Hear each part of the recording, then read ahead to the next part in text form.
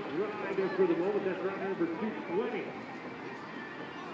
Lars from Lindsay Wilson setting the tone right now at the front of the group. Lars Grainer out of Columbia, Kentucky, ride for the Lindsay Wilson squad.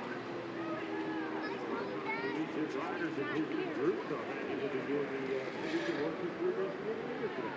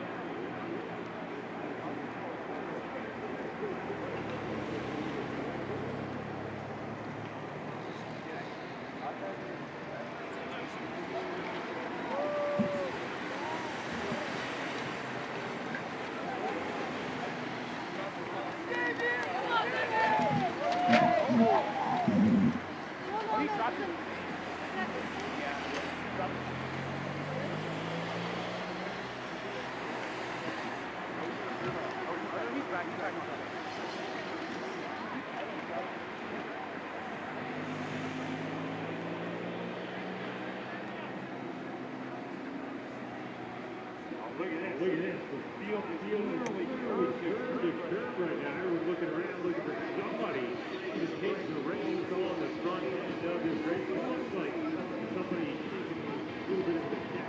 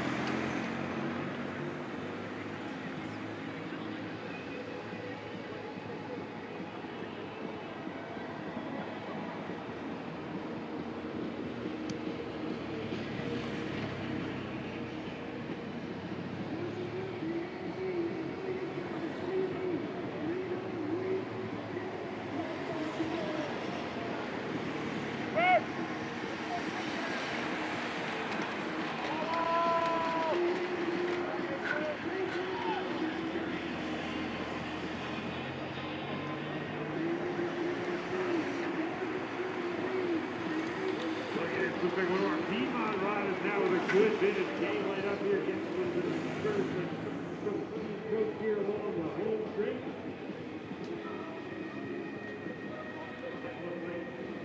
Gerasimos Apokinos for the Piedmont University squad.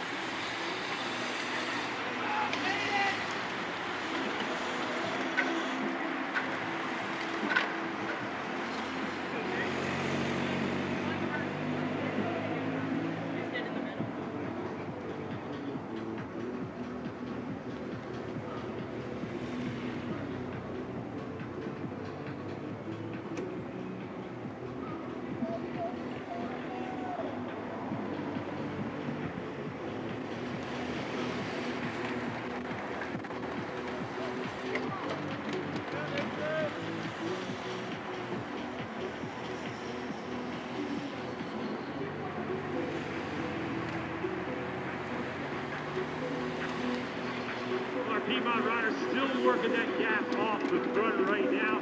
The field's starting to look a little bit interested in the James big group coming up the inside there.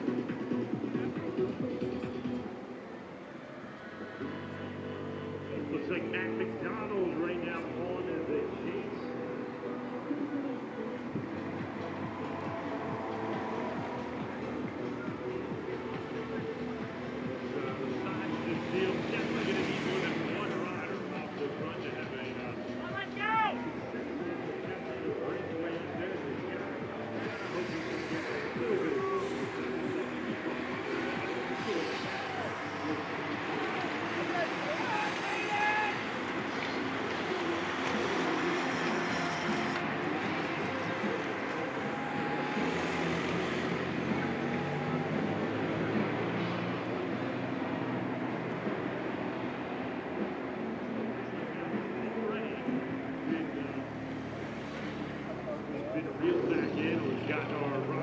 who's been on the chase now is on the front. That's in the back. Here comes our Sunny King Automotive Group chase car leading the way. Low to speeder now. On to the home straight. The rest of the field very close behind. So I believe this is going to be big coming on through. Giving it his best attempt on the front there.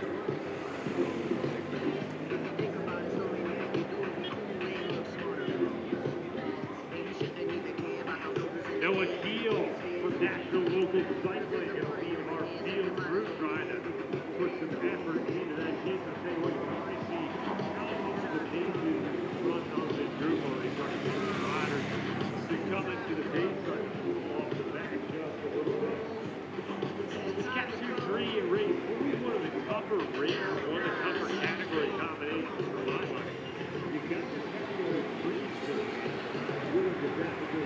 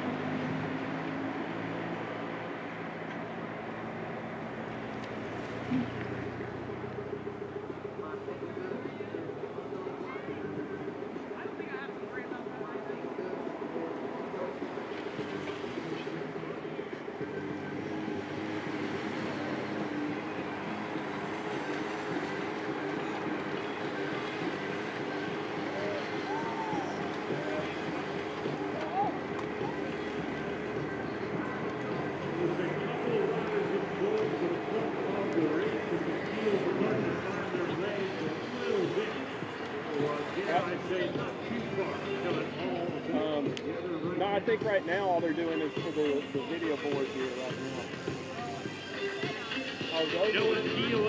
Well, I did hear them in the truck saying they were having some issues, so maybe I think they're working on it.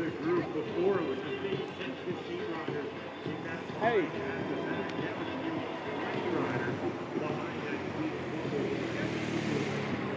Those are the riders that they're in for a tough road out there today.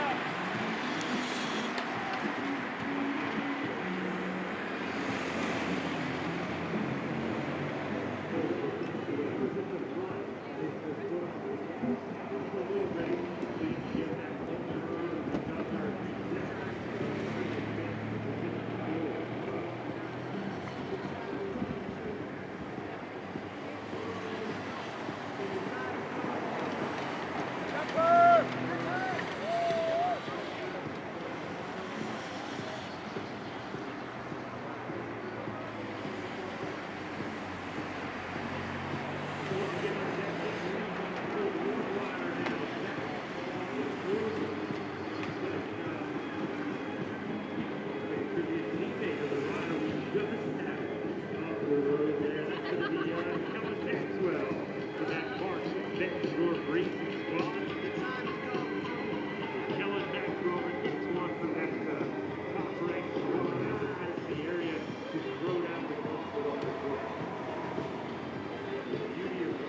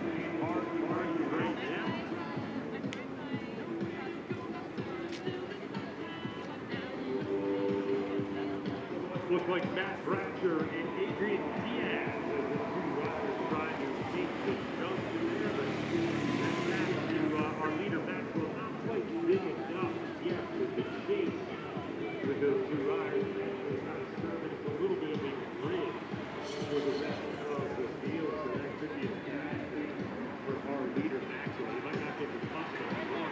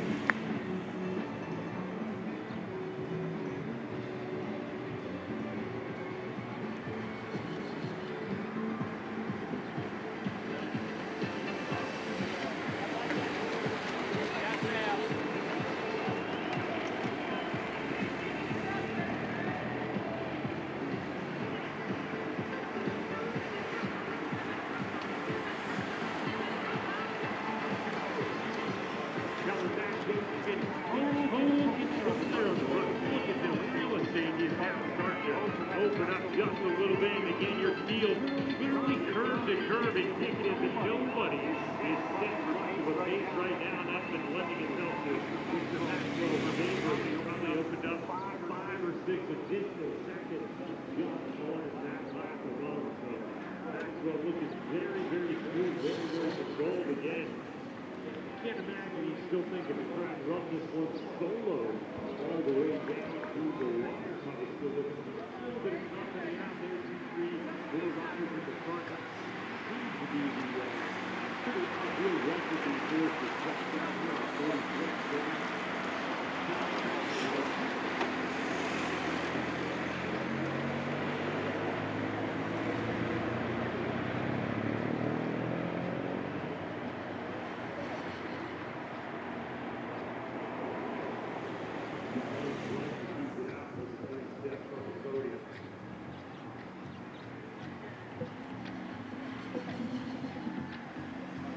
Field just making their way through turn number 3. We're down our leader now on the home straight, so you know that's probably about the 12-ish second gap or so. So as we'll continue to lay down the track, you see he's got a on the hood. He's got over a little bit in time with the pedals. I wouldn't notch that up to any significant levels of fatigue at the moment, just trying to keep things rolling nice and steady. Once again, Logan Gauthier from the Mustang squad out of Nashville leading the charge in the field. And at this point, the field's going to need probably 3-4 laps of all riding together, all working together if they're going to want to bring this thing back together. So many riders, 52, 53 riders just around.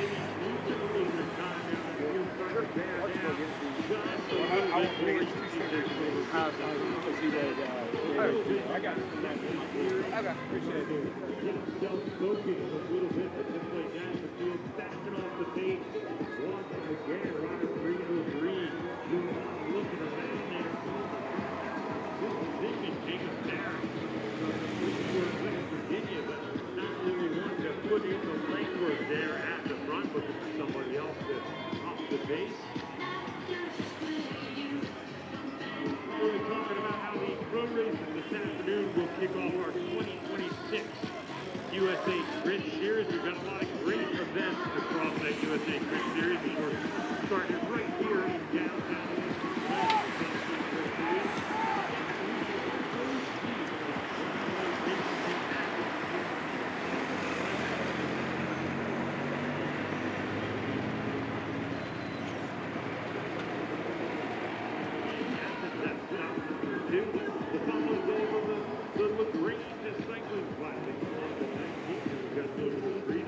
Thursday the 30th, we'll move to Greenville, South Carolina for the Greenville Classic presented by Friday night, we'll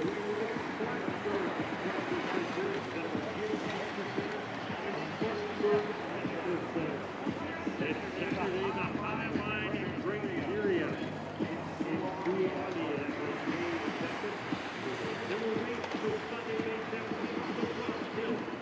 Bring your classic and the Raptors up the following weekend, Saturday, the 23rd, Richmond Town Cycling Classic, the USA Crit final event of the 2023 USA Crit calendar.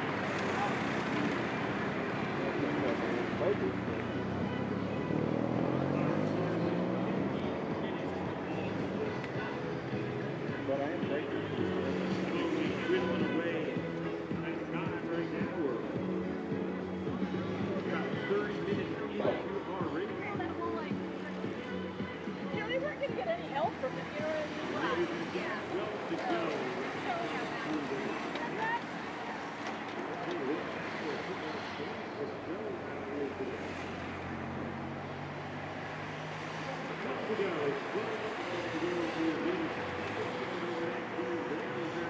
Upper body movement that would indicate he is actually flown sky high and doesn't have much left in the tank.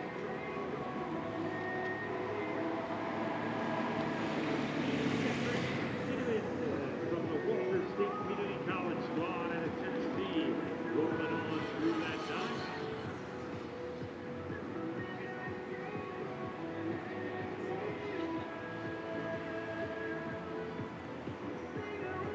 Our leader relatively consistent, right around a minute 34 with his lap drive. Very upward move.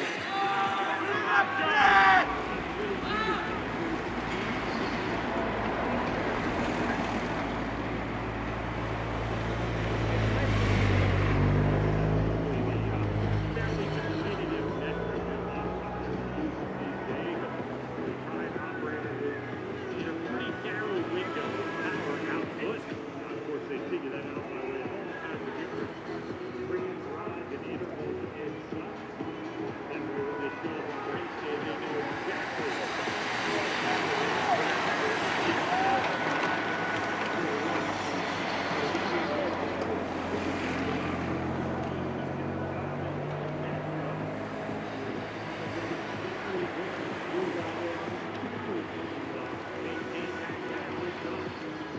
opened up by will on the field. You almost think that there's some frustration last year in the group. Getting a rhythm going right now to get a 6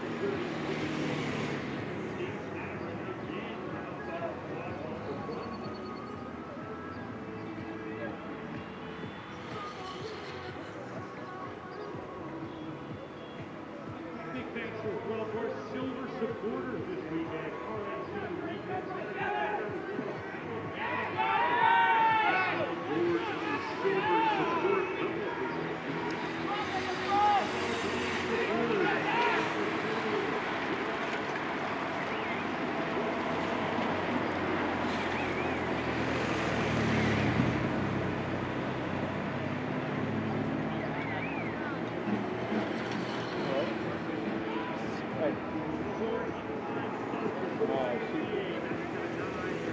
No, that's okay. I kind of am. It takes some, I literally get this for like 6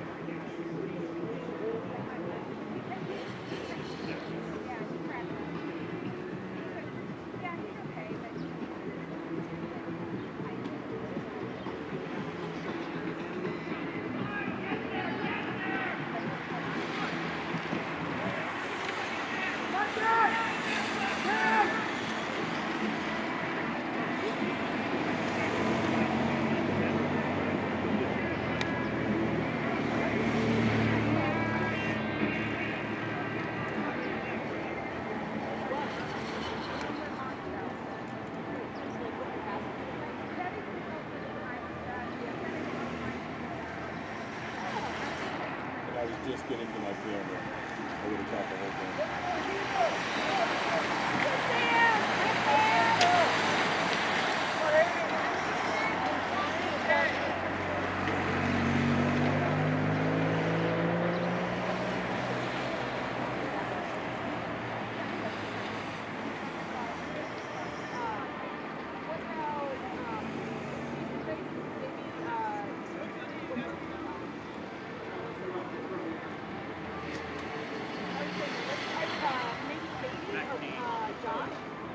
Did he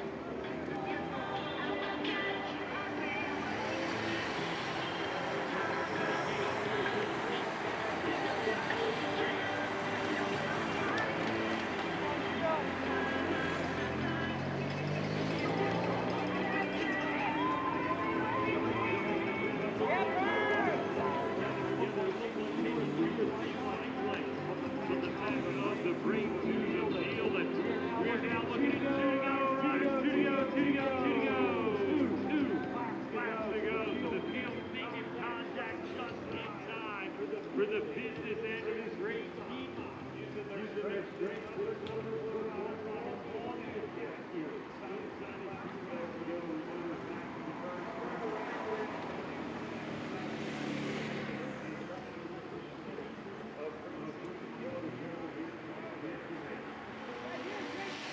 go, Drake!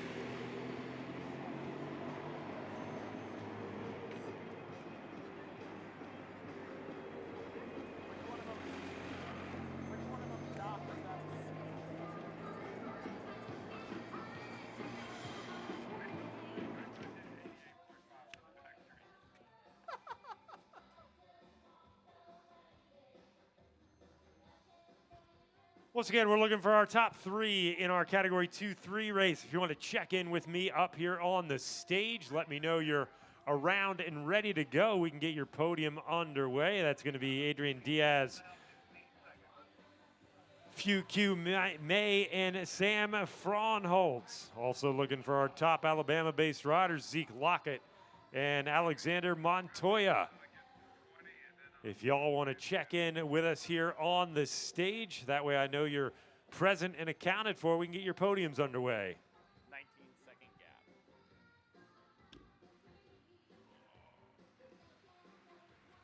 19 seconds, the current gap right now. 19-second gap to the very front of the race. I need all of them.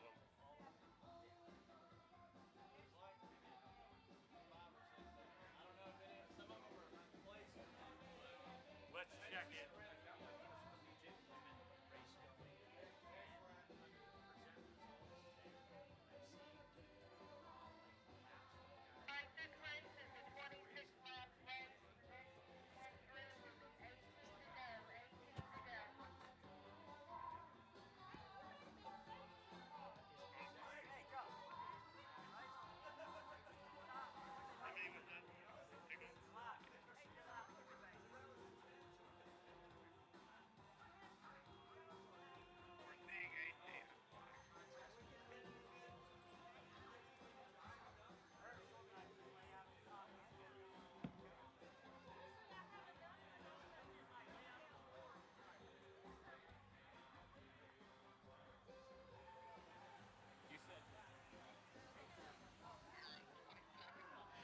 We are going to be at 18 to go, ladies. 18 laps to go.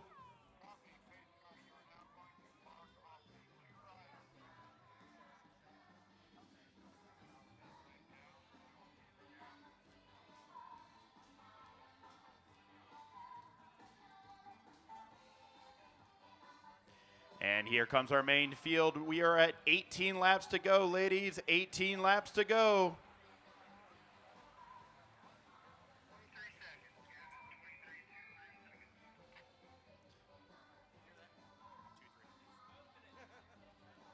Well, it doesn't help that the whole ladies just like deploy the flaps and just like, because it's like any field, but it's really noticeable in the ladies because they go like spread eagle from side to side. Still looking for Zeke Lockett and Alexander Montoya. If you guys are around, we'd love to have your company here. In the meantime, looks like we've got our top 3 for our Category 2-3 race, so we're going to get that podium underway.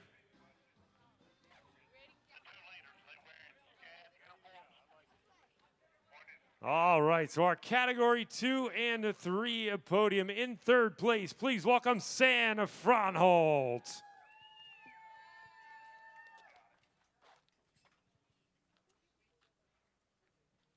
In 2nd place, please welcome Fu Kui Mai.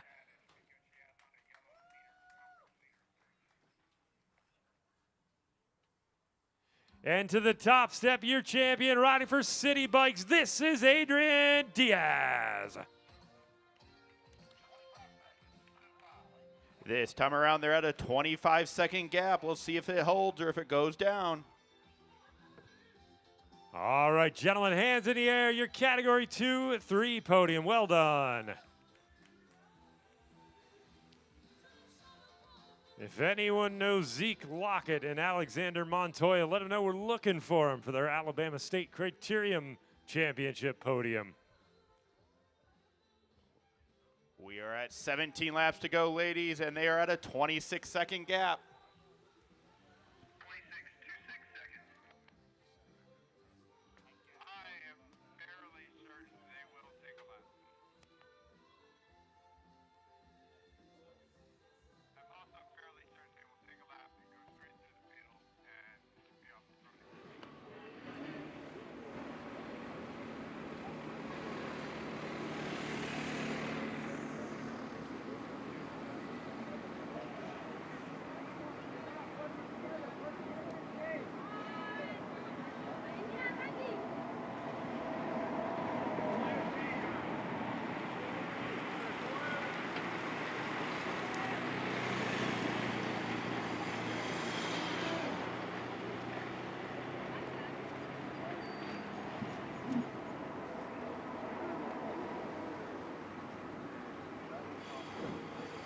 Our leaders now making their way onto the home straight once again. Obviously, they've settled into a good rhythm. I'm sure they've been chatting a little bit. They know each other because they race lots of collegiate races together, so they know each other's skill set pretty well. Oh, look at this, a from the front attack there by rider 142. That's going to be Tess Edwards from Savannah College of Art and Design, really lighting it up. Maybe not liking the help or lack thereof that Munoz is giving her. I can't think of another reason why she would want to try and attack quite this early in our event here. Still not even at the halfway point just yet. And they've got a great advantage over the rest of the group. So an interesting tactical decision there by Tess Edwards to throw down such an acceleration on the home straight. We'll see, I'm sure we'll see in the next lap or two if that was an intention to try and go solo, as we see our pace car on the back straight. Our field making their way on through here. Oh, look at that, our SCAD rider with a bit of an advantage. So she has worked a little bit of an advantage up, and it's going to be about 7-8 seconds. Or maybe a little bit more. So that's actually almost a 10-second gap right now, which is kind of interesting over our series leader in second place.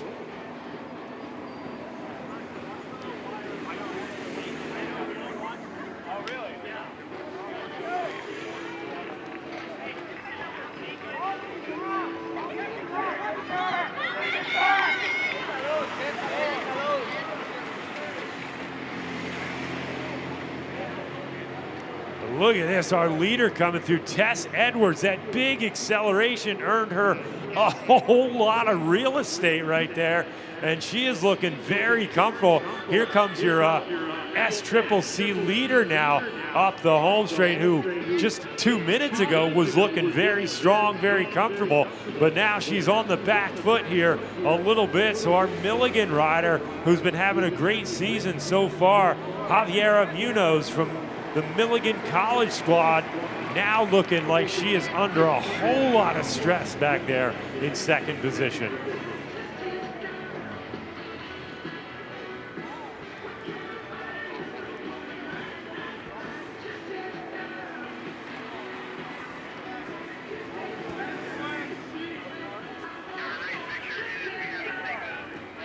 Here comes the rest of our field. Still a spot left on the podium, so still somebody is going to get up on the boxes. Hey, riders, our two leaders are now split 1 and 1. So we've got one solo leader right now from SCAD up the road. Tess Edwards has flown the coop with more than half of the race yet to go. And I'll tell you what, she may well have her sights on seeing if she can't pull a full lap out of the rest of the group, and that would be, I'll tell you what, that would be something to behold out here. One rider, if they're able to lap the field by themselves, that is an absolutely Herculean effort.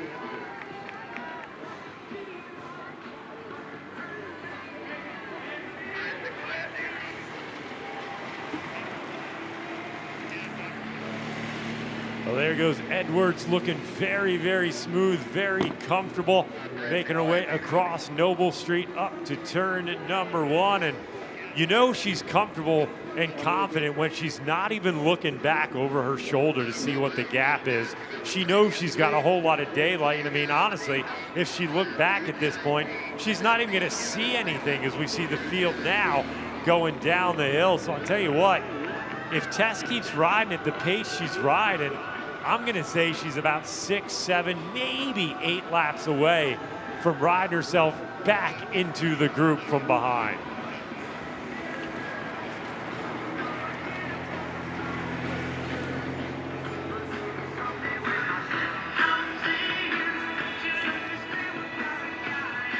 So Tess, a creative business management student, grad student, rather, at Savannah College of Art and Design, and choosing to go to SCAD all the way out of California.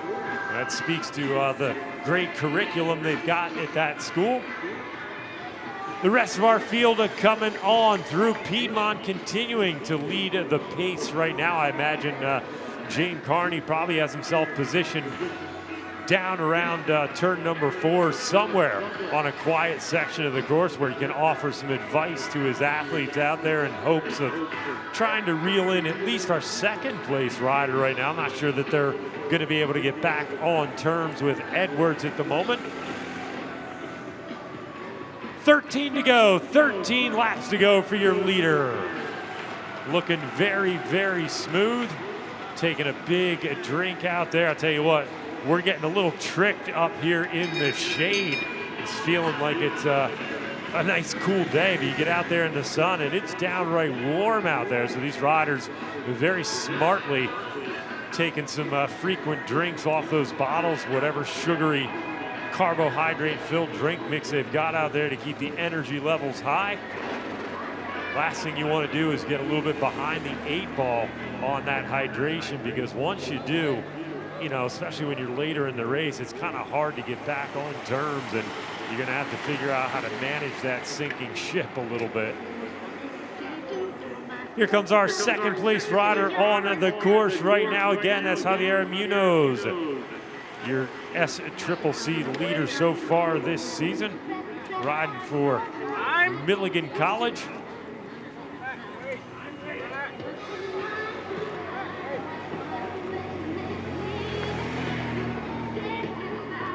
I'll tell you what, I'm not sure that she's got too much time left out there on her own. She's doing a good job running solo, but the rest of the field's still very motivated right now with the prospect of having one more opportunity to get themselves onto the podium. So that's continuing to breathe just a little bit of life into that field to keep them rolling strong there.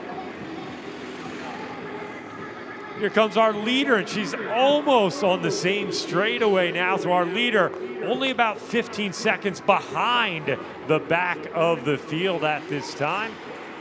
I said it a few minutes ago, I didn't think it would be too terribly long before she potentially makes the junction, and now I'm going to give it about 6 laps before I think she makes that junction into the back of the group. We'll see if my math is any good out here. We'll see what kind of pacing Tess Edwards is using out there, but I suspect she is going to make short work of the rest of that gap and get herself back into the group. And well, that'll be the first time she's seen the rest of the field for probably about 25 minutes or 20 minutes at this point.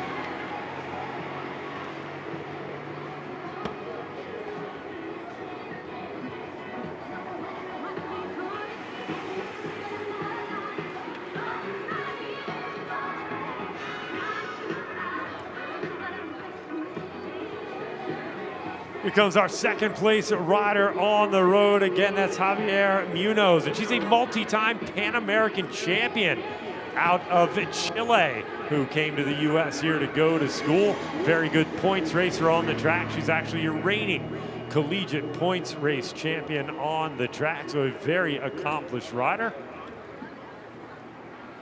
And of course, if you're familiar with track racing, you know most of those events are a little on the shorter side. Maybe a long track race would probably be about 25 minutes, maybe 30 minutes for some of those races. So, you know, she's starting to get into some more endurance-based territory out here as we're now 25 minutes into our race, as our leader now coming on through again, continuing to press her advantage forward there.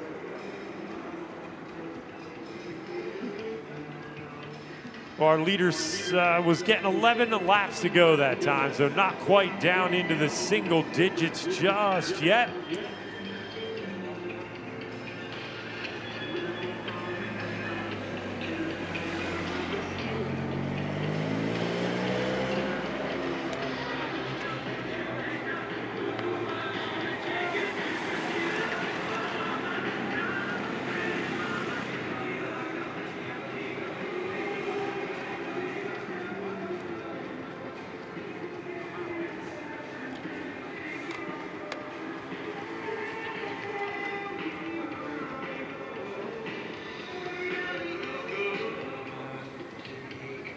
Oh, now we've got a little chase group coming through. We've got 2 SCAD riders in the group, 2 Milligan riders, and a Piedmont rider.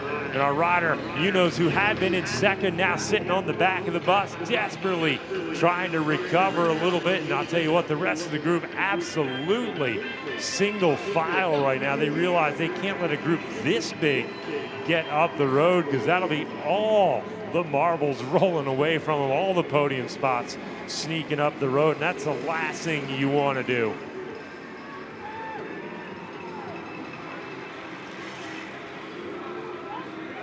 So our field now just getting through turn number 1. So I'm not sure if our leader can necessarily see them. She may see them on the descent of the course, and that's going to act as a little bit of a rabbit for her, but she knows she doesn't necessarily need to catch that group, and she may not want to catch the group, because then you start to get mixed in with other teams and you run the more risk of mishap and that sort of thing. So if she's feeling comfortable and controlled with her effort, she may well just kind of keep them in sight, but just kind of linger behind there and take that victory in solo fashion back there. And I'll tell you what, there's nothing better than taking a victory, as they refer to in Belgium, with no one else in the picture, meaning you're so dominant that literally nobody else is around, and you've won it in that kind of absolutely commandeering and dominating fashion. So we'll see if Edwards has that plan in mind here as we start to creep up on the single digits relatively soon in terms of lap count.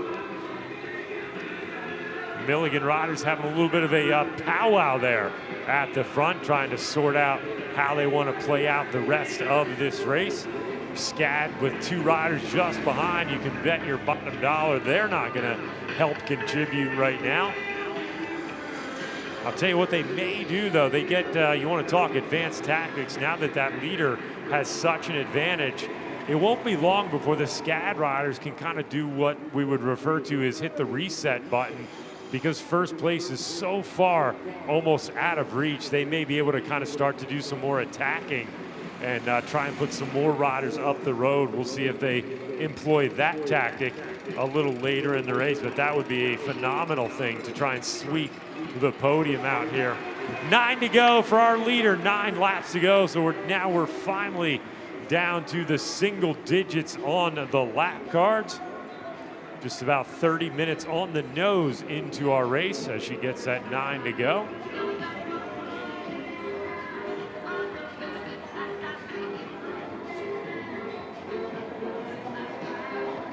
So our leader right now, 40 seconds is the gap from our leader to the back of the field. So she's only got to make up another 40 seconds if she wants to lap the field. But again, I wouldn't be surprised, looking at her body language and looking at how good she is, that she decides to just go ahead out there and maintain her pace behind the field.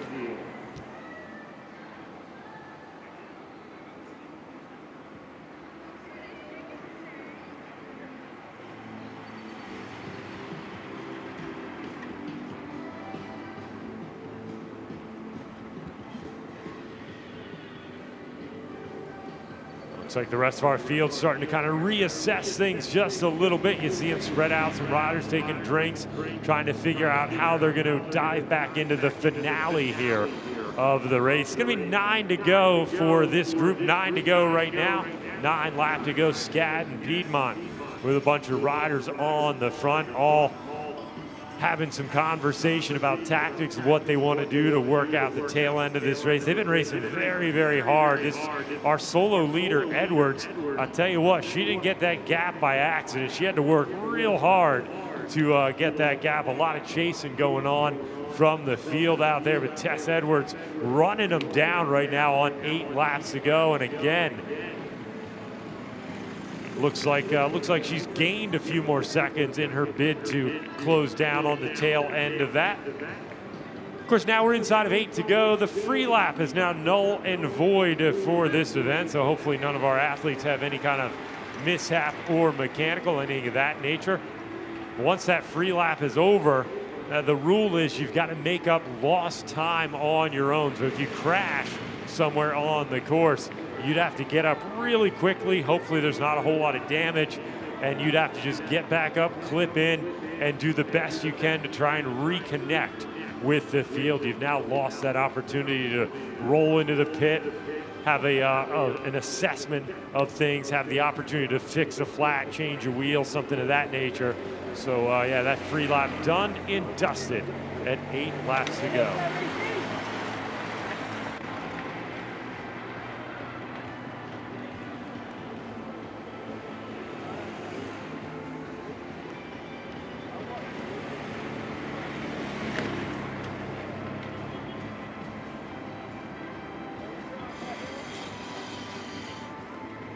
The field's starting to get back into fight mode here on the front. Look at this, our series leader who had been up the road for Milligan now finding a second wind out there. So Javier Munoz, the athlete from Chile, so decorated with multiple Pan American titles, now doing some teamwork on the front for the rest of her Milligan teammates. But just like that, our leader continuing. It was 20 seconds behind, but now it looks like probably about 12 or 15 seconds behind the group, and she is showing zero sign of letting up out there. She is really metering out her effort very, very well at the front end of this race, and I'll tell you what, it's not common that you see riders lapping the field in solo fashion in any category. So to have Tess Edwards just about 15 seconds away from potentially accomplishing that, that is a very, very big effort that's going to deserve a whole lot of accolade.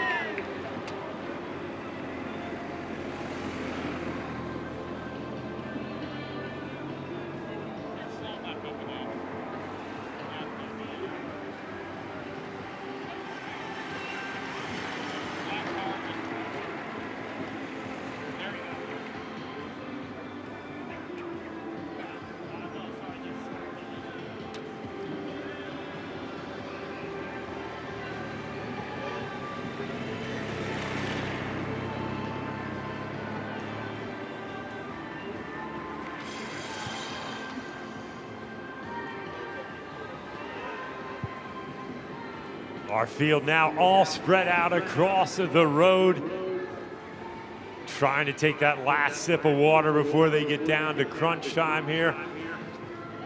7 to go, riders 7 laps to go, 7 to go.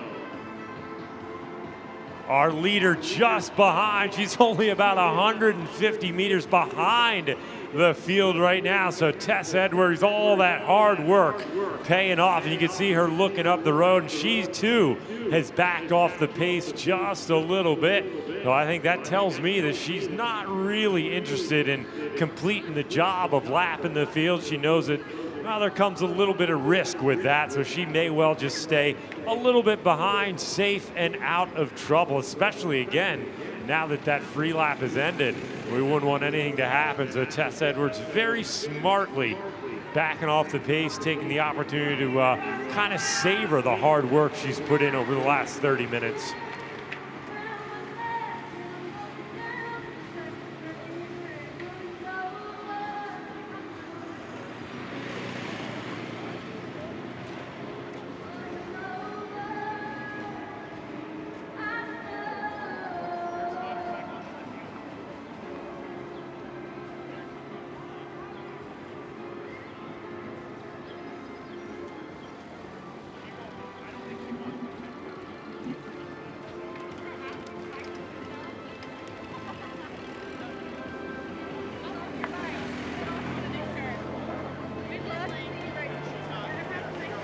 Yeah, you can take a look on our big screen there. Every time you get a long straightaway section and a view from the front, you can see Tess Edwards just kind of lingering back there, that motorcycle that's a little farther behind the field in our camera shot.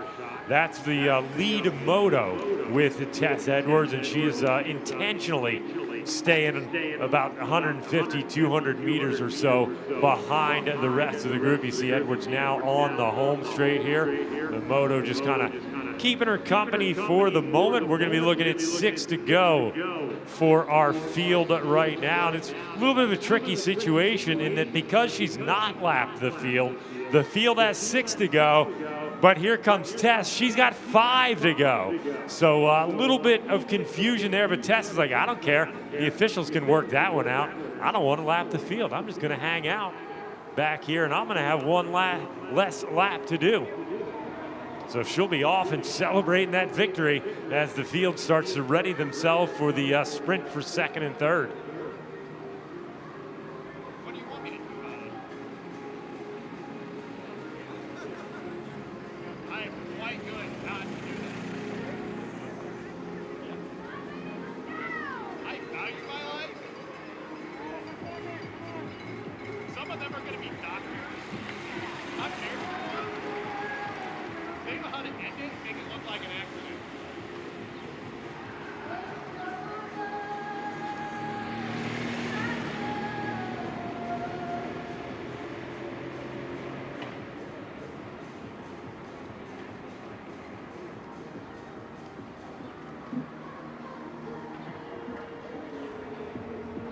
We'll see our field going through straight across our vantage point here, so it should be just a couple of seconds. There we go, Tess Edwards rolling on through again, taking a big drink out there, starting her, I don't know, maybe she's starting her recovery process with that drink, just kind of hanging out back there. Obviously the pacemaking that she's been doing, she could certainly have caught the field and maybe even gone right back up to the front, so very much choosing not to catch the field at this moment. And again, understandable because that free lap ended with 8 laps to go, and well, you start to integrate with that field, you start to run some risks. So Tess Edwards going to continue to linger back there a little bit. In the meantime, our field now coming through. They are going to see 5 to go. 5 to go, riders, 5 laps to go. We're going to go ahead and flip those lap cards just like that because we're now going to be on 4 to go for your leader right here. So 4 laps to go for your leader.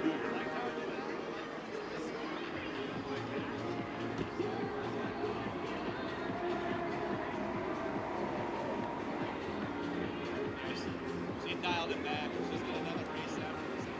I'm sure she's going to make another race after. She's on the new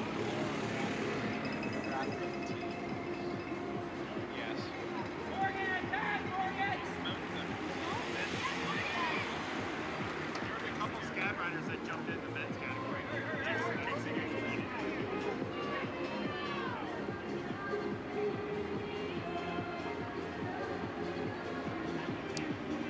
Coming up next at 3 o'clock, we're going to keep the collegiate theme in full effect. We're going to move to our men collegiate 1, 2, 3 final at 3 o'clock. That'll be a 60-minute race for those young men.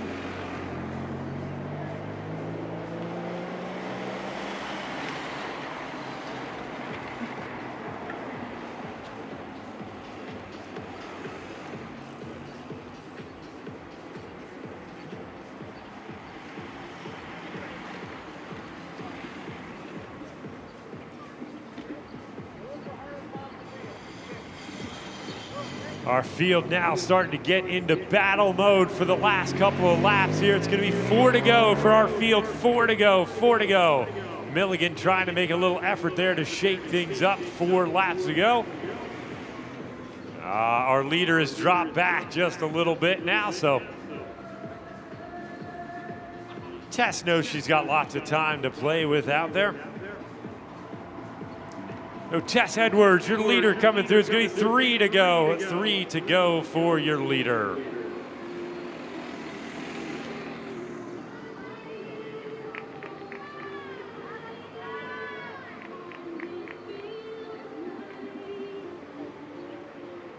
Keep hitting them, Morgan.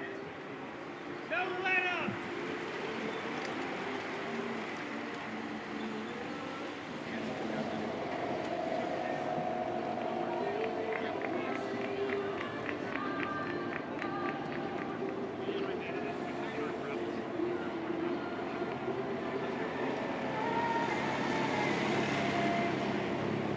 You don't forget, for our youngsters in the YMCA Kids fundraisers, we want to try and get you set up by about 3:15 or so. So if you're anywhere from pre-K up until 6th grade, you've got a bike, you've got a helmet, make sure you get inside the Northeast Alabama Bicycle Association building, the registration building just behind the stage.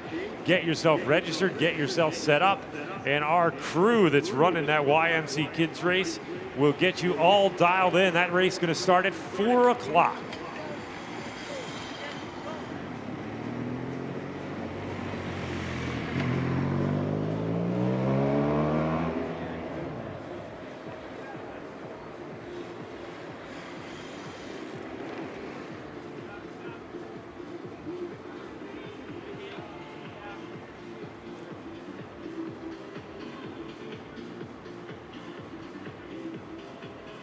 Here comes our leader taking another drink. She's going to be looking at 2 to go on the lap board. 2 laps to go for Tess Edwards.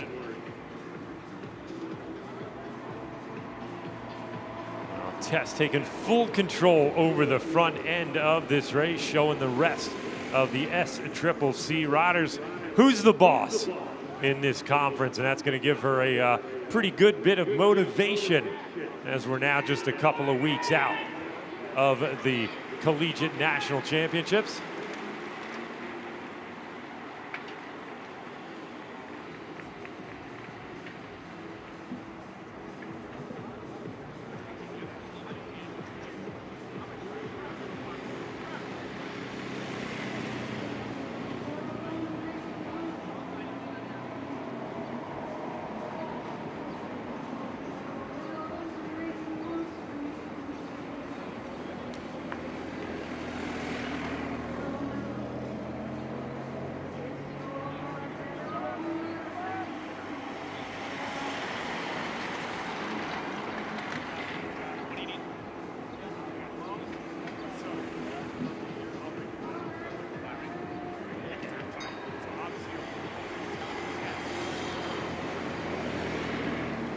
Our fielder coming through, looks like SCAD on the front.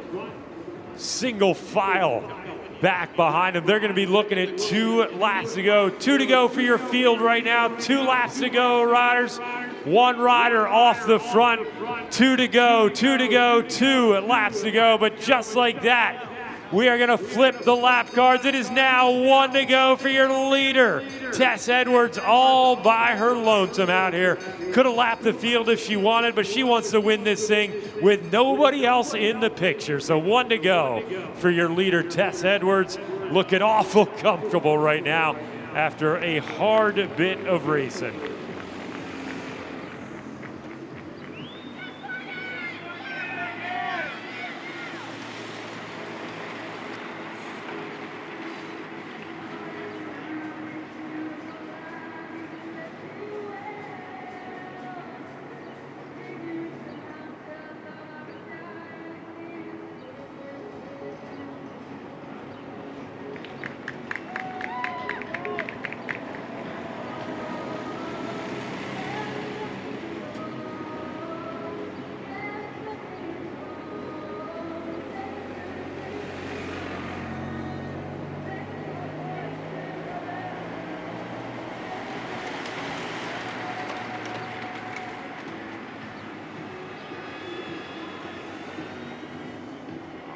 Here comes our pace car, here comes our moto. Remember, our field will be first in sight. They are going to get their bell for 1 lap to go. So it's going to be a great field sprint to decide silver and bronze in the SCCC championship event here.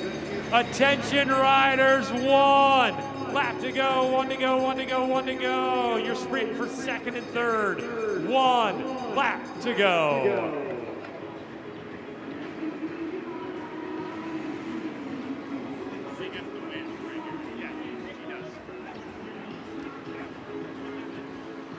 And just like that, here comes our leader, Tess Edwards. There's no more bell for her. She got that last time through. She's going to be your champion. How about a little hands in the air?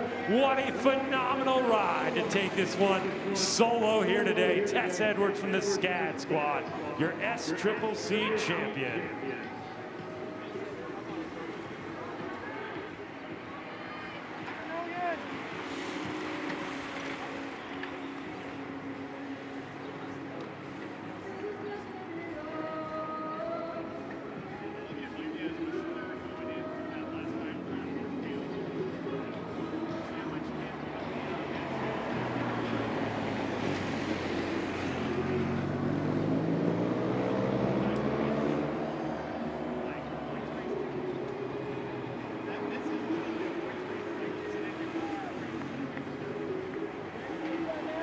Here comes our pit stop. We've got a big field sprint about to unfold to figure out who is going to walk away with silver and bronze in our SCCC championship here today.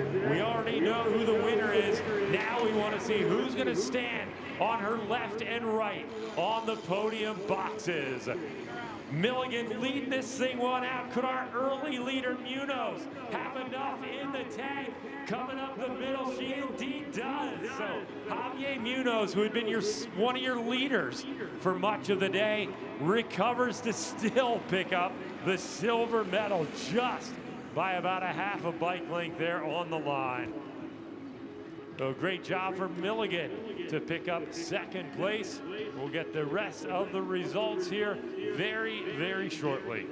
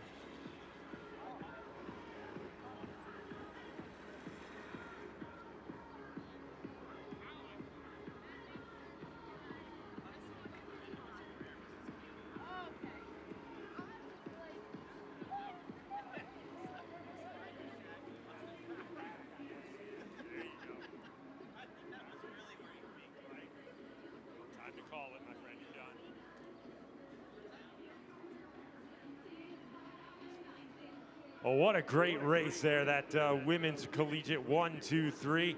Dominant display by Edwards and phenomenal racing by the rest of the group to suss out the rest of the spots.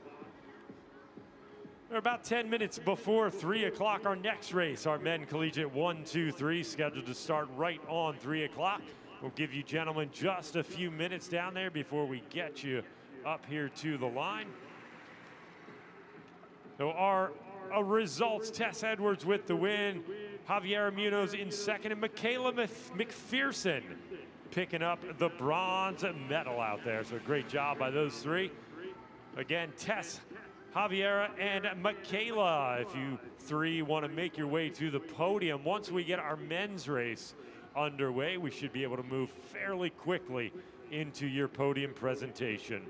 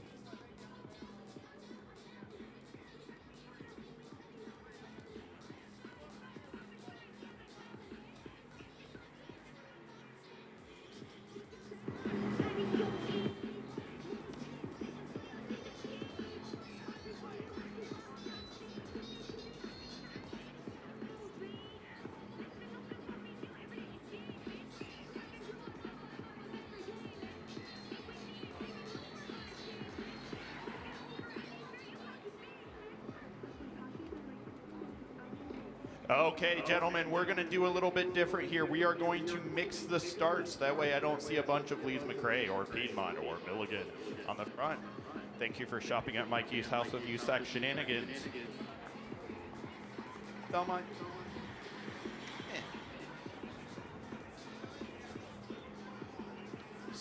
So I'm going to give you guys 30 seconds to talk among yourselves on who you want to do, because I'm going to do it how we do at Nationals, where every team gets one rider to roll up at the front.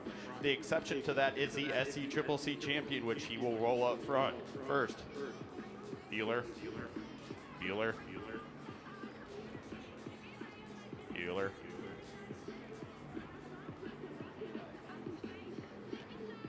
They don't understand it. They don't get it.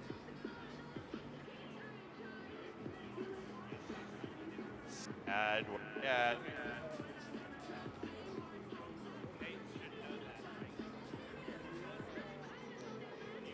Our conference leader from SCAD University, please roll up to the front. Oh, well, we're going to roll them to the front. Yeah. But I was thinking they moved it further that way, but that's not what they've done. You're right. Yeah, I was looking at that earlier. Down there where they're starting, Okay. there's more of an incline. When we call your team, you're going to roll up to Clay. Our conference leader is going to stay up front. That's your official call up. Thank you.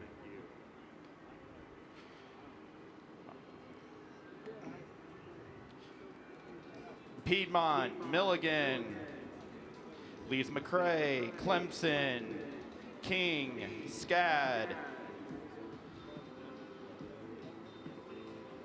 Belmont, Piedmont, Milligan, SCAD, Belmont, Georgia Tech, King University, Florida Cycling Club, USF, USC, Furman, Milligan, Piedmont, Lees McRae, Lindsey Wilson, Milligan, SCAD, Piedmont. Everyone just roll up.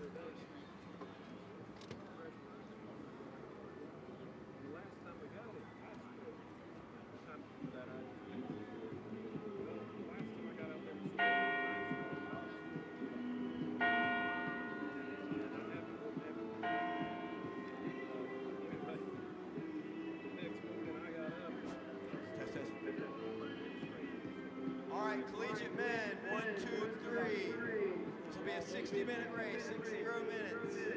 I think most of you have already raced once today. If you haven't, 3 laps end at 8 to go. You have a neutral pit here. Behind you on your right is a bike tent. Neutral support. Get yourselves back there quickly if you have a mishap. If you are out of contention, I'm going to ask you to withdraw from this race. So if I do that, please exit the course quickly and safely.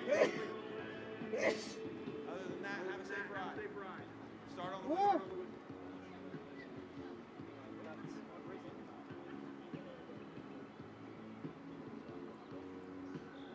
One more thing, if for some reason I miss you and you're about to get overtaken by the pace car or the leaders, I want you to neutralize yourself, let them come through, and then clean.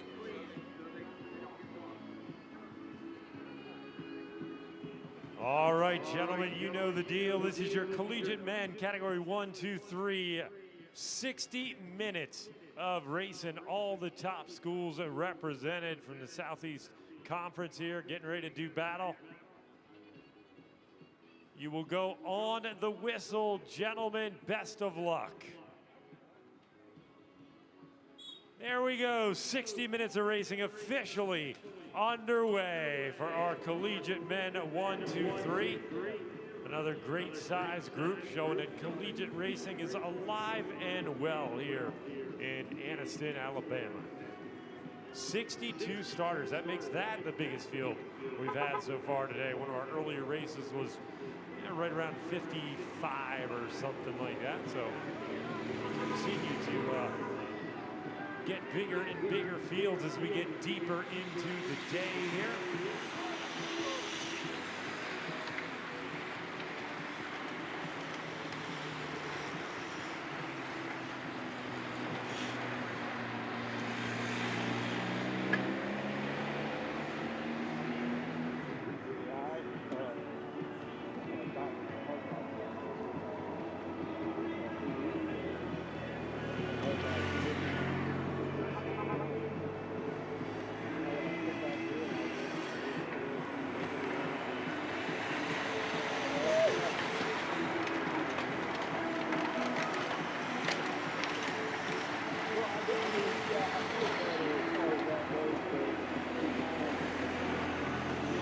Looks like our collegiate men paid close attention to the women. They're starting off just as aggressive as our women's race was. Looks like Furman going to be lighting up in charge here on the front. Milligan, Lees, McCray, Scat, Kings, all up there in the mix along with Georgia. 62 riders. And you could almost count them one by one all the way to the back of the bus.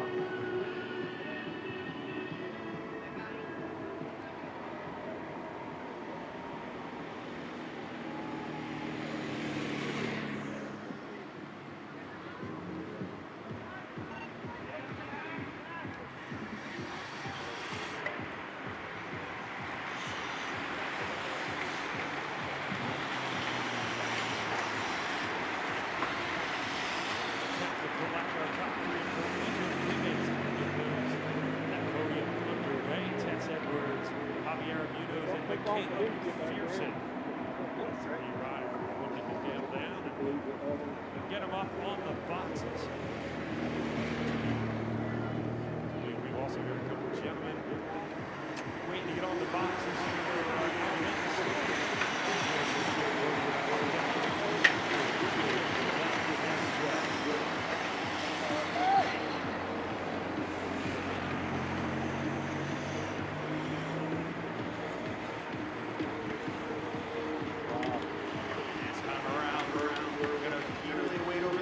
See who's popping through. It looks like it's still all together. Definitely still single file. That means the pace is nice and strong. Milligan University guided up with them trying to launch on the right-hand side.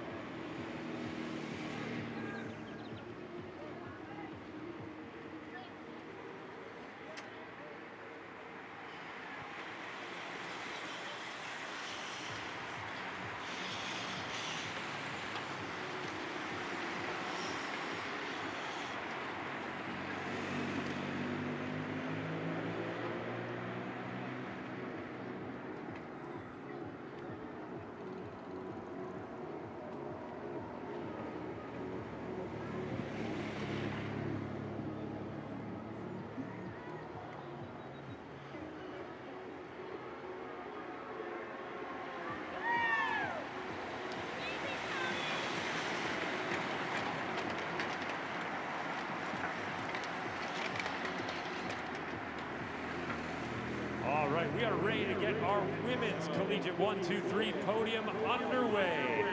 In third place, riding for Milligan, please welcome Michaela McPherson.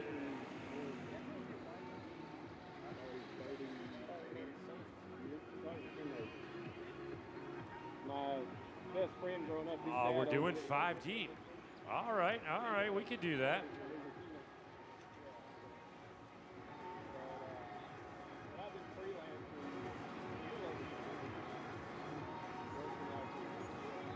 we're going to go 5 deep. So in 5th place, riding for Milligan, Megan Lester.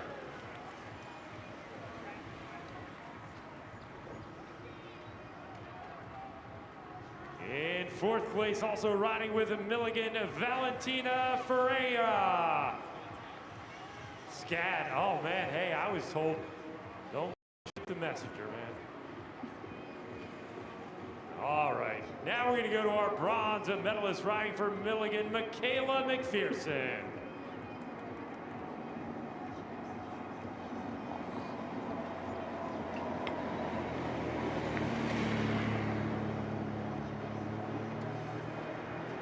In 2nd place, also riding for Milligan, Javier Munoz.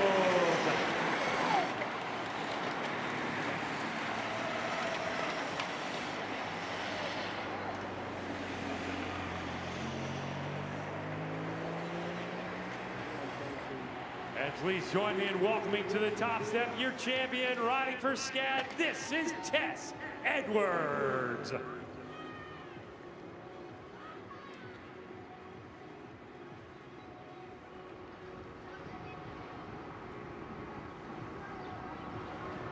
Still working on my Zoom.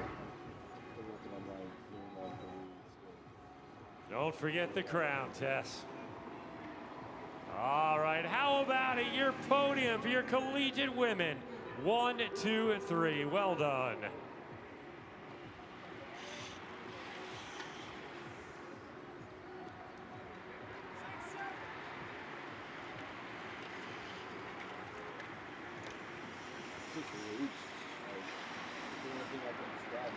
All right, we've got one more quick podium to do. This is our Alabama State Criterium Championship podium. We've got both our Category 2 and Category 3 winner with us, so we're going to get them both up on the box there. Please welcome your Category 3 champion, Zeke Lockett.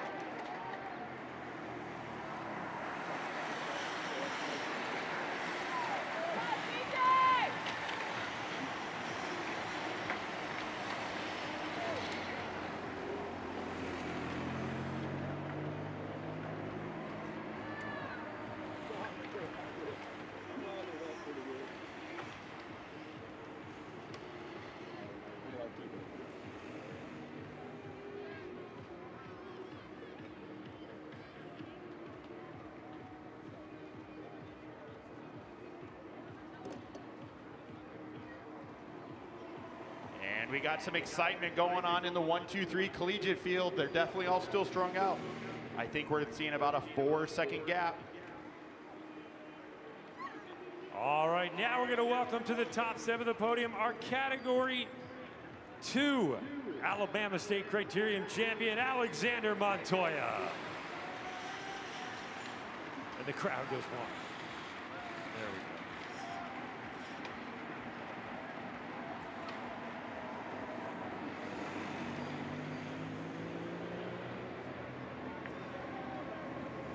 The crown is you, Alexander. Well done, my friend.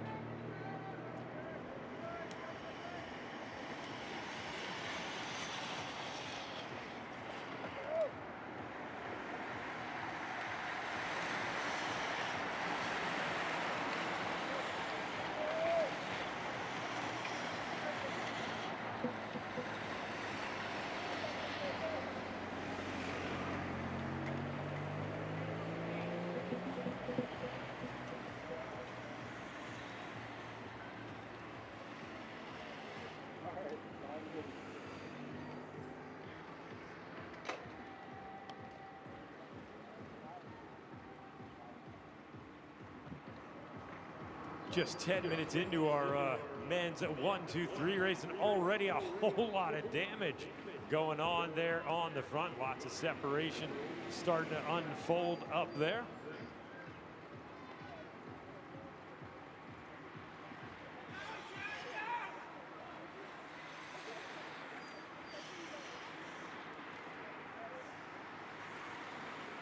Tell you, we're looking down the list of schools in attendance. We've got a ton of them here. Man. Of course, Piedmont, Milligan, SCAD, Lee's McRae, some of the normals, but we've got University of South Carolina, University of Tennessee, Clemson Fraser Cycling in the mix.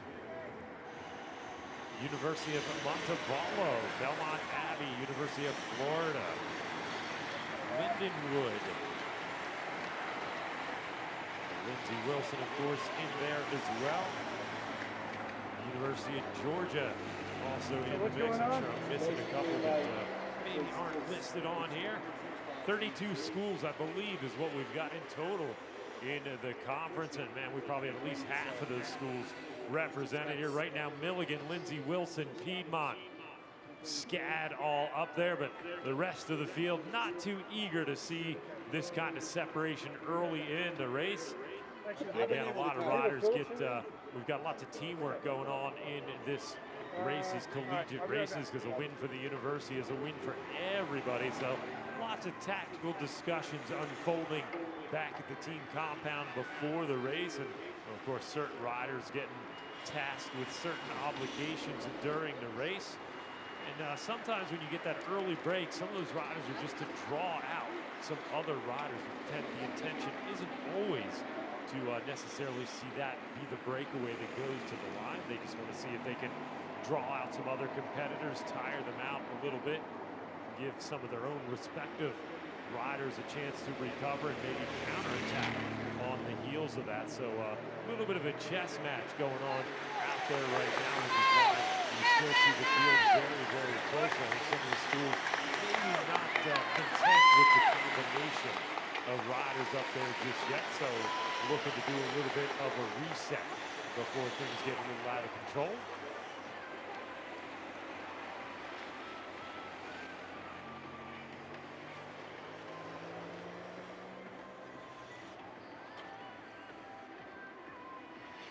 I'll tell you, I was starting to wonder if everyone here in Anniston realized it was a weekend, but I think finally they are. I'm starting to see folks over at the Raymond James VIP area celebrating as they should.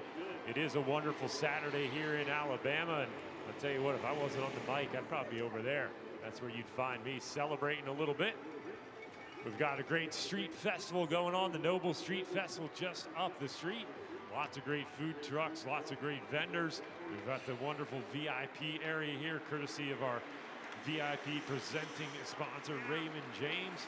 And we're just getting started. We've still got a lot of great racing yet to go. I'll tell you what, the biggest race of the day, that's coming up next at 4 o'clock. That's our YMCA Kids Fundraise.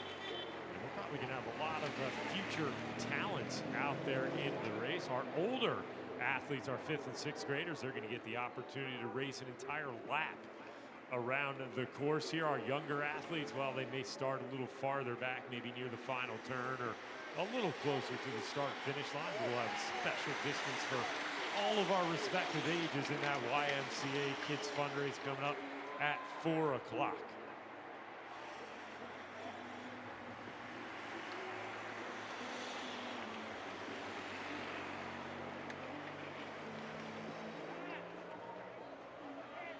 Oh, look at this. Furman is bound and determined to set the tone out here today. The rider's clad in that distinctive purple kit out there. That's Julian Wang from Dublin, Ohio, riding for the Furman squad. And Julian has been very aggressive so far in this first 15 minutes of the race. Already see some riders having a little bit of trouble, and this is the category 1, 2, 3 collegiate race. A lot of these riders, when there's no collegiate race available, they're going to be doing the 2-3 race or the Pro 1-2 in their respective racing regions. So these are all some very fit, talented riders. So that's saying something that some of them are already in a little bit of trouble here today.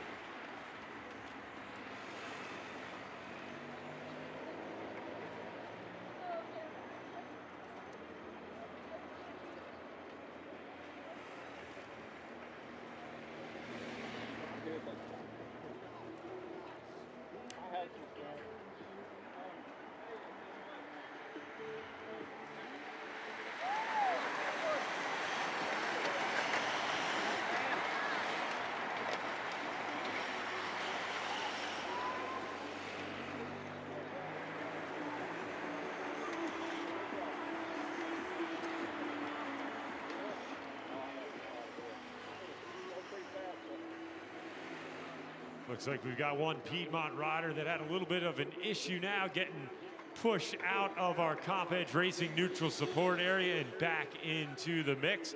Meanwhile, at the front, Milligan taking their turn, trying to lay down the law just a little bit.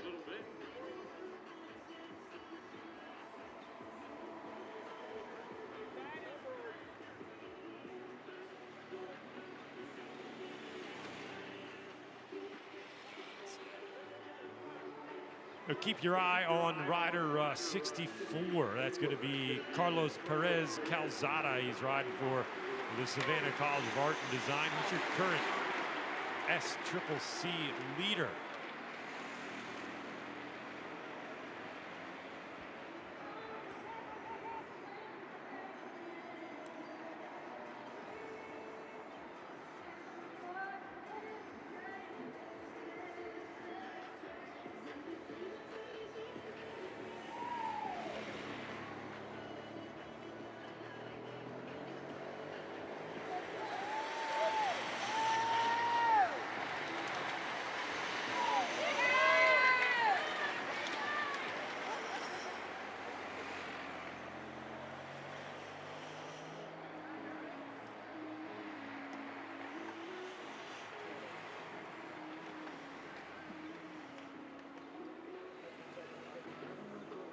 Another little group trying to take formation on the front here.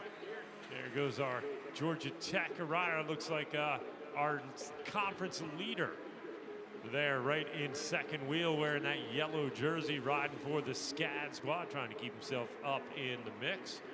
And of course, on the women's side, we had our conference leader very much part of the action in that breakaway. Got reabsorbed by the chase group and then the field, but well, obviously it worked all right. She was able to recover, hit the reset, and still picked up the field sprint to bring home a silver medal performance.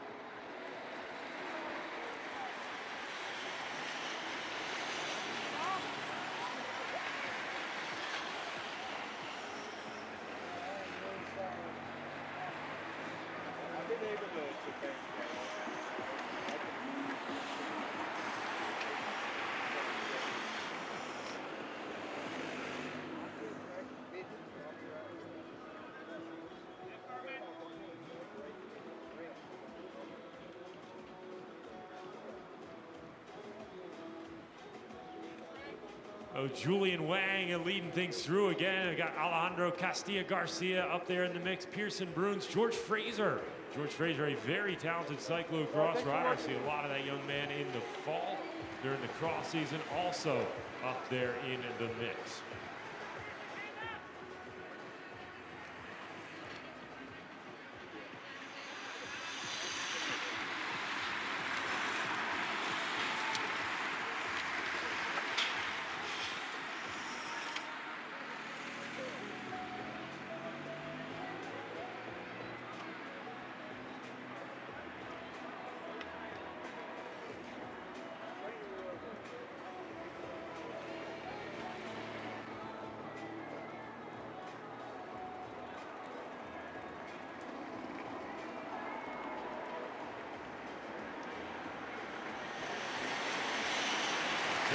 Whoever's driving our Sunny King Automotive Group lead vehicle out there, they're getting the most laps turned out here today. Getting dizzy out there in our pace car.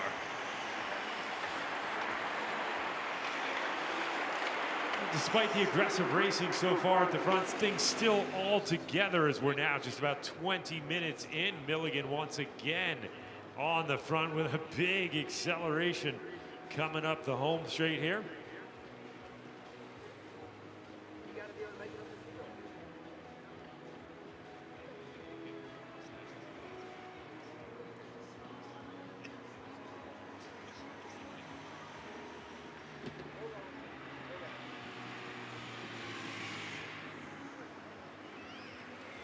Milligan having a great race so far out here today, and I'll tell you what, talk about the depth of talent on that Milligan squad.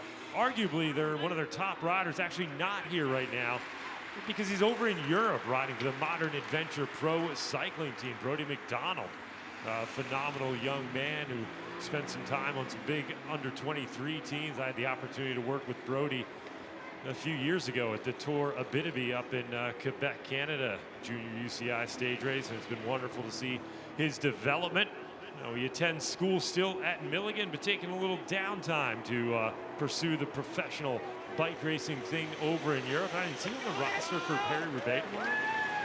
He is, so he's going to do arguably the biggest one-day race in the world tomorrow, Paris-Roubaix, and so that's going to be quite an achievement for that young man. I know he did the Scheldeprijs Grand Prix on Wednesday midweek over there in Belgium with the Modern Adventure squad, and be a good block of racing for that young man to bring back to the Southeast Collegiate Conference.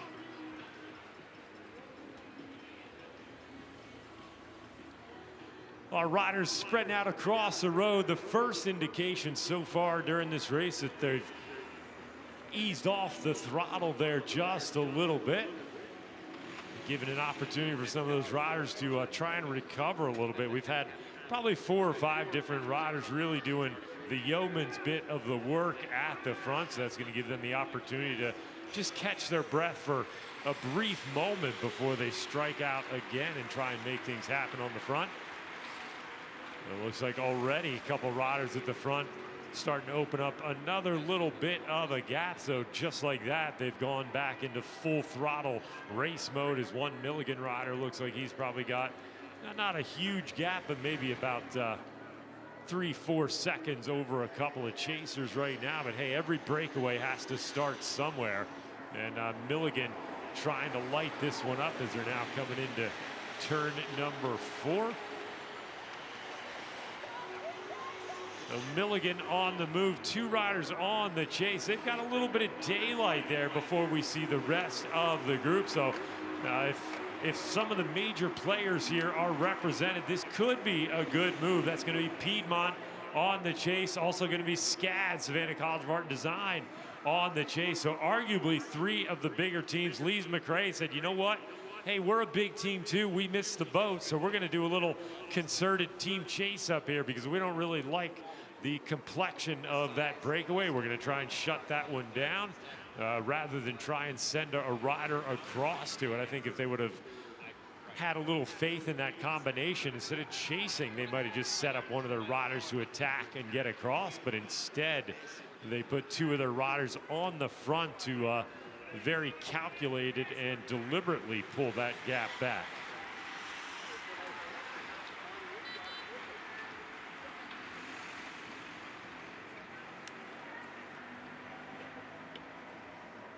Bill, thanks for announcing the last stuff. You're a good voice for Collegiate. Thank you. Without you, we would not have it. Appreciate it.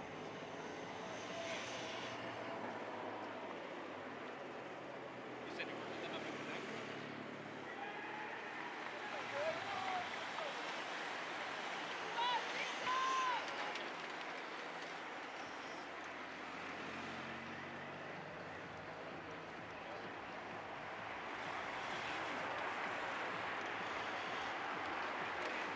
Well, just like that, we're down to 2 on the front. Piedmont has made the juncture on the front. This is going to be potentially a very, very dangerous move. That is going to be Shannon Himstead, who has now made the junction. So those 2 riders from 2 of the bigger schools now going to be able to settle into the rhythm, talk to each other, and see if they can't make this thing work.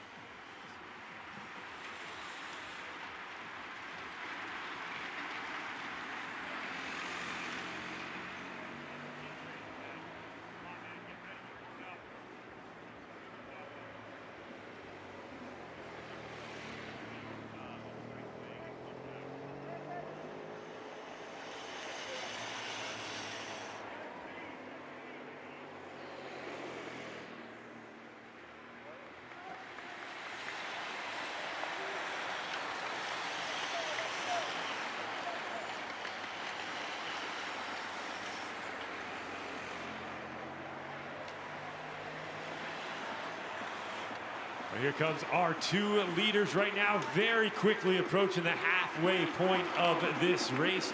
That's going to be rider 32 for the Milligan squad. That's Jura Gerlach from Heartland, Wisconsin, riding for the Milligan squad. And Shannon Himstead is the Piedmont rider.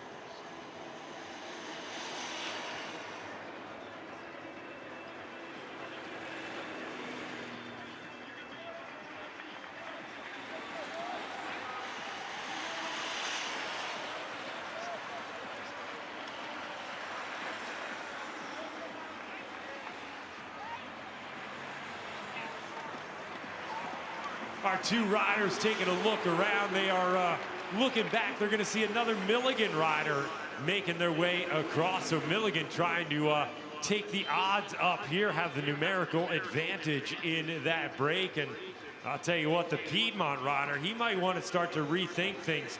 Jack Flippin is that Milligan rider who's now going across. So I gotta say, I think Shannon Himstead might want to reevaluate things. If he's got two Milligan riders up there, he might want to just start to sit on a little bit or soft pedal on his pulls there in attempts to kind of reshuffle or give his team, Piedmont University, an opportunity to also get another rider up there, because that's a tricky situation to be in.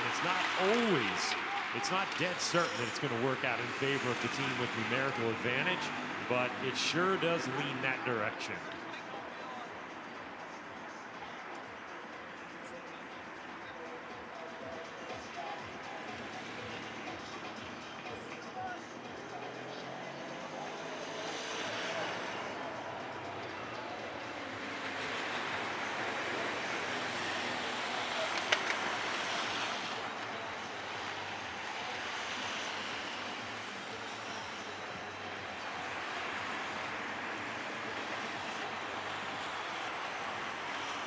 Tell you what, we talk a lot about the reshuffle and the reset, and it looks like we're about to see some of that into effect. Milligan now with two riders, Piedmont on the back of the group. Here comes Milligan with two more, SCAD in the mix as well. So things are really starting to break up now on the front. Milligan and SCAD starting to say, all right, boys, it's time to punch the clock and go to work. We are literally exactly at the halfway point of this race. And if you've been around bike racing for a while, you know that most of the potential winning action happens in the second half of the bike race, and we are literally on the cusp of that moment, just as we see Milligan and Savannah College of Art and Design go to the front and really light up the front part of this bike race.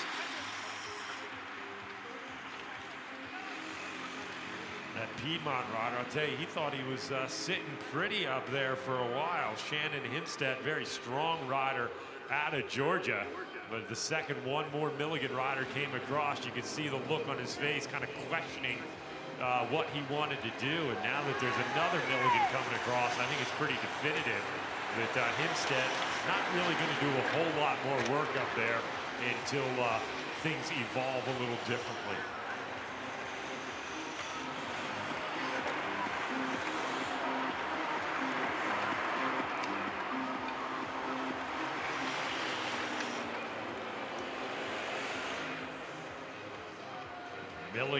Milligan, SCAD, Piedmont, Milligan, SCAD, Furman, Piedmont, Lees McRae, everybody represented at the front there. As you look about 30 wheels back, you start to see a little bit of daylight there. Those last 12 riders in the group desperately trying to hang on to the pace right now.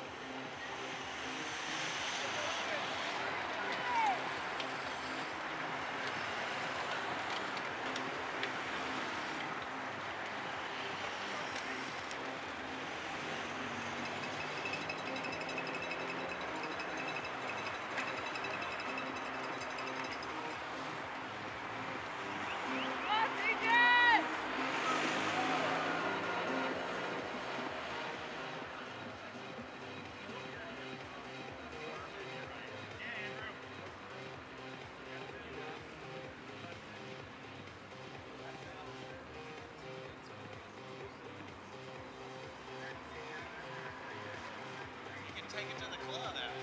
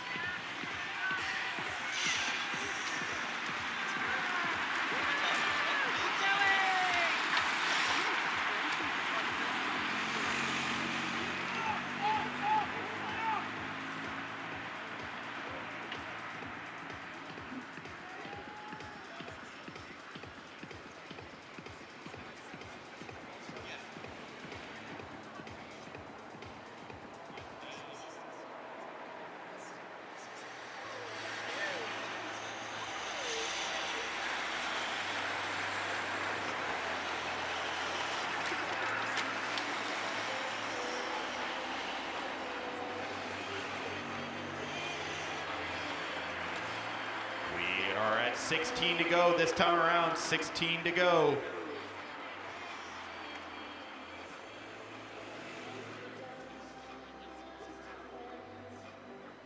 And they're starting to look at each other where the next move is going to come from. It looks like from Milligan on the left-hand side, pulling it out.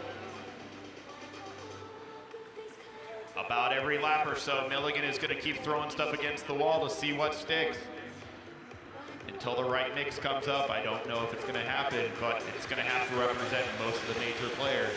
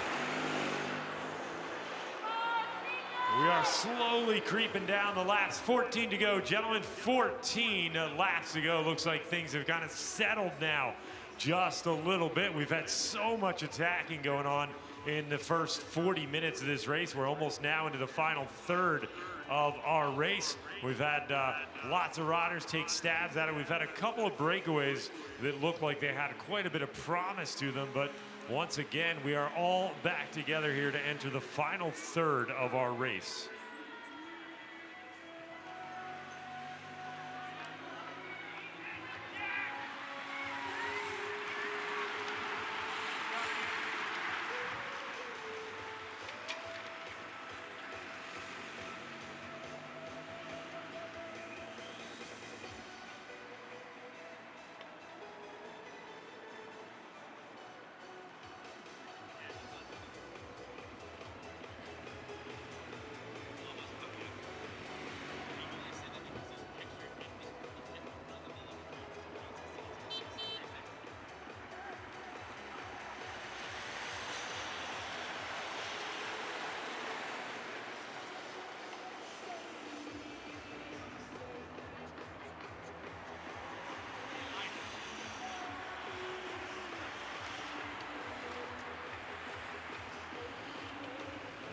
Yet again, another breakaway attempt. I can see two Piedmonts on the back of the bus right now. That looks like it might be Georgia Tech and Furman in the mix. Lees McRae, Milligan doing their best to shut things down there on the front.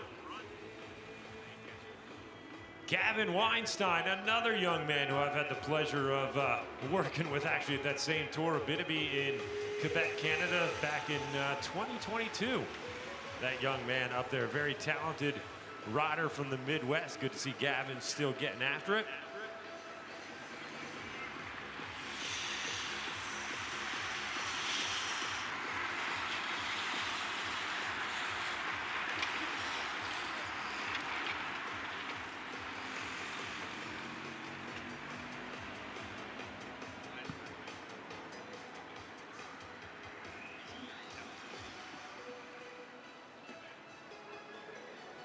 You guys over in the Raymond James VIP area, you having fun? All right, that's what I like. I like that somebody's paying attention to me for starters, but I like that you're enjoying yourselves over there. Hopefully that party keeps hopping as we get a little later on into the afternoon here.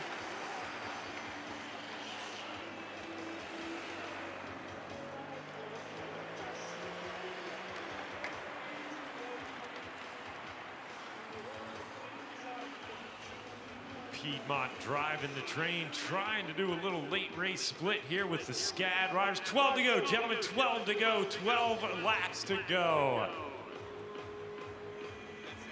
Yeah, I'll tell you what, that looked like it was Himstead again. Shannon Himstead, the Piedmont rider, trying once again to get things going. He was in such a great position with the Milligan rider, Gerlach, a few laps ago, but saw that all kind of come tumbling down when Milligan decided to try and up their odds in that move. Didn't really work out for the rest of those schools as they reeled it back in. And now Piedmont trying to take advantage of that.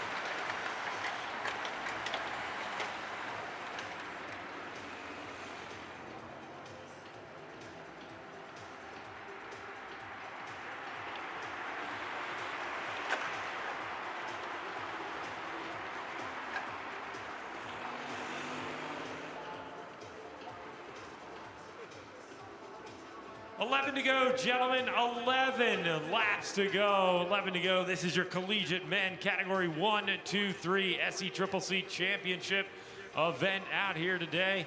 Everybody representing Clemson, bringing up the back of the train there with those Tiger bib shorts. It's a bold move, Cotton. That's what I say. That's strategy, right? Somebody was watching the tour back in the 90s with the Carrera squad and the jean short bibs. It wasn't a good look back then. The Tiger stripes, all right, you know, I guess I can get on board with that.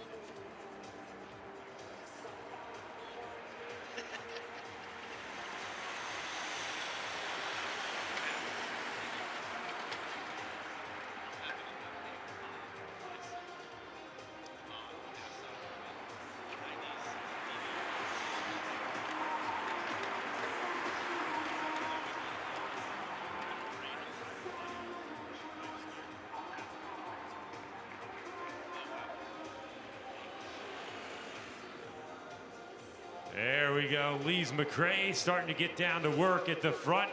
Two riders now on the front trying to set tempo. That's going to be a tough call for them to try and maintain order just amongst themselves at the front. still very, very fast. Still 15 minutes yet of racing or so to go. But Lees McRae trying to maybe get ahead of things just a little bit, get set up a little early, get that position going now instead of waiting until things start to hit the fan a little bit later. Because once you get inside of 5 and 4 laps to go, it gets very challenging to start to move around in the pack on this course. You're uphill on the home straight, you're downhill on the back straight.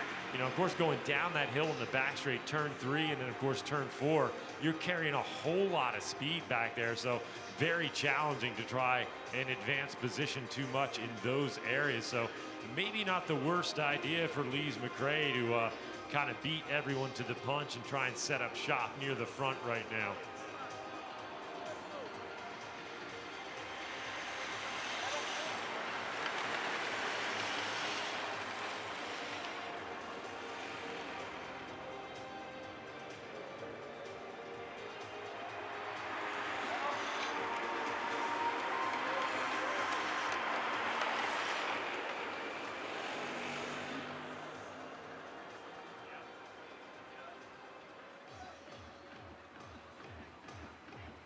Oh, look at this, Lees McRae still getting it done on the front.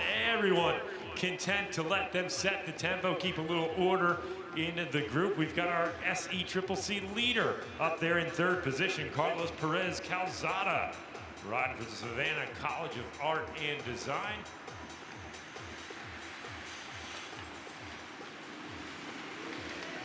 Look like Omar Wilson and Amari Santiago, the first 2 riders through. Dylan Geary up near the front. Julian Ozpatita, Shannon Hempstead, of course, still up near the front, along with Owen Lloyd, both those young men on the Piedmont squad.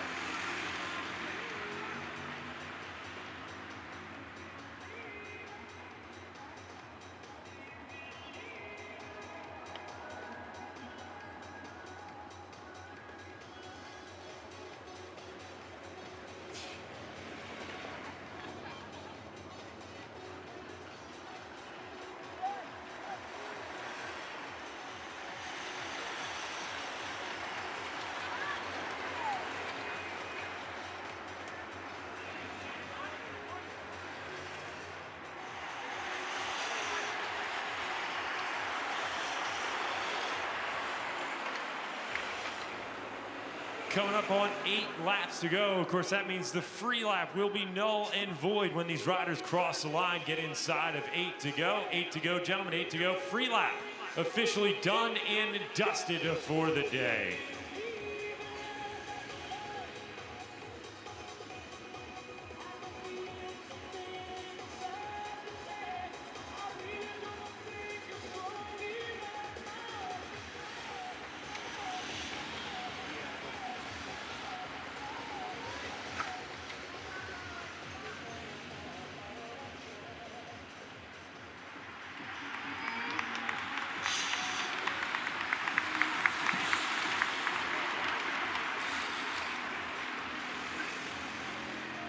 Don't forget, we're just about 10 minutes away from our kids races, our YMCA Kids Fun Races. That's going to kick off at 4 o'clock.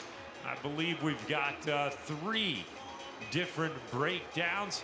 My man Steve will be joining me over here on the microphone, helping to call the action for that. We've got our wonderful staff here at the Sunny King Criterium. Already have our kids rallied and ready to go.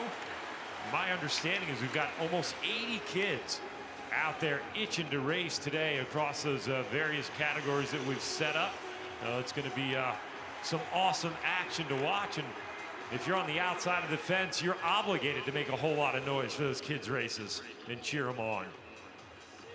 7 to go, riders, 7 laps to go. Scad, Piedmont, Milligan, Lees McRae, Furman all over the front right now. I see 3 Lees McRae riders together, about 30 riders back. I think they're going to start to make their way forward here momentarily.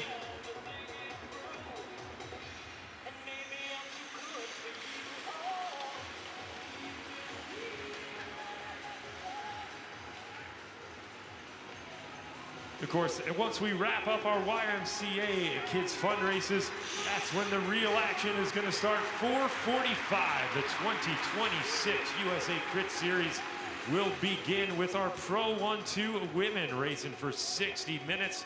We've got lots of preems on hand. We've got lots of riders to call up. So you're not going to want to miss any of that action right here in Anniston. Again, that's our Women's Pro 1-2, the first race of our 2026 USA Crit Series, starting right here in downtown Anniston this afternoon.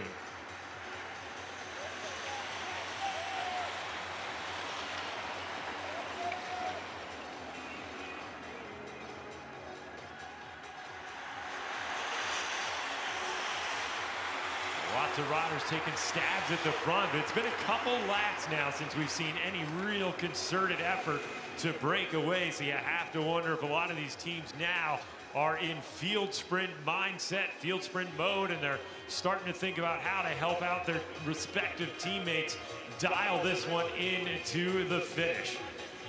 It looks like about 7 or 8 riders there, and then we've got just a little bit of daylight off the wheel. Not necessarily a breakaway, I think, to speak of, but just getting the lead out started maybe a little bit on the early side, catching some folks off guard just a little bit.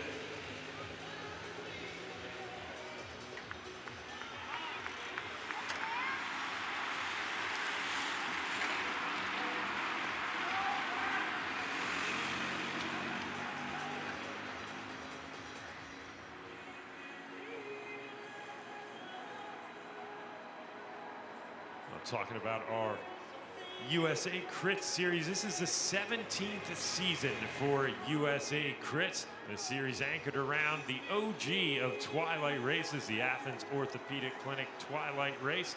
They'll be celebrating their 46th run next weekend. So amazing.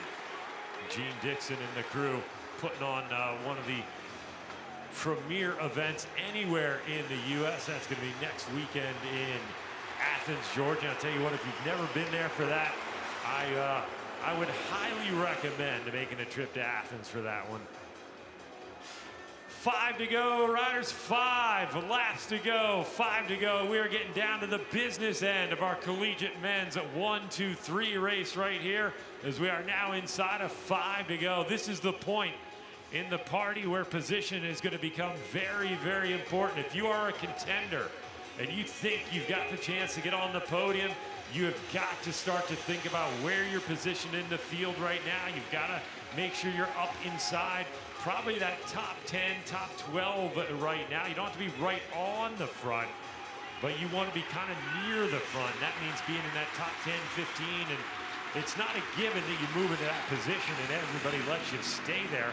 It's kind of like a washing machine out there where position constantly changes, riders moving up on the right, the left, all over the place. So you constantly kind of micromanaging your spot in the field out there, which kind of these little micro accelerations every now and then to maintain that spot somewhere in the top 10 to give yourself the best chance. And of course, when you come down to the final lap and a half, you better be up inside the top 5 or 6.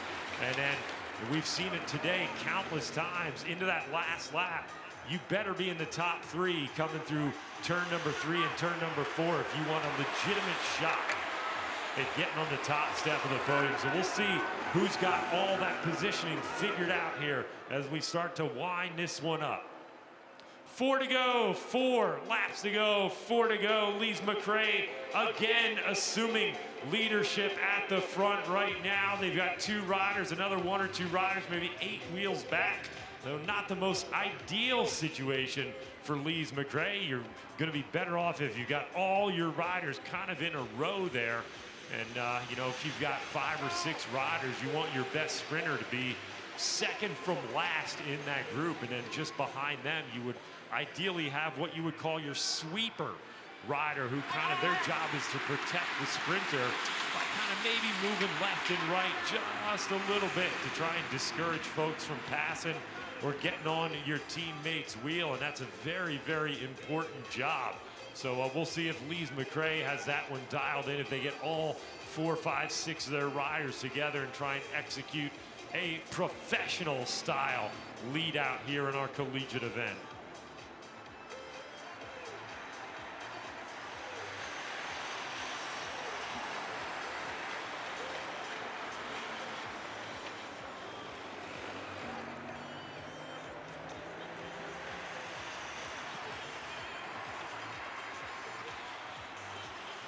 Well, I'll tell you what, I think our breakaway artists have all but given up the idea of trying to go clear right now. They're all resigned to thinking this one is going to come down to a big old bunch kick in the end.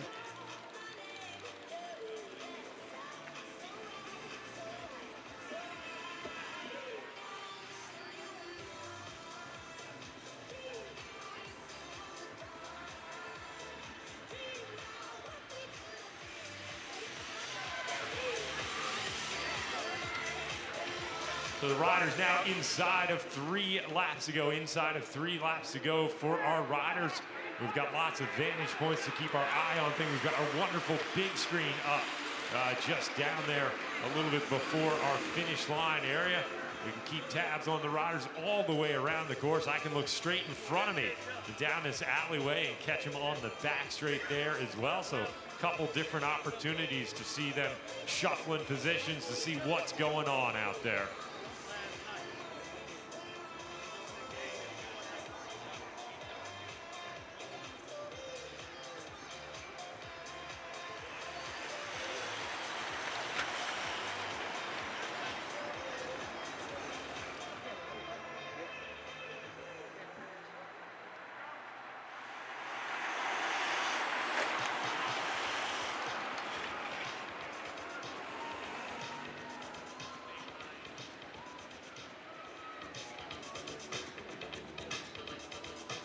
All right, gentlemen, 2 to go, 2 to go, 2 to go, 2 laps to go, 2 to go in the bike race. Savannah College of Art and Design, Milligan at the front. This is crunch time. You've got about another minute to figure out your positioning before you're gonna kind of finish where you are at the moment, because it is gonna get so fast out there that the opportunity to move more than maybe 2 or 3 or 4 spots is gonna be very, very limited and very challenging out there.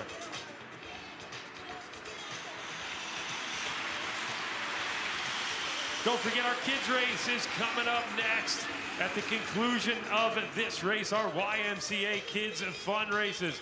My man Steve will be joining me over here on the microphone helping with the kids events. We've got all of our young athletes in their respective spots down the road. 3 different groups of youngsters will be taken to the line here very, very shortly upon the completion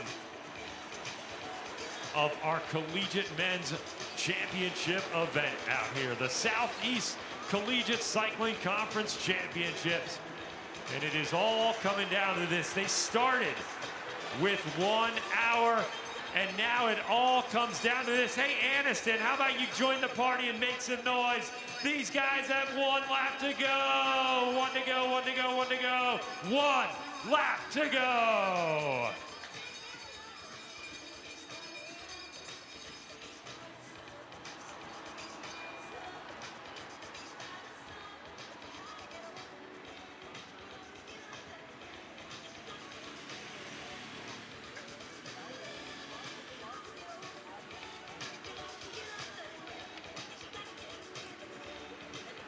That looked like Yura Gerlach right in the front there with Shannon Hinstead, Carlos Perez, Calzada up there, Gavin Weinstein, Javier Lopez, Philip Nade, Ron Schindel, all in the mix up there. It is going to be anybody's race to win here. I'll tell you what, there's a dozen different riders with the sprint legs to be able to pull this one out here today. And I can't even begin to think which one of our riders from the Southeast Collegiate Cycling Conference is going to get it done. We're going to find out in just a moment, as we're now about to see our leaders going to make their way through the turn right now. That looks like it might be Piedmont on the front. Milligan in the mix. It is going to be full gas sprint to the line. I have a feeling this might be Hinstead lining it up for Piedmont. That is rider number 47. That is going to be Owen Lloyd from Piedmont, taking a big win out there today. So Owen Lloyd with a textbook lead out from his team, taking the title here. Our second place rider looked to be Carlos Perez Calzada, your current leader of the Southeast Cycling Conference out there. So great job by those riders that come on through. Owen Lloyd, Carlos Perez Calzada and Shannon Hempstead coming through in third. So Piedmont going 1-3 with Savannah College of Art and Design in second. Julian Aspatita finishing up in fourth, and Julian Wang rounding out fifth place on the day.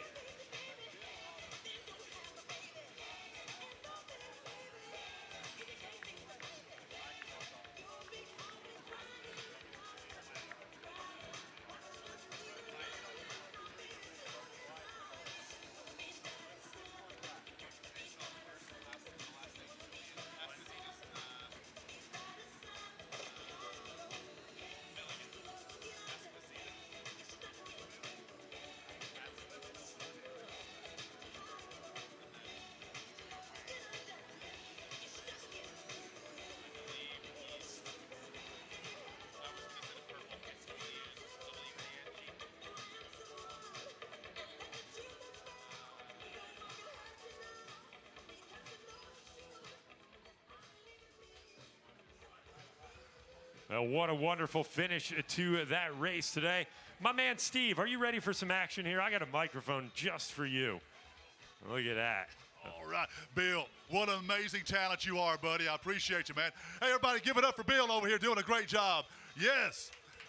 All right, I believe I've got to get out here. Let's go ahead and make our way out here. Is it safe to go? It is? Okay, all right. No, you come on. All right, let's see here. What's up, buddy? How you doing, buddy? Good to see you, man. All right, is everybody having a good time today, huh? Oh, come on. Is everybody having a good time out here today? That's better. That's better. All righty. Well, my name is Steve Stevens from the Big Steve Morning Show on 97.9 VOK. My wife, Stacy, also here. She's...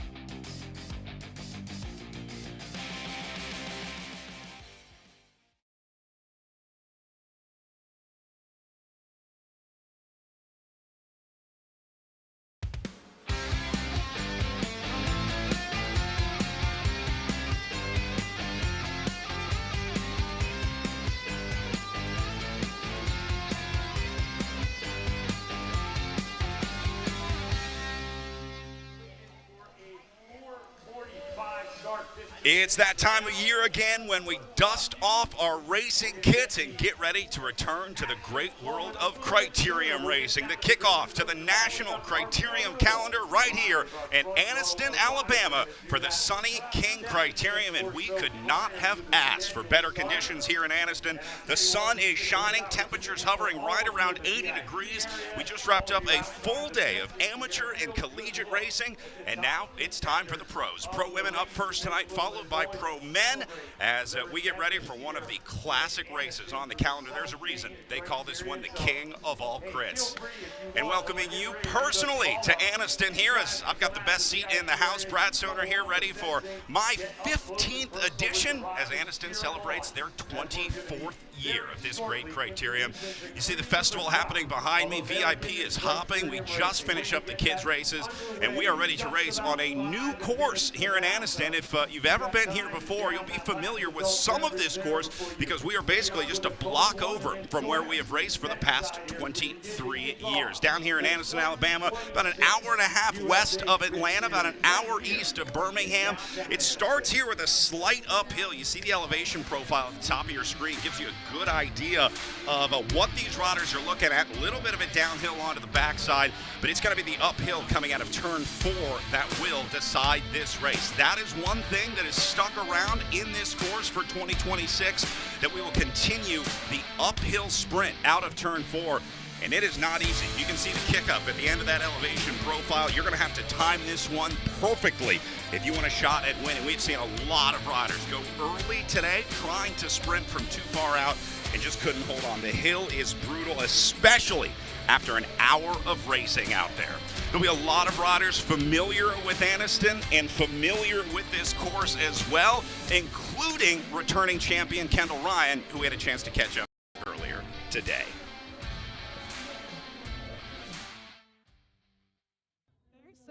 Course, tighter piece. I think that uphill and downhill is a little bit steeper, especially towards the end of each of corner 1, or going into corner 1 and going into corner 3. But yeah, I mean it's a fun course. It's kind of like pedaling the whole time because it gets kind of windy on the backside. So yeah, it can feel a bit heavy on the legs sometimes, but yeah, I think we're really excited to be here. So new program for you this year. Got the team together. Tell me about your squad, how that's been so far. Yeah, I mean, this is our first official race with everyone. So yeah, we've got 6 riders here, and I think we're just chomping at the bit to race. And I mean, we have the Cadence team supporting us, and they're just kind of our infrastructure at the races, and we're really grateful to have them, taking care of us. So yeah, we can travel around and just hang out. But yeah, I think we're just good vibes, and everyone's really excited to race. And I think we're just gonna, race aggressively and have fun. This is also kind of a new role for you as a team owner. Talk about how that came about. Yeah, I think Laurel and I just decided, let's start a team for the girls, and let's do something really cool and support women's cycling and grow women's cycling in the U.S. And I really want to see American racing get really big, and this is a pretty good start. But yeah, I think we need more teams out there. We need more support for women's cycling, and I think a lot of fun, exciting things are happening in women's sports in general. So I just really wanted to be part of it, and Laurel felt the same. And so I think we want to support women with Olympic dreams and aspirations, and be their support system, and kind of afford them that luxury of focusing on big goals and victories, and having a good time doing it. It'll be interesting to see how that new team dynamic plays out now that Kendall and Laurel are going to be running the show on their own, as Kendall looks to repeat her victory from 2 years ago. Was not here last year, so she is hungry for another win. See a lot of familiar names on here, including names like Ruth Allen, a perennial favorite here at the Sunny King Criterium. Legends like Erica Carney also on this start list. We're number 136 today, racing for Piedmont University. You're going to see a lot of familiar names out there, as this is one that once you come to and kind of figure it out, it becomes a lot easier in the following years. Name like Shannon Koch at the bottom of this screen. She was all over the front with her Kingdom Elite team over the last couple years. She'll be back with her squad and a full squad again this year, including Alina Cavedo, another big favorite coming into this one, has had some great results here at the Sunny King Criterium. So really that entire Kingdom Elite Racing team going to be one to watch. They have been super aggressive here at the Sunny King Criterium. And then you see Kendall Ryan and her squad from the Caldera Medical Area Racing team, including Esmond Taylor on this group, with plenty of 1 and 2 off riders out there as well. So it'll be a great field, a lot of talent here in Anniston. Now we just wait to see how this course plays out and whether or not it's that same uphill sprint finish that we have seen for the past few years here at Sunny King Criterium. So they are just about ready to start introducing riders here. We are about 10 minutes away from race start, but before we get into this year, I want to take you back and talk a little bit about what happened last year. Again, on the old course, so it won't quite be apples to apples here. We'll call it apples to oranges, but pretty close. It really started with some pretty calm racing early on. It wasn't long until we talked about that Kingdom Elite team getting to the front, starting to set the tempo. But the real story was the collegiate riders last year. We saw Samantha Johnson have a great ride on the front as she was able to get into a select group of what became 5 riders going to the line together. Check that, 6 to the line together. But Samantha Johnson out-sprinting them all for a huge victory. That is formerly Samantha Clark, getting married just a few months ago, actually a few months after last year's Sunny King Criterium. So now Samantha Johnson, Michaela McPherson second last year, and then Jet Elkin into third. Again, another collegiate rider for the Savannah College of Art and Design squad. 3 riders on the podium, all collegiate riders. So it's very impressive to watch from that Milligan University squad. Did an awesome job. And of course, Samantha got to pop the champagne. One of the best parts about racing here at the Sunny King Criterium. And of course, the crown on her head as well, which has become one of the great traditions of racing here for our champions.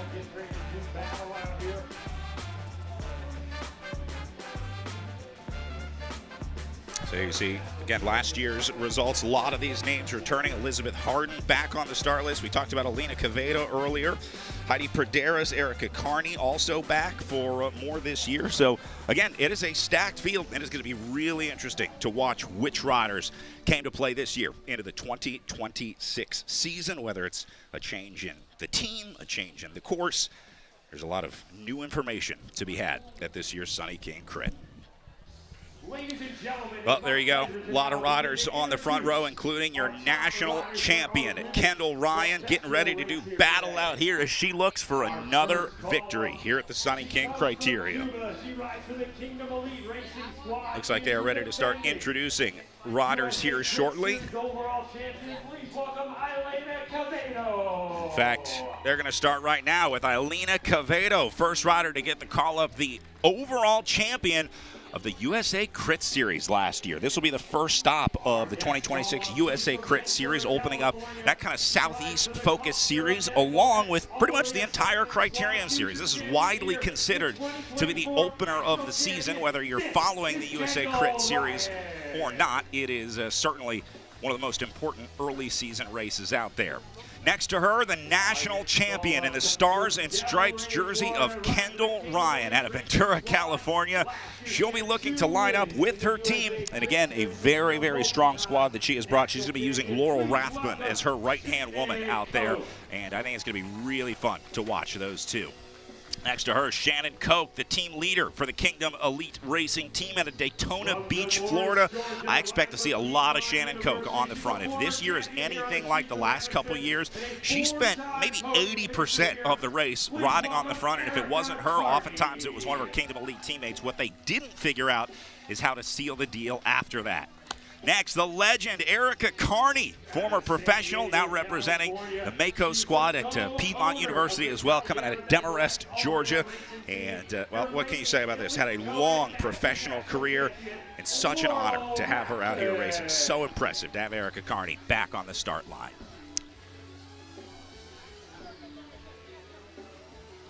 From Harbor United Cycling Women's Squad, she's your reigning U.S. and welcome Leslie Tim.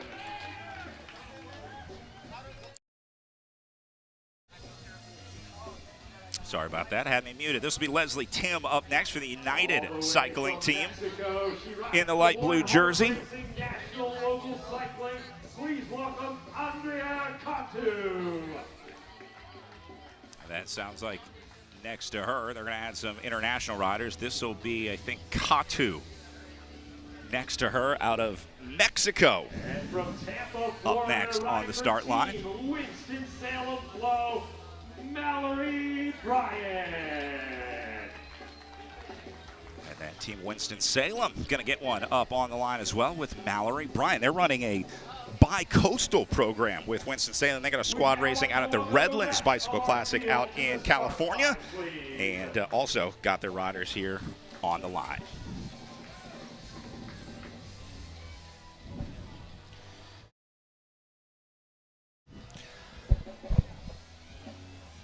All right, well, looks like they are on the line, and with that, that means it's time for a national anthem. So let's go down to Bill Elliston to introduce our national anthem. All right, ladies and gentlemen, it is my pleasure to introduce a local singer-songwriter here to sing our national anthem. So if you would please remove your caps and remove your hats, Mr. Dalton Jones.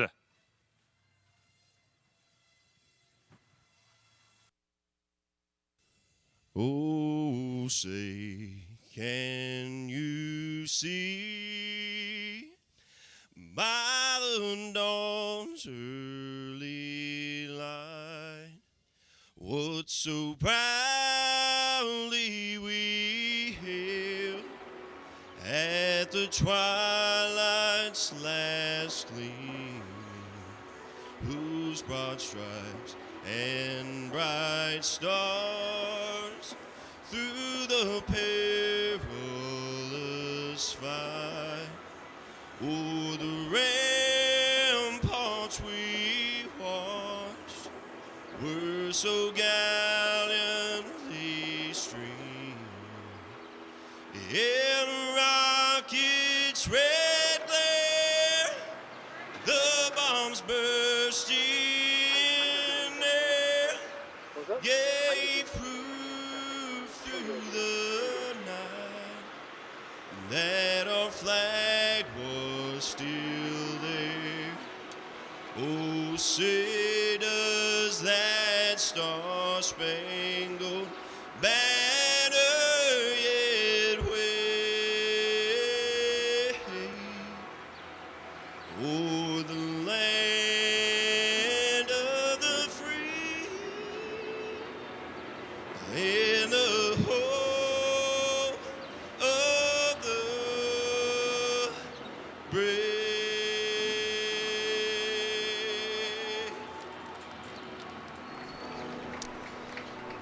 All right, well, with that, we are just about ready to go racing inside of 2 minutes to the official race start here in Anniston as our national anthem done. Final instructions about to get underway, and then it's time to go racing. A lot of nerves on this line. Everybody lined up early. We'll see if they're going to release them early. It is hot here in Anniston. The sun beating down on these riders. I have to imagine they're going to try and get them moving sooner rather than later here. Once you get a little wind over you, things start to get a whole lot cooler. We will have a cream to the winner of the first lap. A $250. They're announcing a first lap preem on this one for $250. That'll make things interesting into the opening lap here. They're going to keep it fun, doing 60 minutes of racing out there. They work on a time-based system here at the Sunny King Criterium, so they will start the clock once they start racing. The official's going to average those lap times, and once they figure out a good average lap time, they'll start showing them laps to go, and we will bring that to you as well. Are you all ready for this? All right, final countdown is on. Crowd getting ready to send these riders off as the 24th edition of the Sunny King Criterium kicks off here in Anniston, Alabama, in our new home, just a block over from where we've raced the last 23 years. 60 minutes of racing, the 2026 USA Sprint Series starts right now. Here we go. There's the whistle underway in racing for 60 minutes. Pro Women underway in Anniston. I'll tell you what, so many talented riders up in that field. I no idea how this one is going to shake out. We've got the defending series champion. We've got past winners here, reigning national champions, former champions. We've got Pan-American track athletes. We've got riders from several. Early on, things already starting to string out a little bit.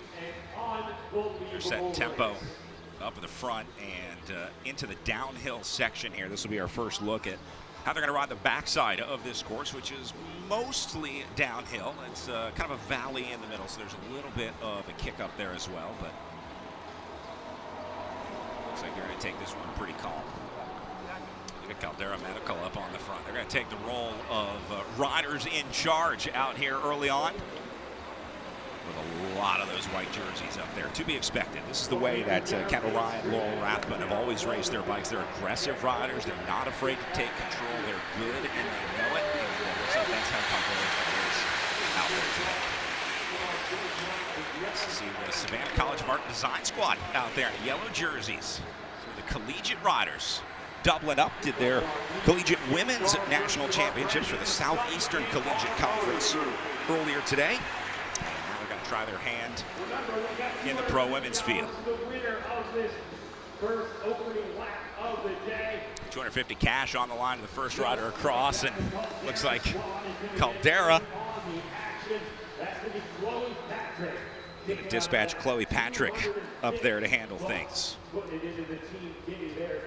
So that's the other dangerous part about this Caldera squad, is that they have so many different riders that they can play in this scenario. Like Chloe Patrick, former national champion. They're going to be able to send her up into a breakaway. She's a great power rider, long-range effort rider. So she can make some of these preem sprints. She can maybe go for some of the points. There'll be USA Crit sprints in 5 laps in, midway, and at 5 laps to go. It'll be interesting to see if they chase those as well. Kingdom Elite going to take over on the front. They'll let up on the gas a little bit. No need to hurry this one along. They realize they're going to have their chance to battle. Former champions here, we talked about Erica Carney on the line. Her husband, Jamie Carney, racing the Masters races earlier. Also, he's the head of that Piedmont University team. Erica, originally 81 degrees out there right now. This is also one of the first years where there really isn't much wind to speak of. A lot of times we have pretty stiff tailwind on the backside of the course, usually a headwind on the start-finish stretch. It's only about 4 miles an hour out there right now, and I'd say that's a 4 mile an hour gust. There's also times of pretty much no wind out here, and it almost feels like a midsummer day out here, but not too hot in the spring down here in Alabama.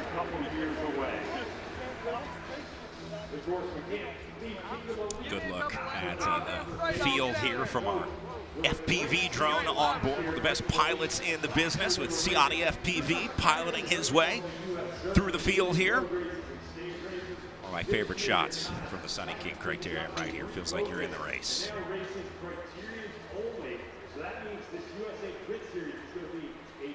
It's a great shot from up above as well. Really gives you a good look at just how compact they're going to race this one. Really, this tells me no one's in charge yet. Caldera got up there and kind of put their stamp on this one, but I think they realize that there's no reason to put the entire team up there. There's no reason to burn matches this early. So we'll see who else takes charge, whether it's Kingdom Elite, Caldera, maybe the Savannah College of Art and Design squad gets something together. I wouldn't be surprised after watching Milligan's performance last year.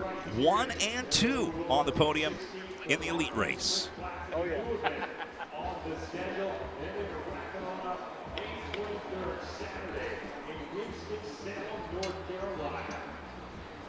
And here they come, right on cue.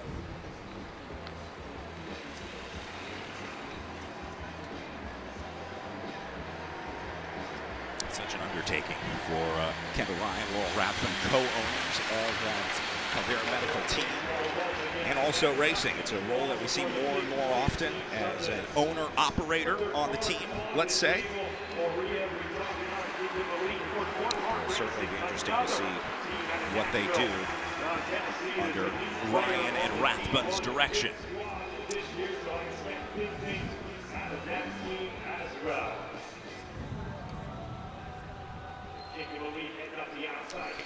Back up to the front. It's going to be Heidi Prederis out of Tampa, Florida. Set tempo. And look what she's done to this field. Single file, first 5 or 6 spots. I'm not going to say this is a big jump in speed, but it is starting to draw it up here. More importantly, it shows that Kingdom Elite is willing to ride the front, even in the presence of Caldera Medical here when they've got the squad that they do. Kingdom Elite happy to go toe-to-toe with them and try and put some power on the front here. So Prederis going to lead them through here, but you see Caldera waiting in the wings right behind them.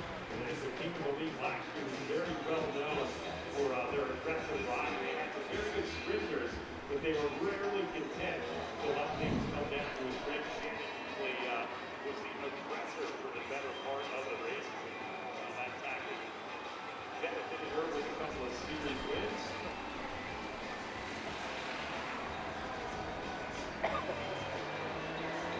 Abel Rosado. Soraya, I tell you right, now no reason to be up on the front. She's right where she wants to be. Now just to save as much energy as she can early on here. This is going to be Rathbun back up to the front. Caldera. So that's been the story so far, but now starting to see Milligan making their way up to the front. Let's see who this is getting into this mix.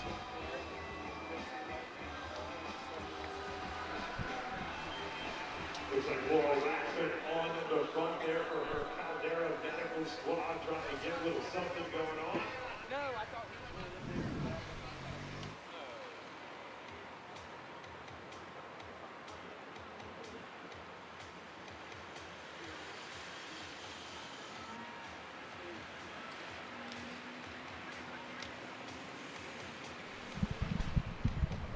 We've got several dreams we're going to be going out throughout the race today. Leicester going to go off the front of the group. Now, a little bit of a split that Rathbun's going to let open up here. Sits up just a little bit. Nice little show of teamwork there.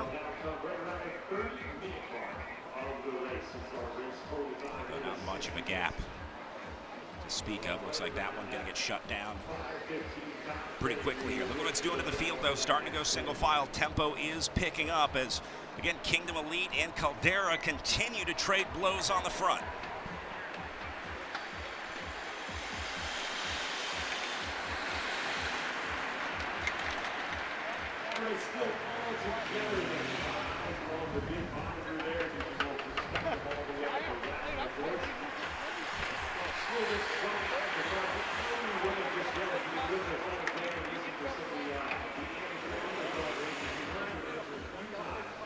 Monitoring, looking over the shoulder, constantly waiting to get jumped. It's the price you pay for riding the front.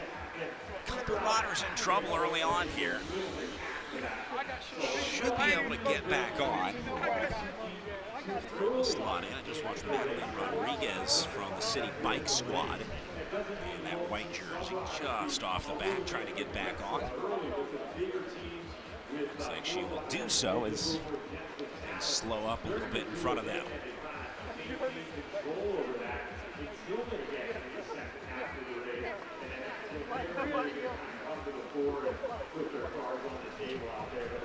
You just don't see people going to prom with this thing, you know, it's a good shot. Sets up a really interesting scenario, having two dominant teams right here. This is the kind of race where a quiet rider can sneak in and get a result in a scenario like this. If you know Caldera and Kingdom are going to be fighting all over the front, they can just let them fight. There's no reason that you need to be a part of that scrap early on. And if they focus on each other, that's where, let's say, a collegiate rider, like one of these Savannah College of Art and Design riders or a Milligan rider can slip through and get a result like they did last year, going 1 and 2 on the podium.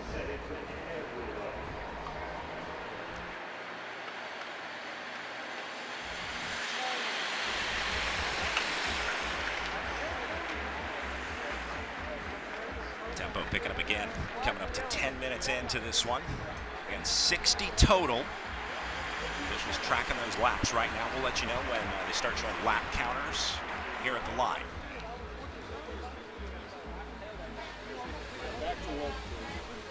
They're going to spread out all over the road. Coming up the hill now. Part of it on the start-finish stretch with the uphill. The drafting obviously not as important. So riders can afford to move up if you want to put a little effort in. Makes it a little easier.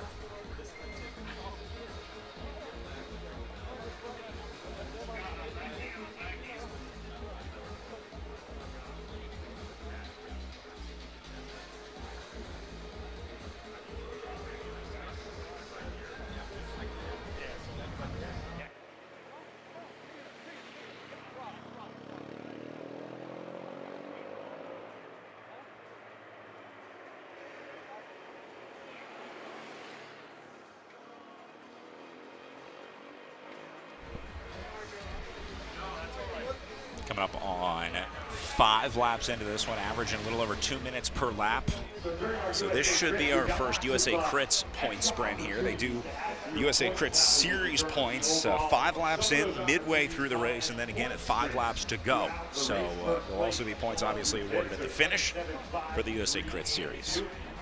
Next time through, we're going to ring the bell for the first of those point sprints. First 5 riders cross the line next time through. They get those points, 10 for first, 7 for second, 5 for third, 3 for fourth, and 2 for the last rider to score points. Caldera stacking it up on the front. We'll see how much they're going to focus on these points. Certainly looking like they're going to get ready to do a fast lap here with points on the line. They know that we do these point sprints throughout the series. But ladies and gentlemen, we are going to ring the bell. The first point sprint of the night. 5 places for points. 5 places for points. So there's the bell. See, first thing they do, everyone looks around, takes inventory with their teammates. Make sure you know where your sprinter is going to be. Point sprint of the 2026. I would guess most of these teams probably have a designated rider for this. In fact, I think I just watched one of the Caldera riders wave their own up to the front saying, it's your time to shine, get ready.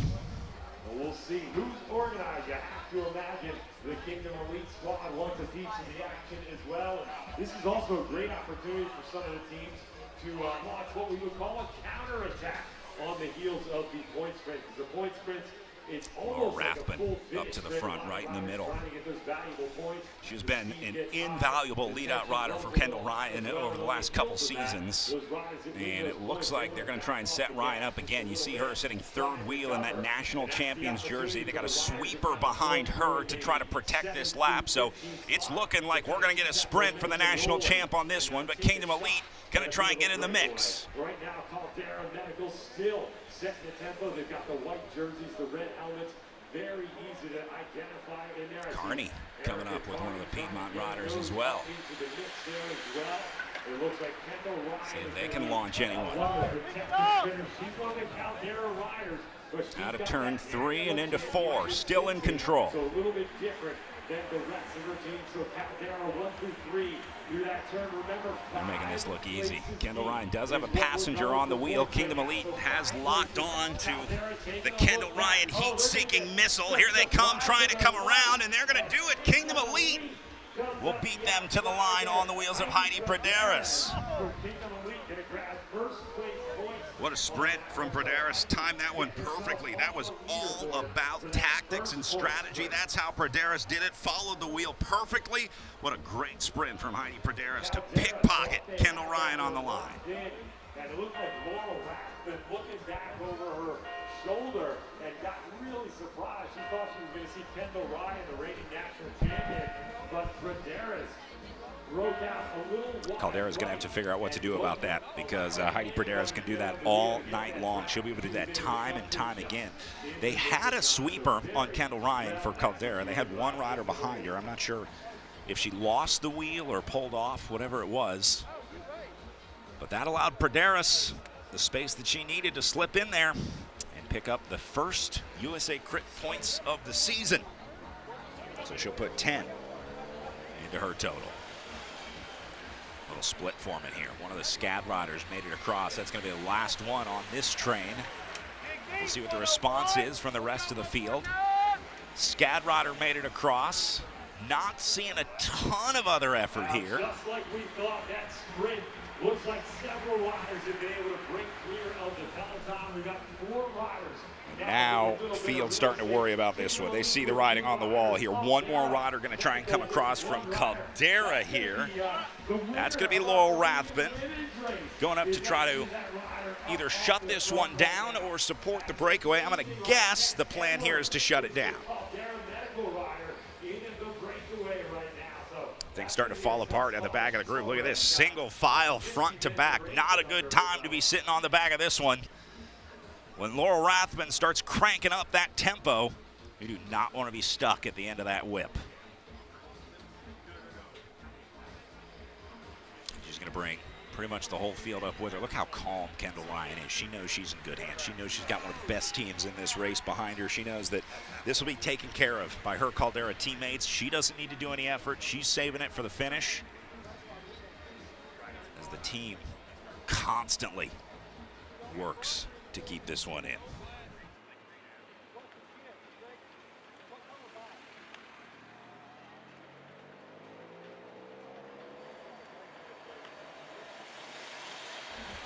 So 2 Kingdom Elite. I think that's a City Bikes jersey at the back. Caldera's got 2. Scad missed it, went in, and then when the group went back, dropped out. Certainly looks like Caldera's trying to drive this one. I think they like this. Look at this. Caldera now liking what they see. We've got 3 of their riders, 2 Kingdom Elite.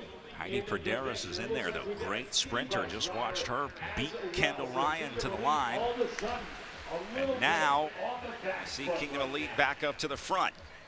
On the field, they're going to slow this down a little bit. I think they're going to let Heidi Praderis have a look at this off the front. Well, as promised, Kingdom Elite has been super aggressive on the front so far tonight. They've got Praderis in this breakaway.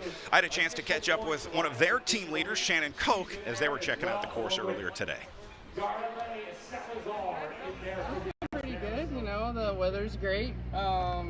Everybody arrived, no problems, no travel issues. Bikes are working well, legs hopefully working well too, so we're excited. What's the key to Sunny King? Like, what's the key to this course? Well, we rode the new course last night. We're going to try to hop on here in a little bit and do a couple laps at speed, but you know, it's got this kind of long drag to the finish, so there is a element of attrition there. It's going to be a lot of timing, I think, and positioning, just because it is such a short distance from the last corner to the finish. So it's going to be a lot about timing your sprint. However, notoriously, we don't really leave it to a sprint. So obviously our goal is to be aggressive and try to make, you know, a move go. So that's goal number 1. If that doesn't happen, we do have a backup plan, but, you know, like always, we're going to be aggressive out of the gate. So last couple of years here, you spent a lot of time on the front. Are you planning on doing that again? Maybe a little bit smarter than last year. You know, we made some tactical mistakes in the last 2 years, and we've learned from that. So we did add a couple new girls too that have quite a bit of horsepower and engines behind them. So that should free me up to be a little bit more intelligent about my moves. So yeah, we have a good mix of girls, so we're excited. Can you tell us who to look for in the sprint? Like, do you have a name yet? Not particularly. I mean, a lot of us, we have good sprints when the race is hard, so it's kind of a toss-up. We don't have a specific leader per se in the finish. It's just kind of how people are feeling and who's going well. So we communicate a lot during the race to see, you know, how people are feeling. So we don't have a specific person to look out for, which, you know, for other teams can be kind of frustrating, but for us, you know, it's definitely an advantage we have is a lot of cards to play. Plenty of cards to play, and they've played a few of them already, including, we talked about Heidi Praderis earlier, but now we're looking at another separation off the front as we're hearing from Koch in the interview. Caldera decided to split this group again. Pretty much everyone else gave up the ghost except for these 2. They're going to mark Praderis with 1 Caldera rider. But more importantly, you got a solo rider off the front here. on the wheels of Tess Edwards. Chasers, that's looking Liza Ray, but she's got the company of another Caldera rider. That rider is absolutely not going to give Ray and Salazar, the chasers behind them. Liza Ray out of Brooklyn, New York. Yoreli Salazar, the Mexican rider on that Caldera squad, also marking this one. So Caldera taking charge here early on. This is an all or nothing move for Edwards here. She's going to go all in on trying to hold this. I don't think there's a reason that she would continue to stay off the front like this if she wasn't fully committed to the move. That's going to be One Heart Racing along with the City Bike Squad. They've got a whole lot of work to do. And hardly any urgency in this field, probably because Caldera is running the field right now. Of the USA. Look at this effort, Edwards all in. Oh my goodness. The USA Grid's not off to the best start for those riders right now. So Shannon Coates, who probably one of the protected riders, she may have to go back to her playbook of being really, really aggressive. She's a very good time trialist. She's been on the national championship podium more than once. And she's going to have to get to the front. Now Chase going to stay on. I wouldn't expect to see Caldera take any pulls here. I think Kingdom pretty much going to be on her own as they try to chase down Tess Edwards here, continuing to ride away solo and not showing any signs of fatigue right now.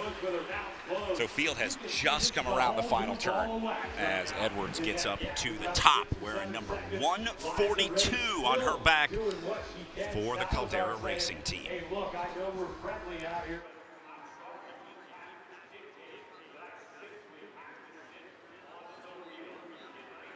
Now coming to the front, they're going to put their hat in the ring to see if they can't real.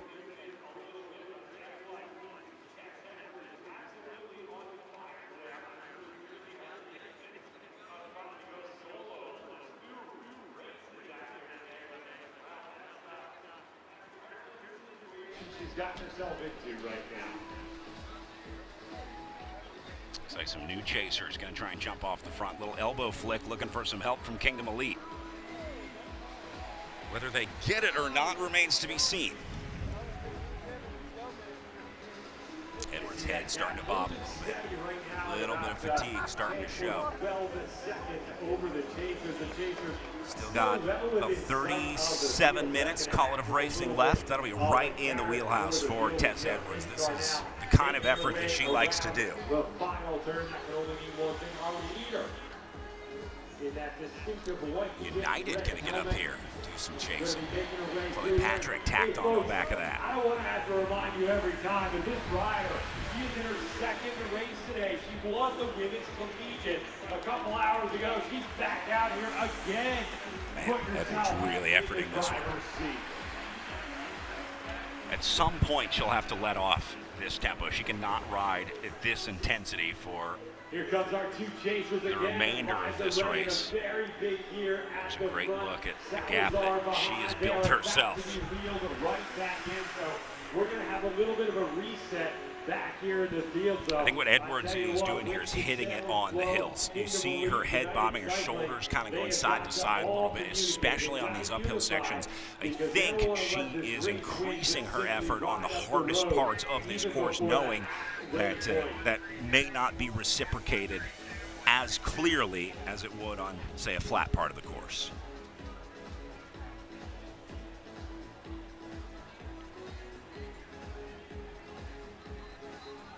If Edwards continues to put time into this field, Kingdom Elite going to have to get organized and put everyone that they have up on the front here. Otherwise, they're going to be racing for second place tonight, because Tess Edwards can do this. She can do this solo, absolutely. She's got the legs to do it. The race is now in the hands of these riders. It's up to them whether they can work together to bring Edwards back.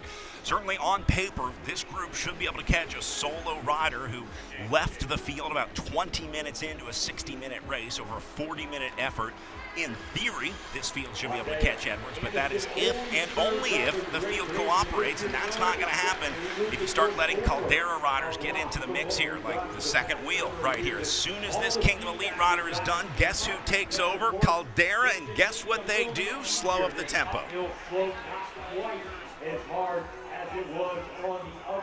See, Kingdom Elite's chasing. They got this one strung out single file, but watch what happens when they come off the front. I have a feeling this shape changes a little bit once Kingdom Elite loses control. Liza Ray back in the field along with Salazar. They're still on the front, so I think Liza Ray, her task right now is to try and keep the momentum rolling in this field and see if the rest of her squad can unify a little bit and start to make a little progress. That's a great effort on the front. Also got some help from Leah Sprouse. Got to give her a shout out for the United Cycling women's team coming out of Asheville, North Carolina. Just took a couple lap pole up on the front. Certainly did her part to try to bring this one back. Another 15 minutes. Then people are going to be scratching their heads if we're getting into the last quarter of the race. And we've still got our leaders out there getting it done. But I think we've still got a little time. I don't think any of these teams are just yet willing to have much cause for alarm. Not many other teams that have the numbers to burn riders up on the front. See 4 of those SCAD jerseys having a little conversation back there, but I don't think anyone really expects the collegiate riders to have to do work here. Looks like they're getting ready to ring the bell for the mid-race sprint coming up here. So we are going to 5 places deep. So Edwards right now is going to try and hang on for those mid-race. Well, Tess Edwards in good position to pick up maximum points next time. But remember, these points go 5 deep, so 4 riders out of this field going to pick up some. So right now we've got 4 spots left in the field. Edwards at about 14 seconds up the road right now. We'll monitor that gap.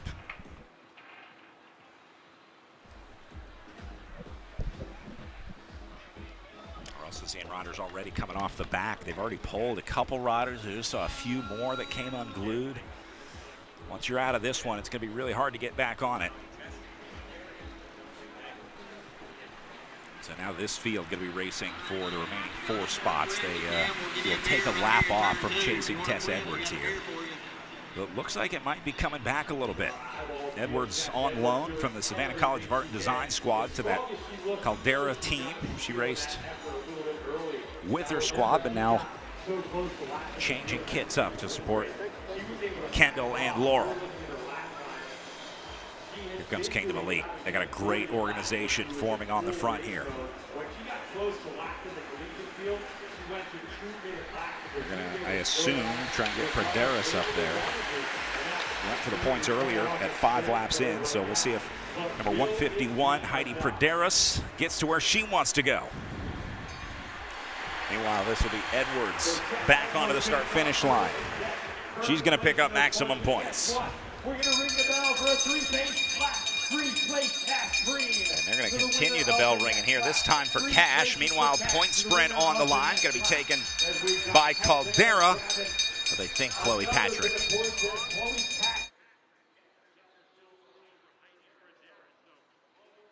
Making it a 1-2 for Caldera Medical there. Into that. Caldera's getting in there as well.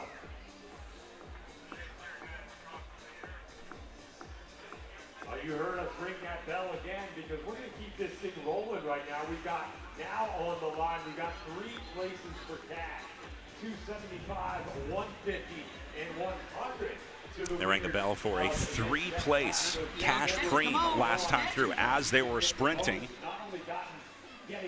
Doing back-to-back sprints here, so it was points last time, going to be cash this time, and surprisingly, looks like Tess Edwards going to come back into the fold here. Must have just been after those mid-race points. Got what she came for. Mission accomplished. Interesting.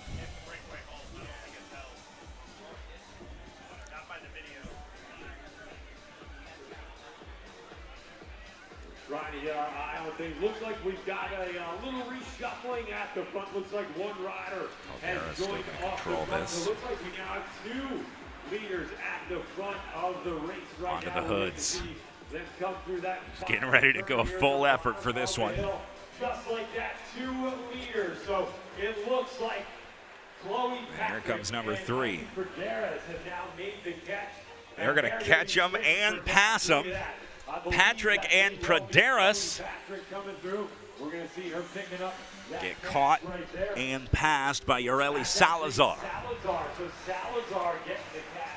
Perfect example of how you can use a teammate to leapfrog, get away, jump off the front. Salazar just did it perfectly.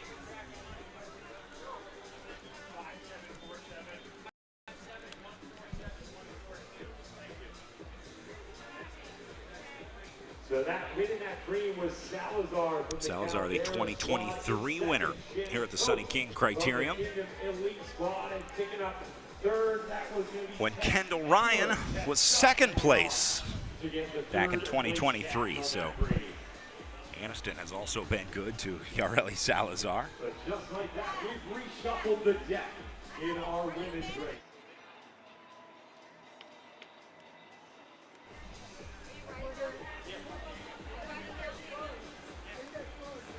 So it looks like Caldera just going to keep throwing riders off the front here until they either win solo or wear everyone out chasing them.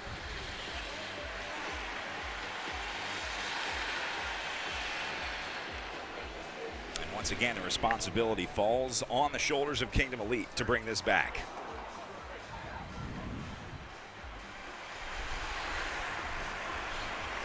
What a reshuffling we've got now at the front of our women's professional event here. It is aggressive. These riders going It's going to be it for Salazar. She's going to get caught here on the line. Oh, she just wanted that break. Got it and decided to go back into the group.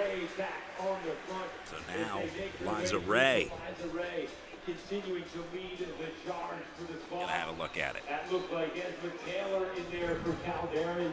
Yarley Salazar, Laurel Radcliffe, Leslie Tibbs, all up in the mix at the front.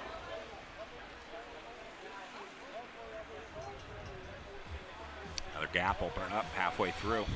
They'll burn a lot of energy closing those down all night if they continue to let those open up, especially in the corners. Another good reason to start to make your way forward.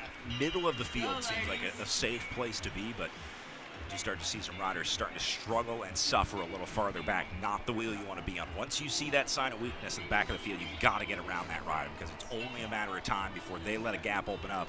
And now it's your problem too. If you were sitting on their wheel and weren't able to go around, or you have to burn some matches to make up for the gap that they let open. Just a little bit. Aggressive 35 minutes so far. We're now tipping the scale, getting into the second half of the race. So remember what I said, the best opportunity.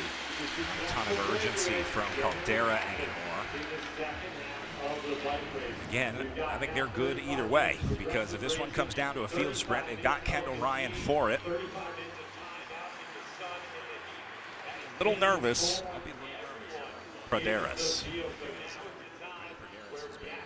Very, very good. Saw her beat Kendall Ryan, timing it perfectly, so Ryan's got to have that in the back of her head right now.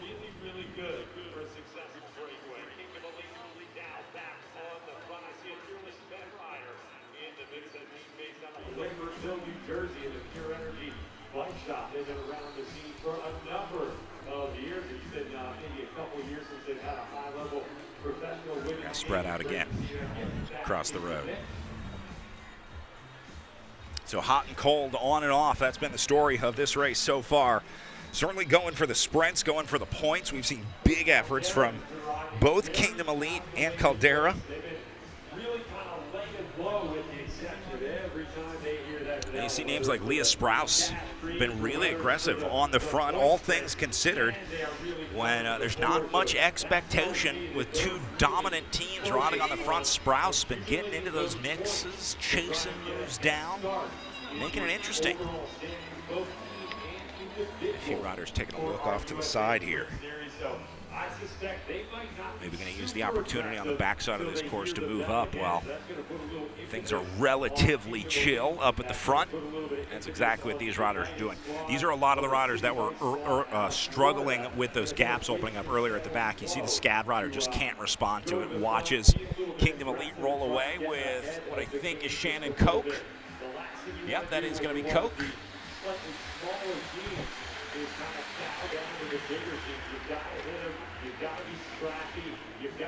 You see how Koch immediately monitors this effort.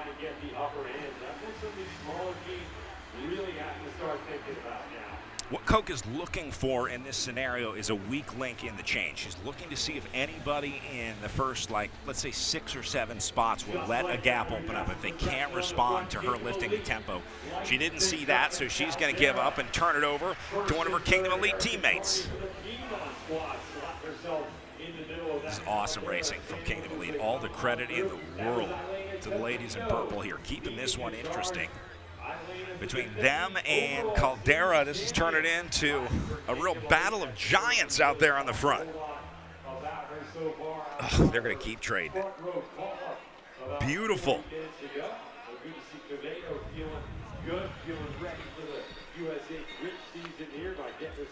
Got a little gap here. Coming up on about 37 or so minutes. John and Dustin in the race. Remember, we're aiming for 60 minutes of racing. We'll get those lap bars. There's Rathbun. It might be Sprouse in the United kit. Now get an ID on the SCAD rider.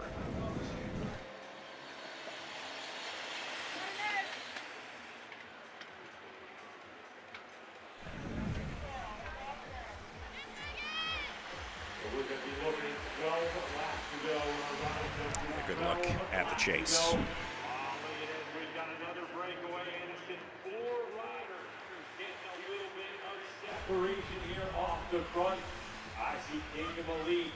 Well, this group not working together yet in the front group of 4. On the back. I see United. I see SCAD all in the mix. So another great It's Leslie Tim, the United rider. 4 riders starting to make their way off the front Liza of the Ray. field right now. Kingdom rider up there. Look at the effort here from SCAD. That's what you want in the breakaway. That's a contribution right there. That's going to add at least a few seconds to this move, and they need it. This is a crucial time right now. They've got to stay on the gas here. If you were watching closely, the Caldera rider, Laurel Rathbun, Oh, the unrequited elbow flick. she was actually looking. You hate to see it. So that tells me she may not Yeah, this one like that scenario. She's looking working together about as well as Congress right now. if she should pedal in that break or if she's going to sit on right now. She's got a very stacked team. They're leading some of the points right now. And of course, they've got the ring. It's going to be it for this move. Laurel Rathbun going to try and salvage it. Whatever's left. For that Caldera team, just because they've got Rathbun in that I think she liked what she saw in Liza Ray and said, I want a piece of that. So we're going to see how things unfold here. And if Rathbun contributes, well, then we know she's gotten a nod from her director that it's all in time. Look at that, our breakaway is now split. 2 riders, 2 and 2 right now.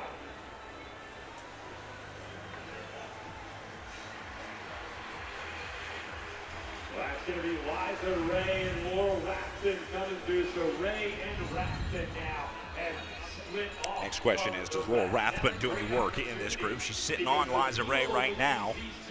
Rathbun in the white, Ray in the purple. And I think that was a head shake from Laurel Rathbun right there saying, not right now, Liza.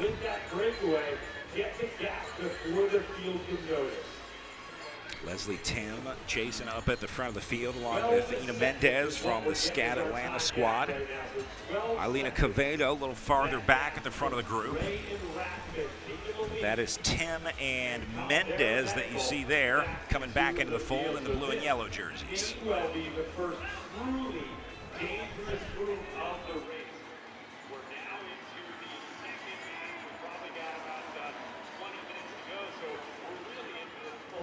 final third of this race. We've got arguably the two best D1 women's team in the country out there up the road with riders in the breakaway.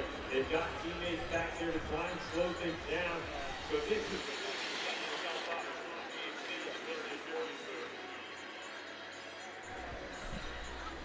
Still working together. Well, Liza Ray's working. I don't know if Laura Rathman's working much.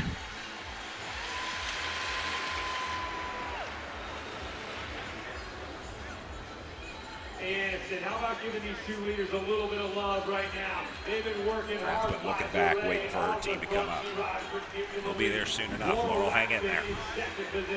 Meanwhile, Liza Ray on her own to make this break work out for the next 12 laps. Starting that up late last call. I'll tell you what, it looks like that gap starting to grow to the field right now. They are spread out across the road. I suspect that both this gap's growing. Liza Ray single-handedly opening up about 20 seconds on this field. No conversation between the two, but this will be the first time that Rathman has gone to the front. She's like, all right, look, I'll help a little. Absolutely no chasing going on back here. They're spread out all over the road. This tempo not as high as it could be. So the riders in control, not really willing or worried.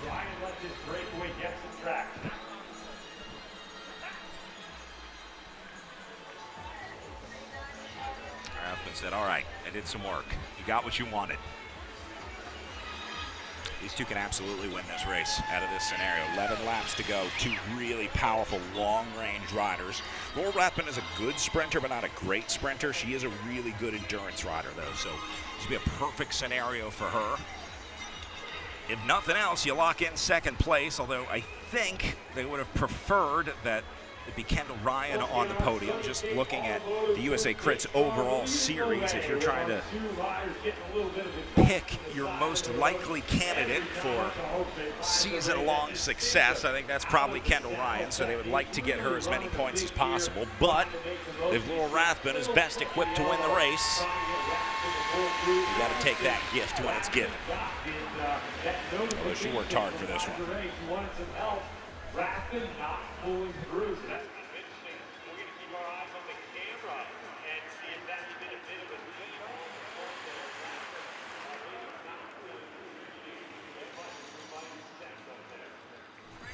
Oh man, Liza Ray still on the front right now, so this is very interesting. Zero panic out of this field. It would really appear that Laurel Rathman not contributing. They're going to give up the ghost on this chase. I just don't think there's anybody who's equipped or willing to chase down a breakaway with the two biggest teams in it, because Caldera is spoken for, Kingdom is spoken for. I don't think SCAD has the talent or expectation to try to chase this one. Otherwise, they will be putting their riders on the front. They rode as aggressively as they could earlier. And other than that, there's really not many other teams that have the numbers to mount an organized chase effort here. On the front. And now that's the way Liza races, a very, very aggressive rider, cutter team. This is going to be Ray versus Rathman, I think, to the finish. Your winner coming out of that lead group of two, as this group just does not show the motivation that they're going to need to bring this gap back over the next 9 laps.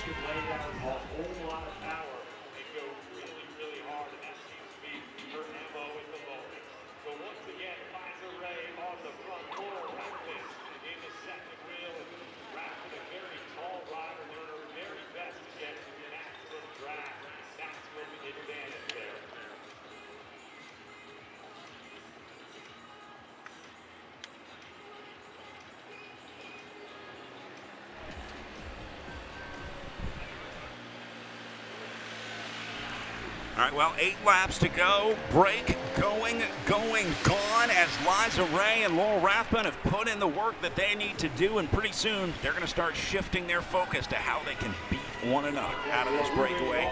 At 8 laps to go, we're going to take a quick break here from Anniston, and when we come back, we'll have your exciting finish for the Pro Women's race coming up next. hard to believe we are already. Every year Jack Crew innovates. Working with Jack Crew has been so incredible for Project Echelon over these last years. As a team focused on aerodynamics and the speed of racing increases every year, not only do they take our feedback, they use and provide us real opportunities to test their products. That includes validating their top-of-the-line XPO fabric in the wind tunnel and real-time data using professional riders. XPO race suits is really at the cutting edge of anything in the market right now. Just class-leading aerodynamics, fit, comfort. I've just been really impressed with it so far.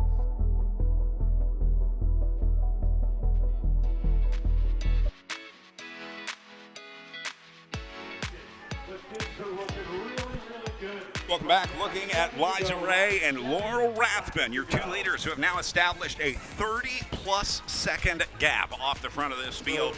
They ain't coming back tonight in Anniston, folks. Your winner will come out of this lead group of two as long as they don't play any crazy games. They would have to get into track stand territory at this point, watching one another to lose this race. So it's in their hands. As long as they keep this racing up for another couple laps, they're going to be just fine. They'll be able to play all the games that they want after that. Shannon Koch up on the front.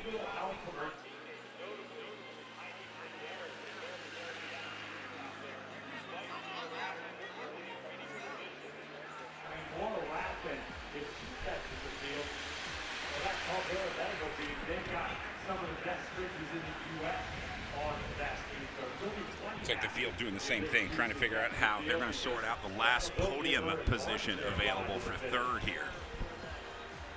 I think that's the game being played back in the main group. No reason to chase at this point. Because our chasing group up the home straight here, they are now going to see. So we're going to get a 2-for-1 special with the finishes here today. You'll see your two leaders battle it out head to head. And Shannon Koch, who has been towing this field around for the better part of the last 10 laps, will try and figure out if her team can get two onto the podium. You're already going to have Liza Ray up the road, and now Shannon Koch and company going to see if they can get another one. All right, leaders going to be looking at 6 laps to go when they come through. The gap is now smaller from the back of the field to the front of the breakaway than it is from the back of the breakaway to the front of the field. So they are now more than a half lap ahead of this group. There is no chance that they get caught. There is a chance that they catch the back of this field. If they really hammer it hard over the next 6 laps, there is a possibility that they come into some traffic late in the race. I'm not sure if they would prefer that to get into the traffic or if they would rather just go head-to-head. You see they're going to pull the pace car out there because that is the back of the field right there. And those are your two leaders looking at the back of the group here. So the question now becomes, do you want to catch this field? Well, it comes down to who's waiting for you in the field, and the truth is they both have great teams waiting for them. Liza Ray with her Kingdom Elite squad, and Laurel Rathbun with her Caldera Medical squad. Well, we're getting back into that situation where we're going to be flipping lap cars back and forth really quickly because our chasing group Certainly looks like they're continuing to effort this. Whether or not it works remains to be seen. On the home straight, 6 to go, Ryan, 6 to go, 6 laps to go.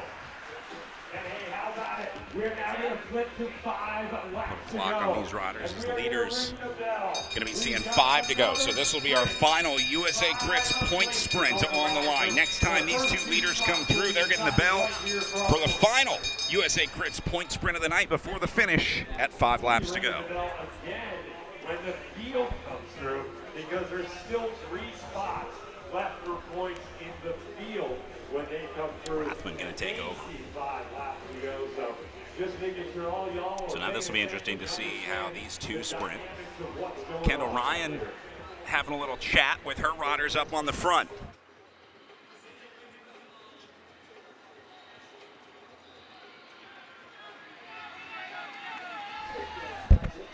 Looks like Rathbun going to try and drive it up here.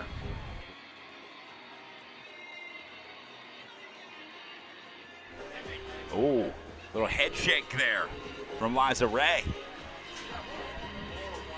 I think Rathbun just asked Ray if she wanted to work together to close down this final gap, and Ray said, I don't think so. Ray may just be saying, you know what, we're going to catch him anyway. Need to go right now. Meanwhile, this is Kendall Ryan at the front of the field in the Stars and Stripes jersey. She's talking a little strategy with her riders. This is why they're such a good team. This is why Caldera Medical wins races, because Kendall Ryan is thinking 5 steps ahead right now. She's already preparing her team for the multiple scenarios that could happen. What are we going to do if they catch it? What are we going to do if it comes close? Are we going to drop back? Are we going to stay on the front? What's the plan when they get here? They've already got that all worked out from the boss, Kendall Ryan, up on the front. And it's going to happen. Here comes Laura Rathbun. She is hammering it now. And Rathbun will weld this back together. They're going to go a lap up in this race. And just like that, Laura Rathbun tacks this one back with Liza Ray. Oh, Rathbun going to go right through him. Look at that move. Beautiful riding here from Caldera. Rathbun giving Ray a free ride here, but getting away.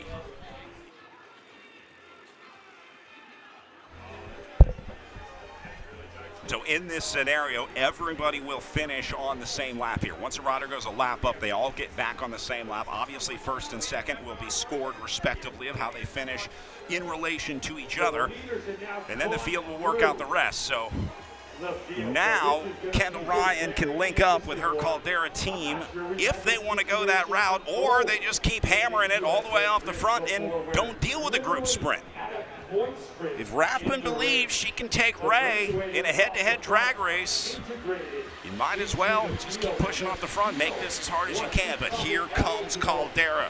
The support troops are coming. The cavalry is on its way for Laurel Rathbun. The first 3 riders across the line get those last couple of spots. They'll be looking at 3 laps to go on the counter. See who that's going to be coming up the line. And we're also going to be going right to 3 laps to go. And they're going to go over the top of Rathbun here, give her a little bit of help. Remember, this will be some USA Crits points available for the next rider across, because Rathbun and Ray picked up the points earlier. And now they're going to send even one more. This is interesting. Another reshuffle up on the front. I'm going to leave that to the Highland Train professionals.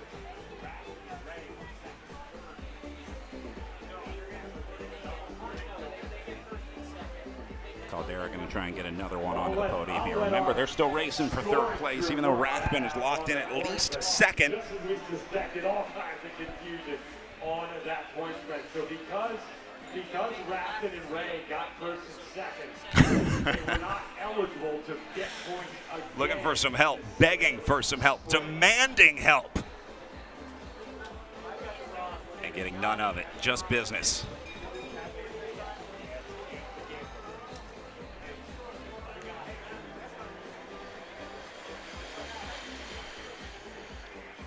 So guess what, folks? We're going to ring the bell again. This is what we call the Gambler Queen at 2 laps to go, which is where we are at in the program. Leader's going to see 2 to go. And they're going to announce a $250 cash premium. This will be full race. Everybody going to be eligible for this one. As the leaders hit the line and the lap counter goes to 2 to go. Ringing the bell for $250 cash. 2 laps to go, 2 to go, Gambler Queen, $250. Caldera Medical, they are working this field Tess over. Edwards onto the inside here. Off the front again with 2 laps to go. We rang the bell for $250. Gambler Cream on the with line. Chloe Patrick. And guess what? We're not done with that bell. We're going to ring it again because they're going to get 1 lap to go the next time they come through. Don't hold it over the fence. It looks like 3 riders right now off the front. We've got 2 of the Caldera riders off the gate as that miss. Edwards and Patrick. Laurel back there, we got Liza Ray and Tess Edwards Tess Edwards, your collegiate women's champion, was up in that mix as well. So Tess Edwards and Trying to identify the king of elite rider here. We'll get a number as they come back through the line, get the bell for 1 lap to go. By all three of these riders, 2 riders have lapped the field. They've now gone back off the front. This is The Praderis. third rider is your collegiate women's champion from earlier today, Tess Edwards, who's now riding with the Caldera squad. So we're going to see them come into our sights right now. They're going to be sprinting for $250, but hey, Anniston, guess what? So this group going to get the bell for 1 lap to go again. They will all finish together. Now Laurel Rathbun and Liza Ray going to go 1 and 2. In what order remains to be seen. Then these three going to sort out 3rd, 4th, and 5th place. In that order. Oh my word, here comes the rest of the field. That is Heidi Praderis up in the front. To this race, so Tess Edwards picking up 250 spots. Edwards picking up the cash. This group's going to come back together. It doesn't even look like Edwards can hold this one off. That's Rathbun into 4th position now, and I think she's got Liza Ray right on her wheel. So Ray is going to mark Rathbun here. The problem now is that Rathbun's lead-out train was just in a breakaway. Tess Edwards and Chloe Patrick spent the last 2 laps away.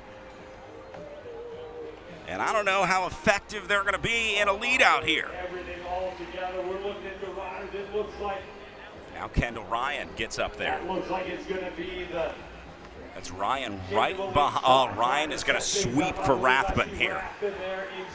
Man, what a great show of teamwork.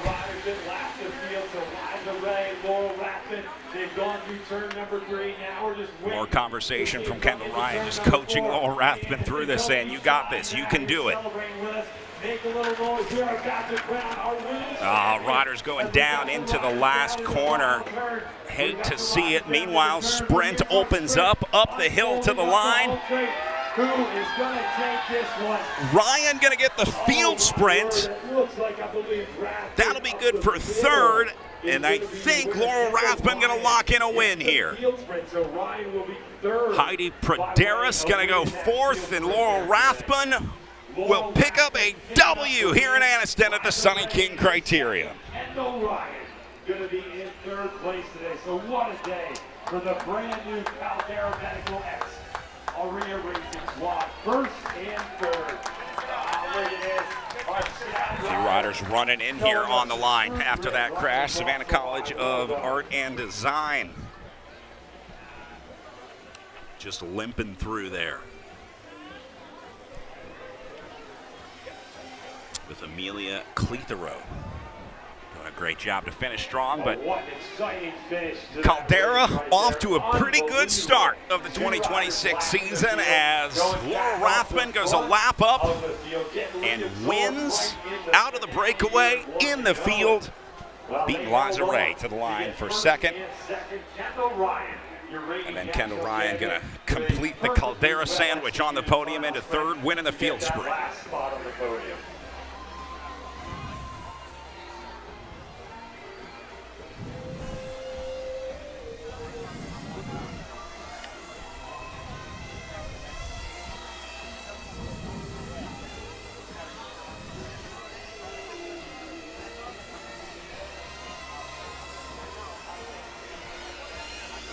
Meanwhile, attending to those riders down in turn 4 as the field completes their cool down. We'll see if we can grab a word with Laurel Rathbun.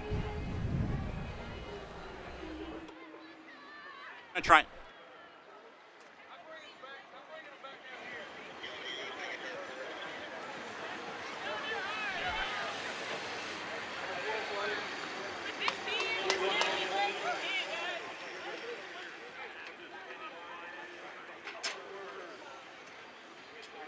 In here on the day.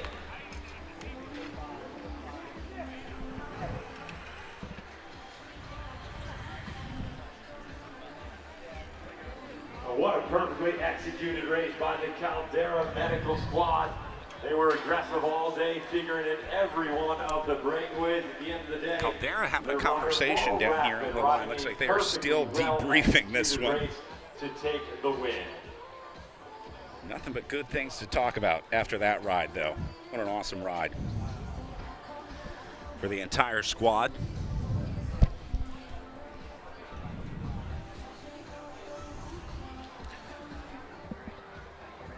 Wow. Starting to see some of our pro men making their way out onto the course.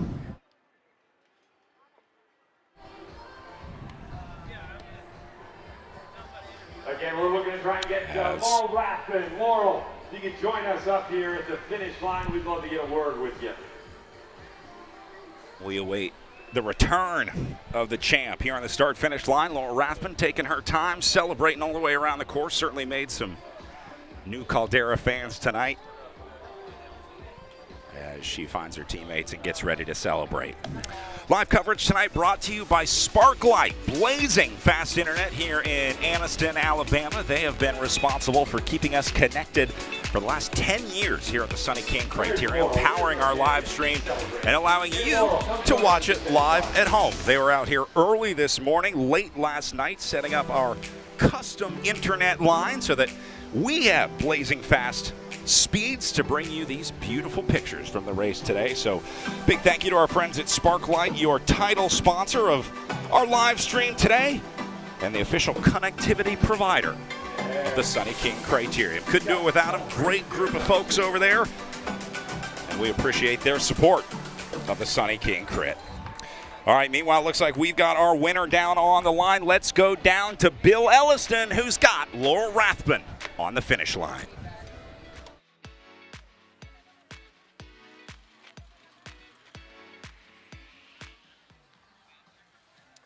Well, we've got our women's champion, Laurel Rathbun, with us here on the line. Laurel, that was a pretty big move here to lap the field. What was the team plan for Caldera Medical coming into today?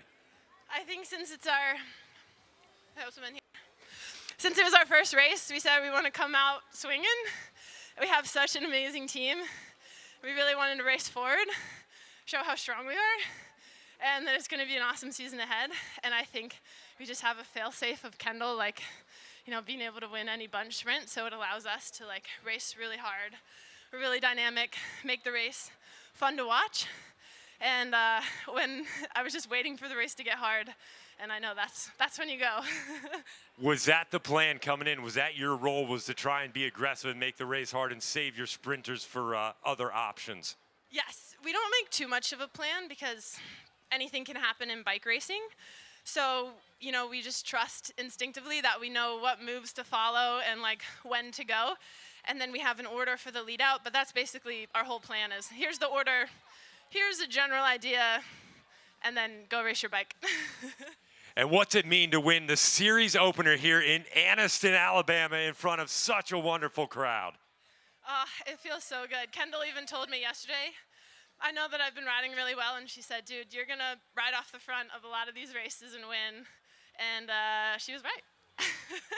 Well, what a great victory today. Caldera Medical, the new kids on the block, Laurel Rathbun with a huge win here today.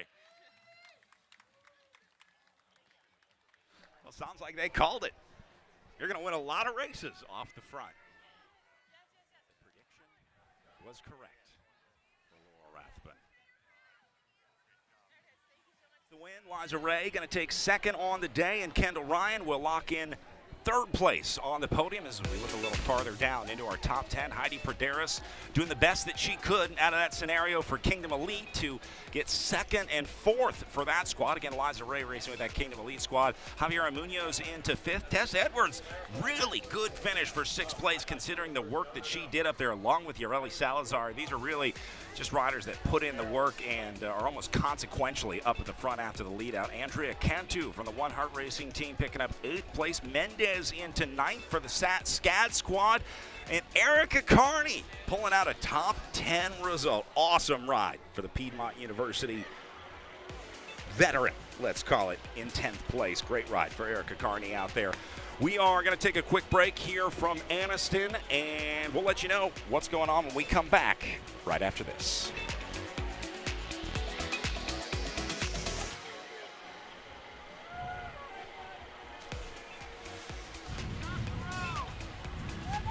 Sunny King Automotive Group is proud to sponsor the king of all crits, the Sunny King Criterium. Our award-winning dealerships aim for excellence every day, just like the amateur and professional cyclists competing for the crown. Sunny King Automotive Group. Every year, Jack Crew innovates.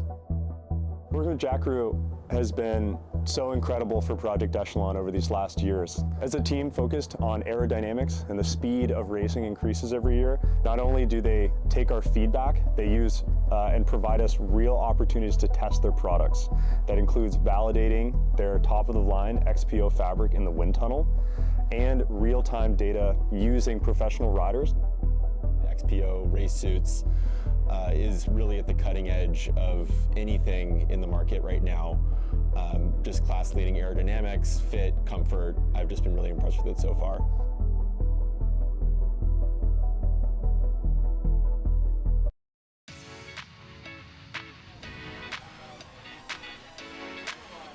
Welcome back. Looking at the finish line here in Anniston, Alabama, where the pro women have just wrapped up the Sunny King Criterium with Laurel Rathman getting the first win in the first race of the season for Caldera Medical Aurea Racing Team. So very impressive ride from her. It was an awesome show of teamwork, really, from that entire squad, along with the Kingdom Elite team. All the credit in the world to the ladies in purple. They did a really great job of riding as well as they could, got Liza Ray into that move, and then Heidi Praderas did her best to try to win out of the field sprint. But she had to deal with the American national champ, Kendall Ryan, who ended up in third. But things started pretty calm a little over an hour ago when they left the start-finish line, but eventually we would start to see the big teams take over, as we said. I was a little surprised to see the breakaway of just two riders form, but it came after a pretty chaotic mid-race. There were multiple moves that went off throughout the night out there tonight, and eventually they came back together until the two just kind of rolled off the front. It wasn't really a major snap in the winning move of two. It was pretty surprising how they just kind of appeared off the front. Started to see the field going single file early on, about 30 seconds into this one. They were already starting to move off the front onto the backside, using that downhill tailwind section to their advantage on the course tonight. But eventually, we'll start to see new faces, new names come to the front and try and form those breakaways.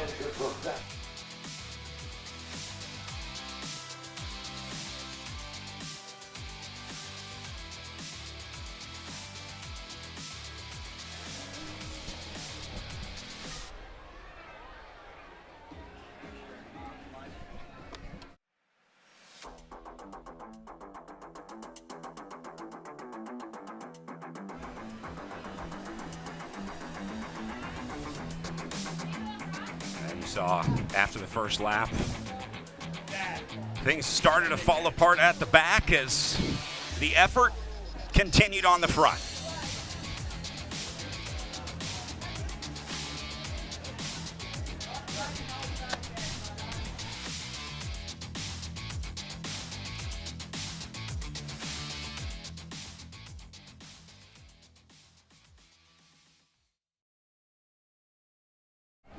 All right, as we prepare for our pro women's race coming up next, we are unfortunately on a medical hold following the pro women's race, getting ready for the pro men's race here. You saw that crash in turn 4 on the last lap. They are attending to a rider down in the corner, so as we make sure that she gets the care that she needs and the attention that she needs, we are going to step away briefly, and we'll let you know when we are ready to resume racing. But we will go to a medical hold here in Anniston.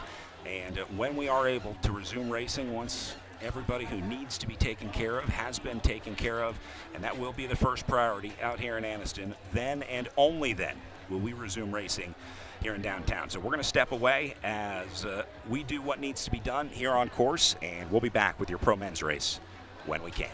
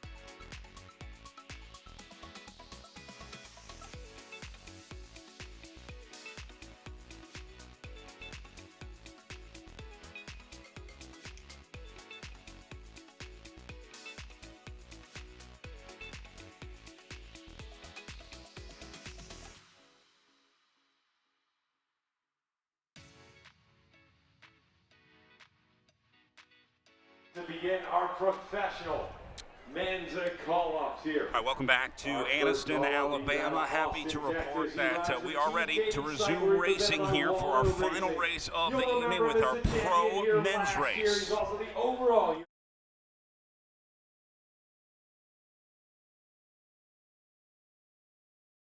sounds like they are getting ready to introduce some riders up on the front row.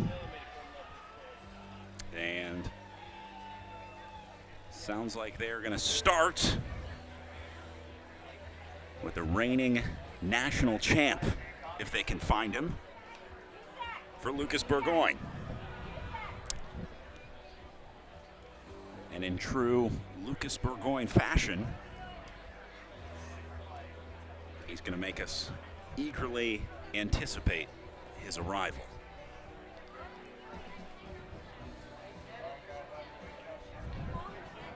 Lucas Burgoyne to the start line, please. Burgoyne MIA here. Might miss his call-up.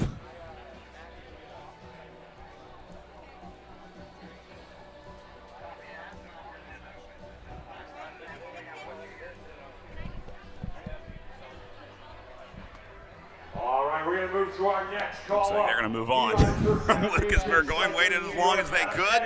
Columbia. He's been a member of the Colombian National Pan American and World Track Team. He's also a former Junior World Madison champion. On the call-ups, Jordan Parra. As we go to the Colombian, Jordan Parra up next.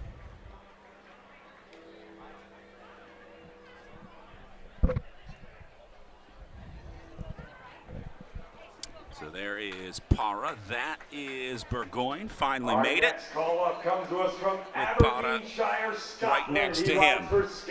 After that, going to be the Scottish rider coming up next. Racing for Scottish cycling, going to be Tim Shorman. Getting the third call-up of the day, adding to some international talent up on the front row. 2023 Scottish Road Race national champion, was also on their World Cup track team. Out of Louisville, Colorado, Shorman Team King Cycle represented by Waldo getting Racing. ready to bring his flavor of racing to Anniston, Alabama. Next to him, a former winner here at the Sunny King Criterium. Top step of the podium in 2023, and now racing in support of Lucas Burgoyne's Cadence Cyclery Waldo Racing team.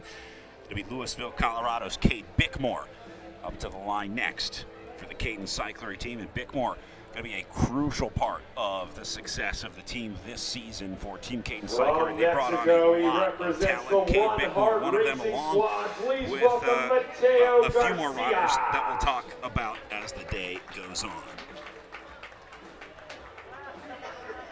Aldo Maldonado, Mateo Garcia up next at Guadalajara, Mexico for the One Heart Racing team. Getting the next call up.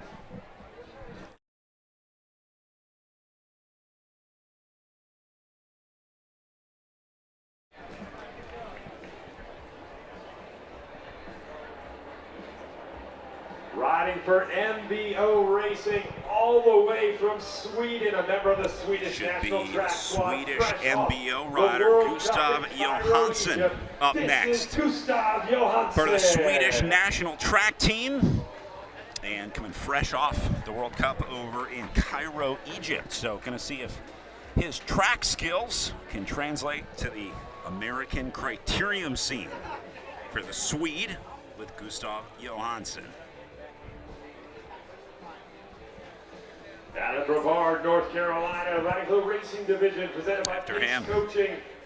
Going to be racing division rider Ruben Bacon getting the next call up. Bacon, another former national champion on the track.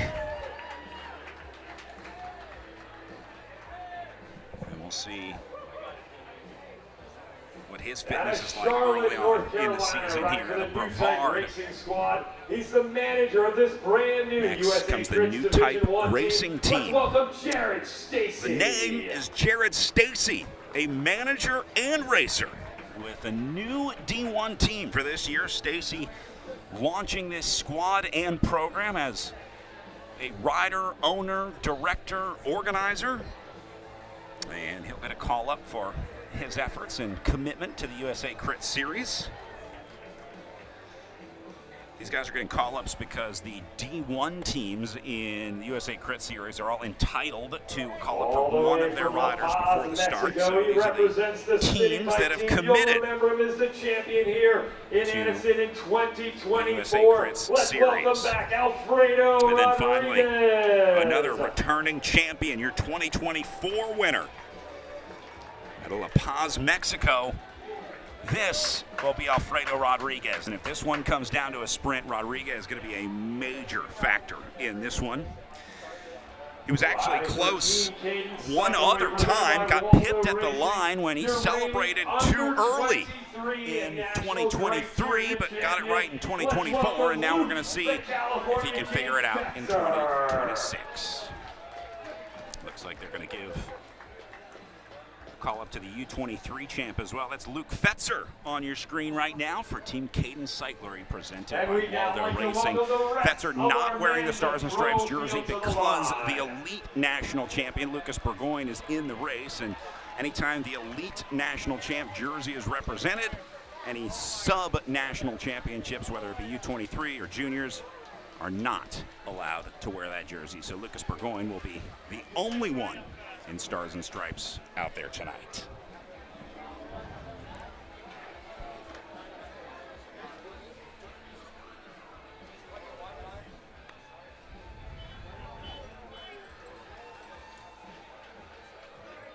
Looks like they're going to give them final instructions. We'll see what the Chief Com decides to do here, whether they're going to shorten this race or not.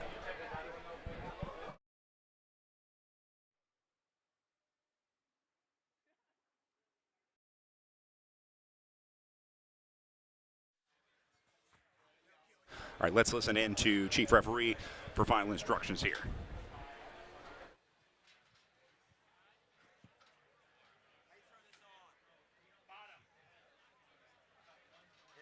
Here, just take this one. Hey, can you guys hear me? Everybody hear me okay? All right. Little warning, turn 4, there's a little bit of water in turn 4, so check that out before you start hitting it too hard. Shouldn't be a problem, but I want to let you know. Second thing, free laps end at 8 to go. Free laps end at 8 to go. The pit is behind you on your left. Neutral support, they've got some wheels. Free laps are for mechanical breakage or mishaps, not drop chains or loose seat posts. Remember that. Have a safe ride. Excuse me? Free laps end at 8 to go. Let's get this. Are we doing the full distance? All right, sounds like those are all the instructions that they're going to get. Anniston, how about it? You ready for And that means we are ready to resume racing here in Anniston for the final one of the night at the Sunny King Criterium. We got a cream. They're going to announce a first lap cream here. The winner of the first lap, we're telling you right now, you're going to go on the whistle. Hey, Anniston, send these guys off with some noise. And here we go, underway in racing. For the cash preem on lap number 1. To the winner of the lap. Oh my, talk about starting the race with a bang. Just like that, these guys are going to be going full tilt, trying to wrap their head around getting $250.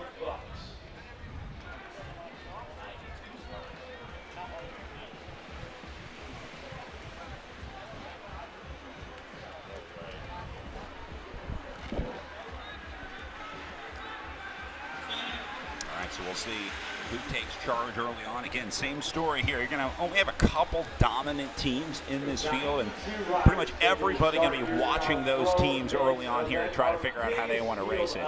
This will be Cadence,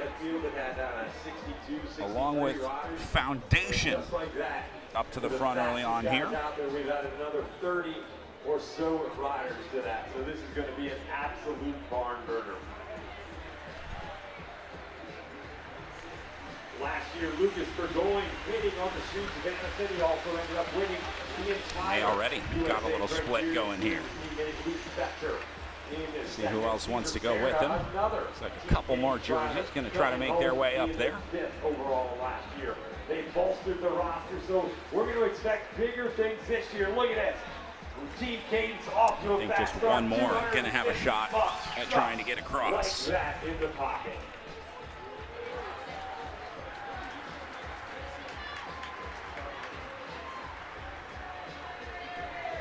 So Cade Bickmore, the first rider across the line there.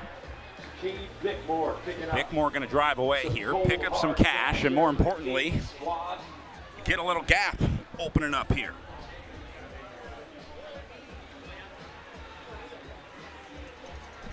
The Foundation smartly following the wheel. That's Lucas Gindane for the Foundation Cycling New York squad, directed by former longtime professional Argentinian rider Sebastian Alexander. One's going to come back together, looks like. Drifters sending one up here. It's a fun team. Always a pleasure to watch. Certainly an aggressive squad. And seem to have retained all the good things about the spirit of crit racing. Having fun, traveling the country, racing with your friends, seeing new places, meeting new people, and maybe winning some bike races along the way. Another split, about 10 riders back. They're hammering this on the front. Bickmore single-handedly opened up this gap. There, he's going to get some help from these riders. I'll tell you what, we talk about positioning being so important. Could you imagine being at the back of this Bickmore wrapping up his effort. The way things are strung out right now. Tim Smith for the Team Windows and Doors squad leading things through Preston High. The Team The Flicker also into that mix.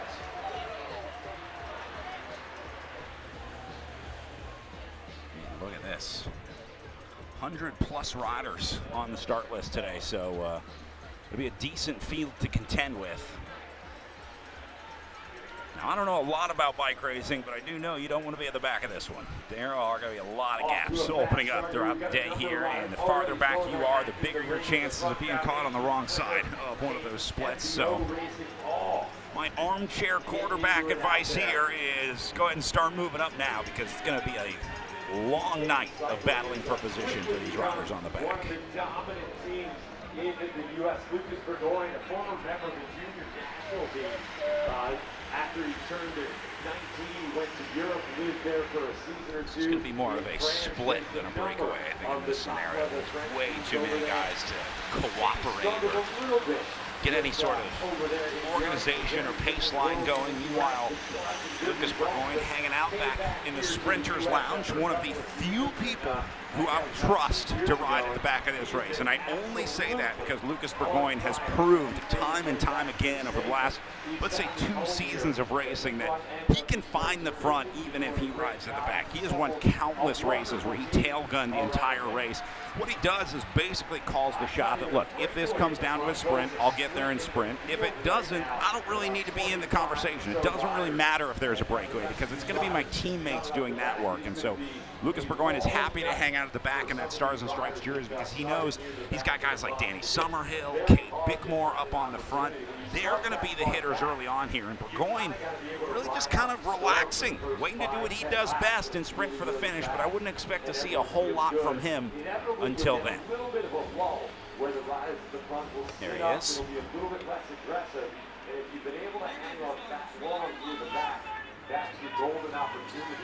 Really speaks to his natural talent as a bike racer to be able to get out of those situations, to be able to ride like that. There are 2 types of riders at the back of the bike race. There's riders that are there because they want to be, and there's riders that are there because they have to be. Those are the riders getting dropped and struggling. Lucas Burgoyne is there because he wants to be. Lucas Burgoyne is there because he's comfortable there. He likes the draft. He doesn't want to put any pressure on himself to ride in front. So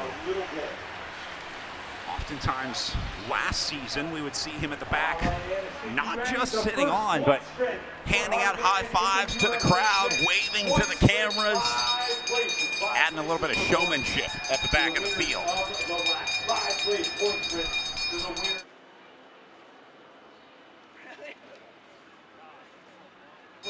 Wow, Gustav Johansson taking full advantage of his call up on the front as they ring the bell for the first USA Crits point sprint on course.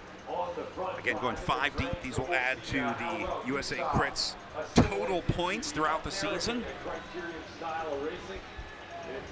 Looks like Caden's going to try and pick some of those up. Bickmore. Really as much as we do here. Outside of the U.S., it's circuit races that are usually on anywhere from maybe 5 to 10 mile loops where you do several laps. Or they have this Kate Bickmore, super experienced bike racer as well, has a great racing IQ to kind of predict how the race is going to go. You see him looking over his shoulder, like at this point he knows somebody's going to try and come over the top of him. He just wants to make sure that, one, it happens safely, and two, he can respond in the way that he wants to when it happens. I mean, I can assure you, they don't have a whole lot of criteria in this week, so this is going to be very interesting to see. Here's the sprint. Up to the top of the hill. That forces a split as well, as maximum points going to go to Mateo Garcia Castaneda, the Colombian on that One Heart Racing team. And then the rest of the field about 6 seconds back on the other side of that gap.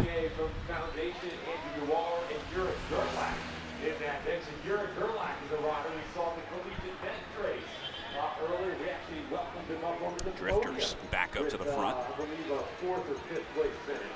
You're going to see a bunch of collegiate riders in this one as well. So your Gerlach up in the breakaway, part of that Southeastern Collegiate Conference Championships earlier today.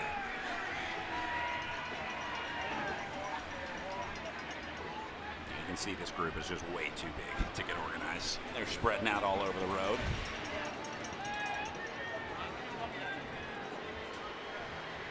But as we saw with Laurel Rathbun in the women's race, it's not necessarily this breakaway that you're worried about, but it's the remnants of this break and what happens when things start coming back together and going back out, the tide kind of coming in and going. And if you can time that tide right, you can surf a wave out of the move like this one right here. He saw the writing on the wall, realized what was happening, and says, all right, well, it's not going to be a 15-rider break, but maybe we can turn it into a 5 or 6-rider break.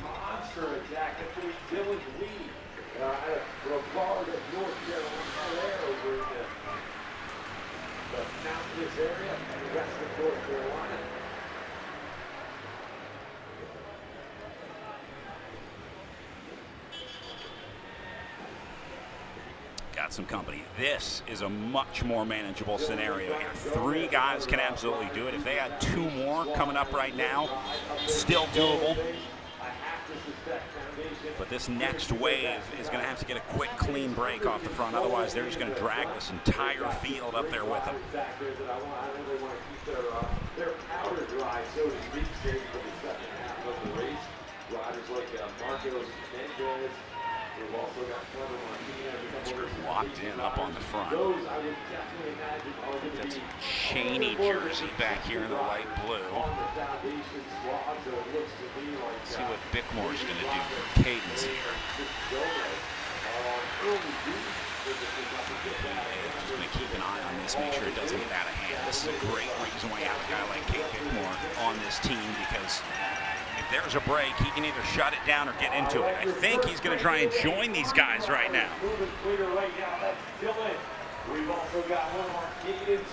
Field's going to go with him. Dylan Lee leading the group through.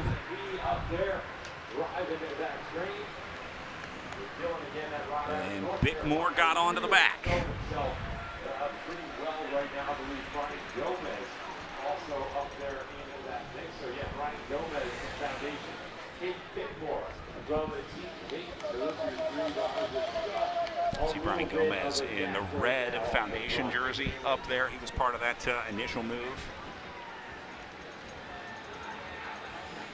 Great sprinter in this field. If he gets a look at the line, he's going to have a real shot at winning this race tonight, but he knows he's got to be in it first.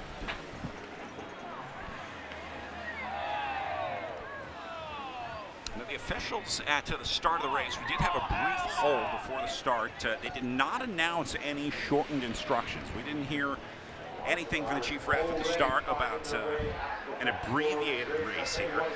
It is going to start to get dark here in Anniston as these guys finish up, so they'll be chasing daylight to finish this one on time. They are scheduled for 60 minutes, and 11 and a half into those 60 right now.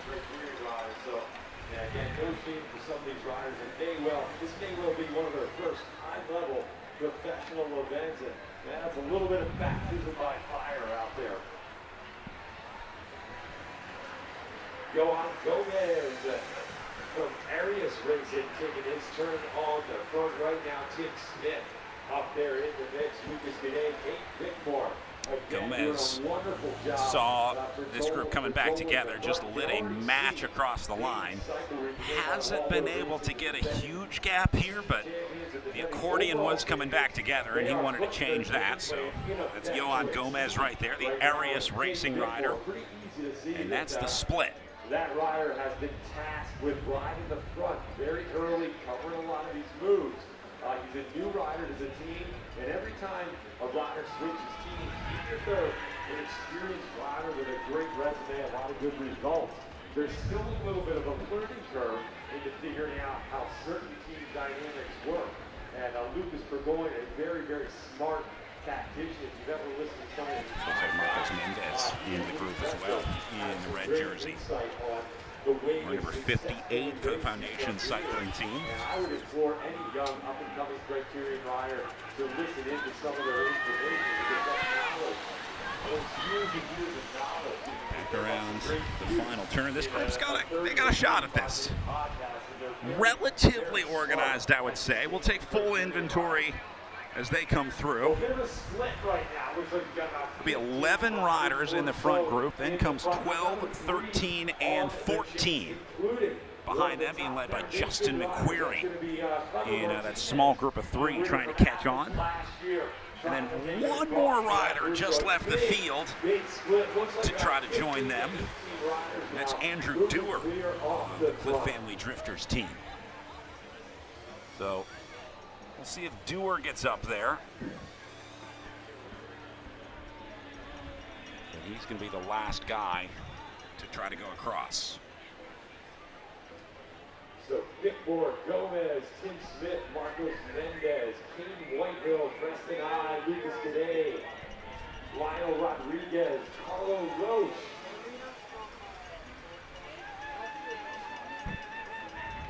All up in that group, Dylan Lee in there, Justin McQuarrie. As the riders doing work out on course, they're partying over in the Raymond James Hospitality Tent. You can see in the shadow of the Team Cadence bus in the background, those are the best seats in the house in Anniston, Alabama tonight. 13 or 14 seconds, and now we're seeing our leaders come on through. We've got all the representation up here. We've got Foundation. Meanwhile, some infighting happening in the front group up here. Leonel Rodriguez didn't like what he saw, and he just set out on his own, trying to get away. Marcos Mendez going to go with him. And then poor Dylan Geary still stuck in the gap. Potentially too big. Inevitably, when you've got 13 riders, there's going to be at least 2, 3, maybe 4 riders. This front group has to split. There's no way these 13 guys will stay cooperative in this scenario, so it's only a matter of time before the stitching comes out of this one. There's Geary. He's in a tough spot. At some point, you got to pull the plug and say, look, I'm not making it across. If you don't start making up 3, 4, 5 seconds per section of the course, you're not going to make it into the breakaway. So at some point, Geary going to have to assess the situation here and decide if he wants to stay on it. He's got guys like Cade Bickmore up in the front of this group, and they are swapping poles. When they turn it over, they do some work. Meanwhile, looks like someone in the pit here. About to get a reinsert. They're going to put him back into the field. Shouldn't go back into the breakaway here. guys are hammering it in the breakaway. As they come by the start-finish line, I can see the speed. Significantly different than the speed of this field. They are starting to give up the chase here. This gap just grew another 10 seconds up the road. Doors and windows squad doing a great job. The Gomez from Arias Racing, Preston I, Kate Bickmore, Dylan Lee, Kate Whitehall. The Lucas Cadet, Bubba Martinez, Marcos Mendez, all from the Foundation squad. 20 seconds the gap.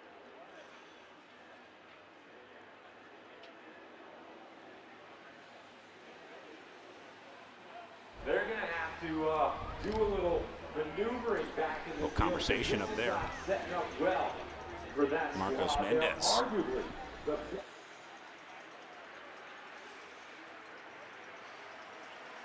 on the back foot right now.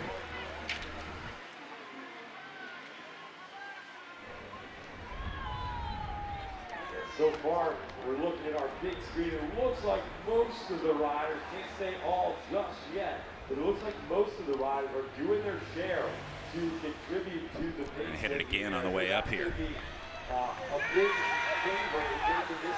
Definitely accelerating on the uphill, up to the line. Pretty much everybody in there responding. Rodriguez once again attacked that. What's going on here?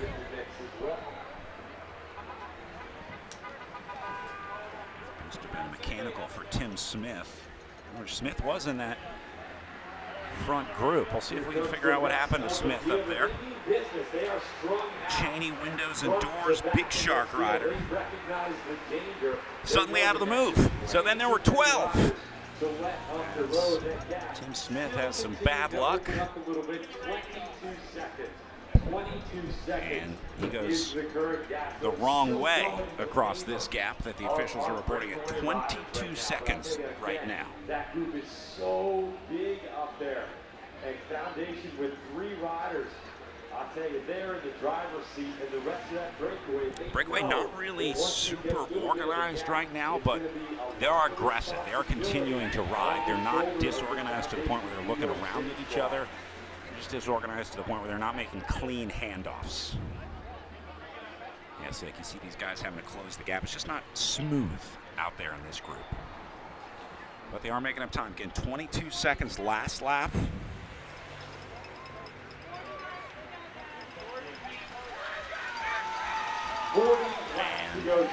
And report laps to go at 19 minutes in. They just gave them 40 laps to go on the counter.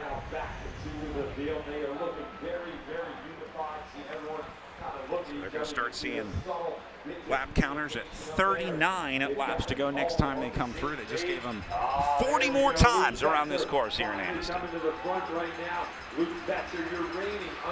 Another reinsert from the pit. He knows that this is a very dangerous move in general. These guys out of sight on the short sections of the rectangle here. I think they'll still be in sight on the longer section. They're on the backside right now as Marcos Mendez drives this.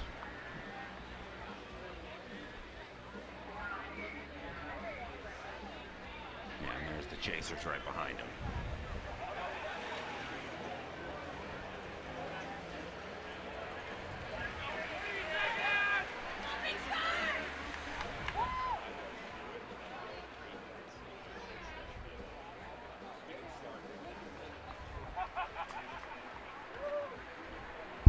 Meanwhile, saw Luke Fetzer up at the front of the main field. Here comes our breakaway once again. Trying to chase the 12 in front of him. Hey, Anniston, make some noise. This is your pro men's breakaway. We've got 13 riders.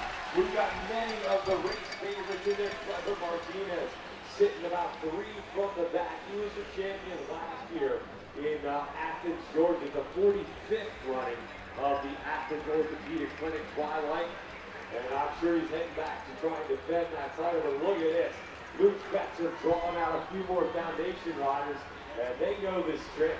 They're not going to let him go anywhere near that breakaway without a few little folks latched onto the wagon. Looks like Tim Smith got a free lap. I think they put him back into the breakaway. Yeah, that's him at the back. So now we'll go back to 13 riders in the breakaway as Tim Smith has just been added to join Leonel Rodriguez wearing number 95, Diego Galenio wearing number 28, Marcos Mendez wearing number 58, Lucas Gade wearing number 27 for the Foundation Cycling Team, the second Foundation rider that we've talked about.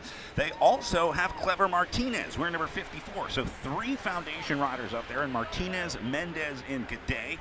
Then we go to Dylan Lee from the Gravity Collective Team. Justin McQuarrie made it up in there. We talked a lot about Cade Bickmore wearing number 7 for Team Cadence Cyclery, the only Cadence rider in this move. Preston I has also made it for Team Flickr, along with Johan Gomez from Arias Racing, Caden Whitehill wearing number 86, and Carlo Roach wearing number 70, and then we'll also add number 79, Tim Smith, back in to make it 13 off the front. Interesting note that Luke Fetzer has been chasing up on the front of the field, so I think Fetzer and the Cadence team a little unhappy with this setup. This is the Foundation team's race to lose right now. They got 3 guys in this breakaway. 2 of them are great sprinters that I know of, and they're going to have multiple cards to play in this scenario. We watched all 3 of these guys win races here in America, with Jordan Parra back in the field, but they're going to turn this over to, I guess, either Martinez or Mendez.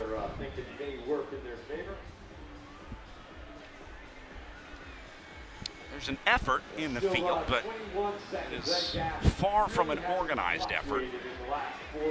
Luke Fetzer doing what he can to support his team. Fetzer has been such a loyal lieutenant for Lucas Burgoyne, giving him pretty much everything that he's got in support of Burgoyne's victories last season. And I think Luke Fetzer is doing the exact same thing right now.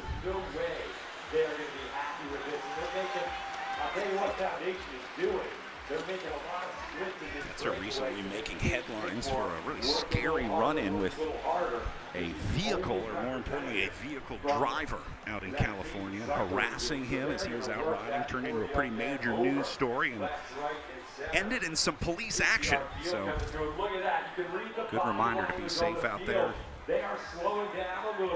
Luke did a great job staying as cool as he could under some really scary conditions. With one of his teammates, that's Danny Summerhill.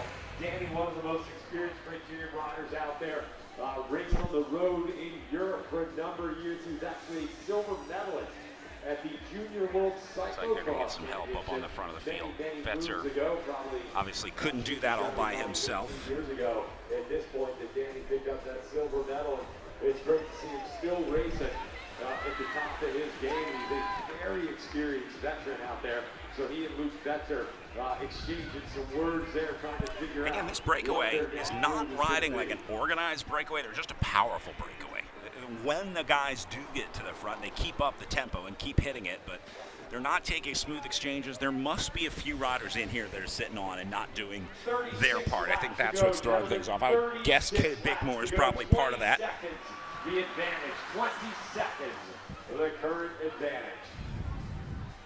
I'll tell you what, there's some officials are calling this 20 seconds on the line. I think it's probably a little more than that. I'd love to see it. You've got to start somewhere with making some of these breakaways in some major events. And there's a lot of new faces up there at the front there that I kind of love to see. You know, Kate Whitehall up there riding for the Lindenwood University. We've got Lionel Rodriguez, Preston I mean, he's been riding pretty well the last couple of years, but this is a great ride with Preston. Dylan Lee in that mix along with everything's starting to calm down back in the field. That's going to be closer to 40 seconds, I think, for these guys back in the group. It's that lead group, again, not organized but powerful, continuing to put time into it.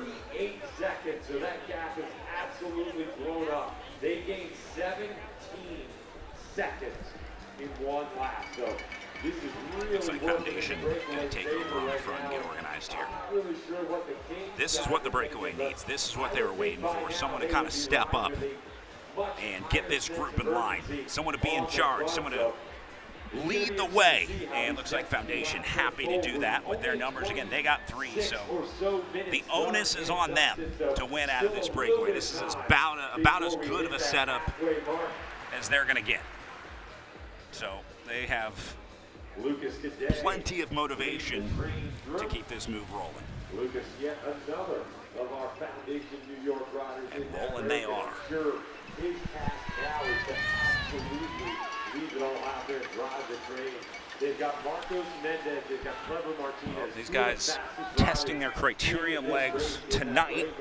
Most of these riders will continue for another day of racing tomorrow down here in Anniston, where a race at the Chocolate Road Race just outside of Anniston. Got a great course set up for them. Going to be a little different than the Criterium that they're in today, but going to be a fun weekend with a crit and road race down here in Anniston. Makes it a little more reasonable to make the trip down here if you're getting 2 days of racing in. So looking forward to seeing the road race tomorrow for the Chocolate Road Race.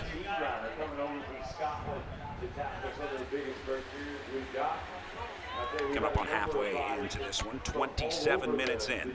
Come to the U.S. in recent years, and they've all adapted very, very quickly to our.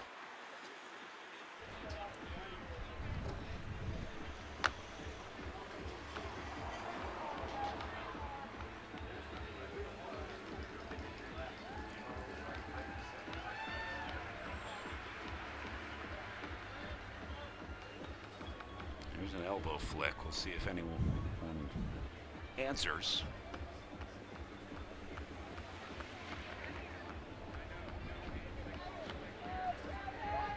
So remember, this race 75. There's Bickmore at the back.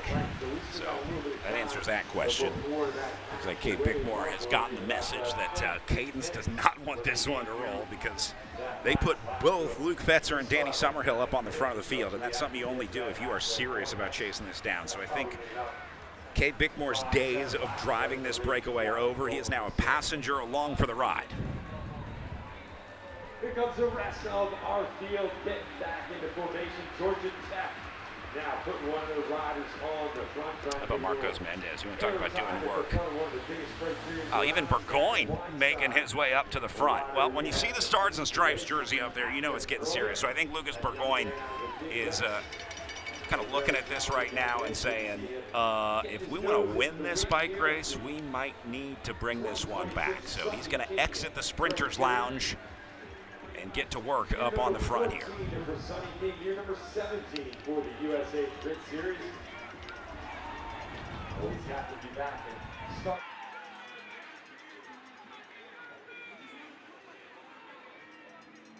Oh, hey.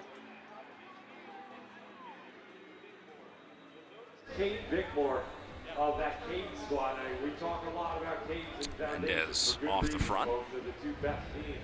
But Cade Bickmore has been sitting at the back of that breakaway. You see how Mendez is going to slot in right ahead of Cade Bickmore there. He realizes he knows the game. He's played this one before. He knows how this one ends. So no hard feelings, just business. Cade Bickmore doing exactly what he needs to do for the Cadence team.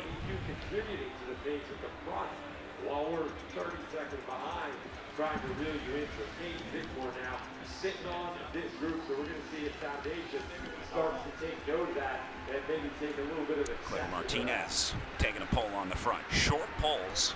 Only spent about 30 seconds up there before hitting the elbow flick. Meanwhile, some future pro bike racers watching along the side of the course here.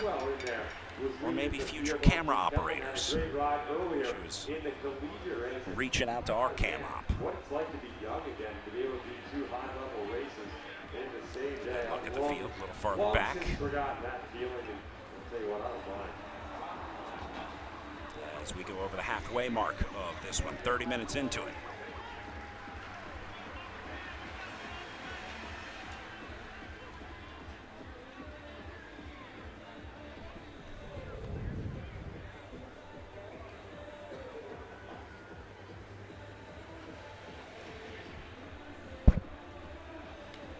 guys still figuring out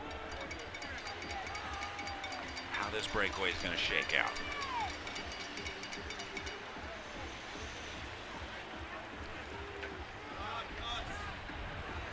And it's chaotic out there for sure, to say the least. It's going to take a major effort out of this group, but the big question is going to be who's got the guts to do it, right? Who's got the legs, who's got the gusto to make that gamble. Maybe not. Maybe it stays together and 13 guys go to the line. They're smiling, cracking jokes out there.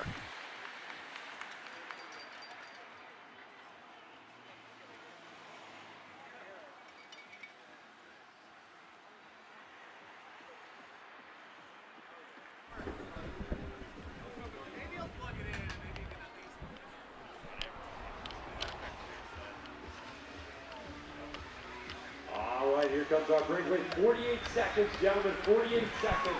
Is the gap. Gap up at 48 seconds now. And this is why. It's because of this surging that happens up there. They go and then they kind of slow down, get a little chaotic. Then they step on the gas again. Bickmore's back up there driving now. 95% certainty it won't go to the line with all 13 riders. Somebody somewhere. There's Preston I. Start some fireworks. The Drifter squad making an appearance next. There's no way Foundation or some of these other teams are going to want to have a 13-rider sprint. That's part of wanting that breakaway is you slim the field down, you slim the group down, you increase your Preston I looking for some help.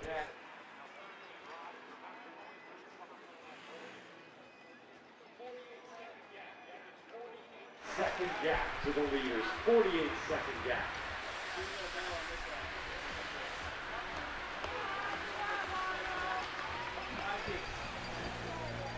Leonel Rodriguez back up to the front. Rodriguez has been working hard here.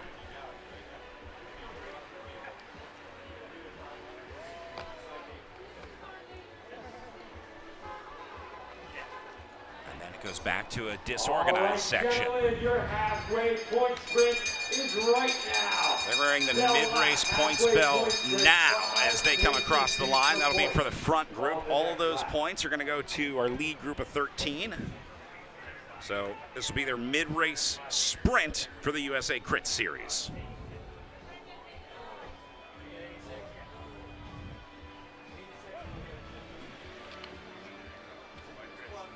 And again, this will be a good look into the future intentions of these riders. It'll tell us who's interested in this USA Crit Series, who's trying to pad points, and who's just trying to win here in Anniston. The riders that go for these points will likely be the riders that will follow the USA Crit Series for the next 6 stops.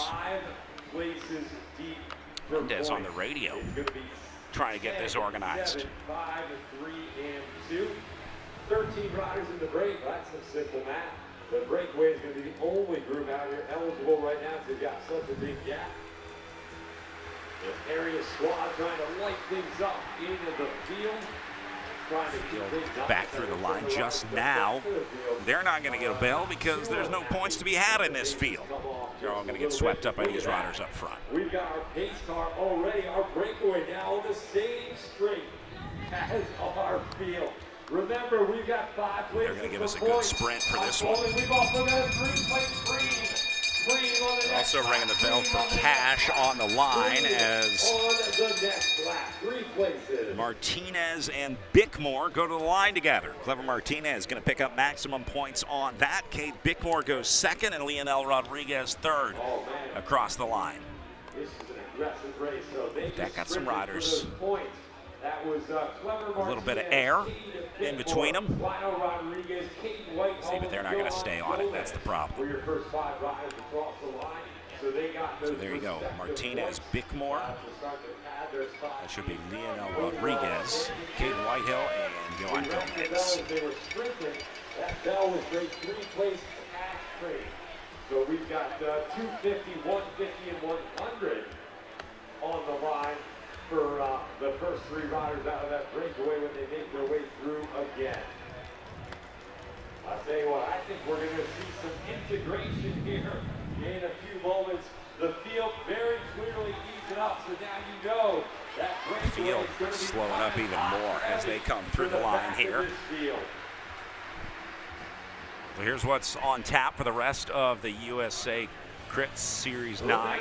After the Sunny King Criterium, we'll head to Athens Orthopedic for one of the best races of the year, the Lagrange Cycling Classic. Day after that, then we head to Greenville for the Greenville Cycling Classic.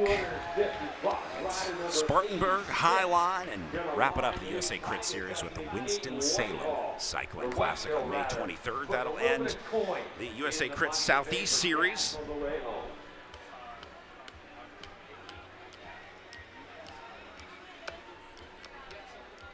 Rider rolling for the South Chicago Wheeling. Meanwhile, I'm watching this front group.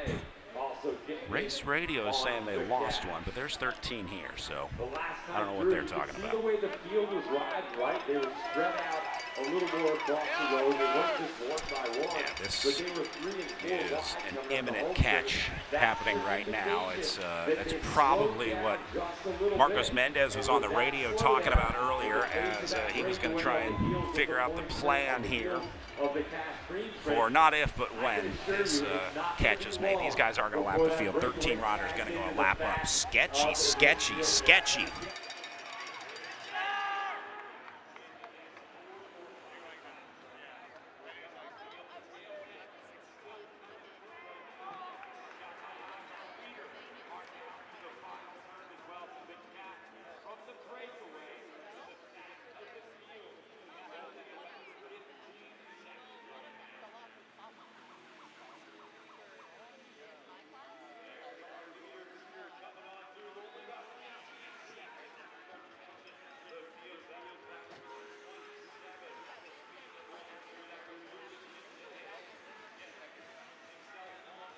So Foundation, you can see they are dead set. They want the breakaway to catch. They know they've got Marcos Mendez in that front group. They know they've got Clever Martinez. They're going to get a little more support from the rest of the squad. Getting ready to finish this one up. This thing in. Kate Bickmore realizes he doesn't need to do any work here. He's going to slow things up a little bit. Again, once it's clear that you're going to make the catch, there's no real need to force the issue. There's 12 other guys that are happy to do it for you. Somehow they missed the invitation to the party and they're sitting home. Martinez is going to grab some gel. Only and board on a Saturday night with no date. Now Foundation clearly slowing things down on the front of the group. Again, this is just continuing to work in the favor of the breakaway. Trying to get our eyes on. We know that catch is coming. It's just going to be a matter of when. As we I don't think there's any urgency left in this group now that this catch is imminent. See Dylan Lee nice and relaxed on the front. Foundation wants to do this sooner rather than later. This is going to throw a huge monkey wrench in the rest of this race for a lot of these riders up here. In Foundation New York, they overhauled their program over the winter. Sebastian Alexander, despite all the success they had in 2025, well, Sebastian knew that there was opportunity for even greater success. And he went back home to Argentina over the winter, poured through the race results. This guy's straight up chilling back in the back of the field, and I would say the breakaway as well. So now just kind of a waiting game. This will be like 10 minutes of just waiting for this to happen. Again, in my mind, it's not an if but a when. Especially seeing these guys coasting at the back. Gap was 12 seconds at one point. I think that's gone up. This looks like a little more than 12. And that's 12 seconds from the back of the field to the front of the breakaway. It's more like 15 right now. Their turn on the front. You're a girl at making his presence known once again. Seems like every time the breakaway needs to lift tempo, Marco Mendez is the guy to do it. Being able to turn that thing around and recover pretty quickly. They raced from 3 to 4, so he had about 2 odd hours to recover, get some hydration, get some carbs in. to get himself back onto the start line. Chaos at the back there. Guys having to struggle to get back on, close the gap. Oh, there's some shenanigans going on. It's not the time to get dropped out of this group. Oh my goodness. Two guys got a major problem on their hands here. You want to talk about a big oops. They're getting close. I bet Foundation's move might be to start to attack the breakaway, try and ditch some of those riders, catch the field, and then the rest of the Foundation squad lights it up. Leave some of the rest back of to the back of the field. He's waiting for this one. So that's a bit of an advance. It's like Tim Smith. Maybe going to try and put the final nail in the coffin here. Turn it over to Preston I. You're going to see Caden Whitehill just behind him in the yellow jersey for South Chicago Wheelman. Look at this, we got one rider now making his bid for glory there. That's going to be rider number 66. That is Luke Ferris. We're also seeing some attacks flying off the front of the field now. This is Luke Ferris that you're looking at here, number 66 for the Cheney Windows and Doors Big Sharp Pastoria team. Here comes our breakaway. It's an interesting move for Ferris. Maybe having a little bit of struggle there. Our NBO rider dangling off the back there, just trying to lock in a top 15 finish position. Unless he thinks he can go all the way around by himself. It could happen. Crazier things have unfolded on two wheels. We couldn't ask for a better opening round of the 2026 USA Crits Series here on both the women's and the men's side. On the women's side, that Caldera Medical Squad, the newest squad on the block, they came out swinging and put one of their team workers, Laurel Radford, on the top step of the podium. And the Yeah, Ferris are tucked looking in. to flip the script as Broad shoulders, but he's trying to minimize that arrow profile on the front. The official word, the leader Inside the bars. across the field. So we are now all Meanwhile, as Ferris was off the front, the breakaway has caught the back of the field. So they're going to be all back together. And 13 guys will go a lap up. Integrated with the rest of the field. Gentlemen, the breakaway has now integrated back into the field. The breakaway has caught the field. There you can see a couple of our Foundation riders. Got Dave going up the side. Kate Bickmore back there along with Lucas Burgoyne. So Burgoyne going to use his Criterium sprinting expertise to see what they can do for Kate Bickmore. That's pretty much going to seal the fate of this race tonight as those riders go a lap up, and it now becomes what can you do to support your teammate if you had one that went a lap up. So let's talk about the teams that'll have a shot at it. We'll start with Foundation with Clever Martinez up on the front last time we saw him, Lucas Gaudet and Marcos Mendez in there for them. So they've got 3 cards to play today that have all gone a lap up, and then they've got a couple more riders in the field, including Roderick Esconagui, that'll be able to help them.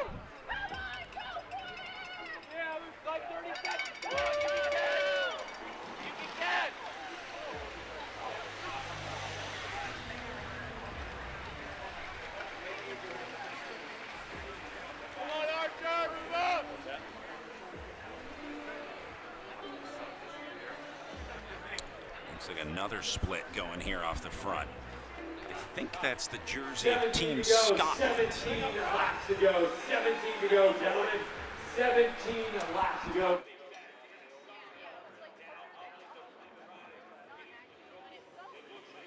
Nation riders are looking to blow this thing right back open again. 17 to go, gentlemen. Front, back open.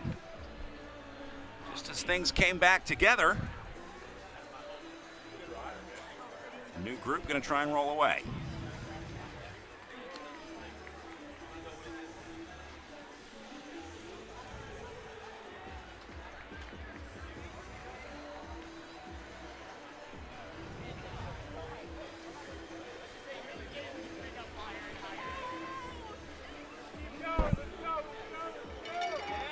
That is Shorman right there. stop.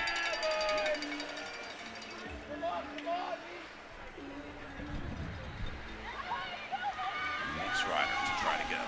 I'll tell you what, I'm not always the world.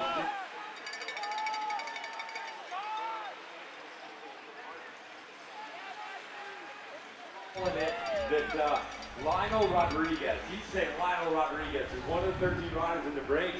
That's his prediction for the finish right now. So A little bit of a lull in the action here as these guys try and figure out how they're going to sort it. One of my great teammates way back in 2006. But again, I don't really see the reason to go off the front here if guys have already gone a lap up.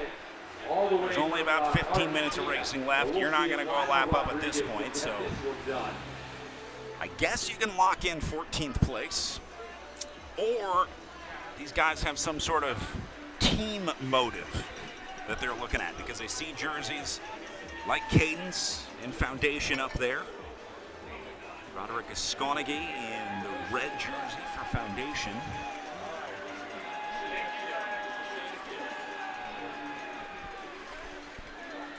Trying to figure out what they're going to do. That's Danny Summerhill, third, right behind them. Rodriguez having a little chat with Shorman there. I think Shorman just said hop on. So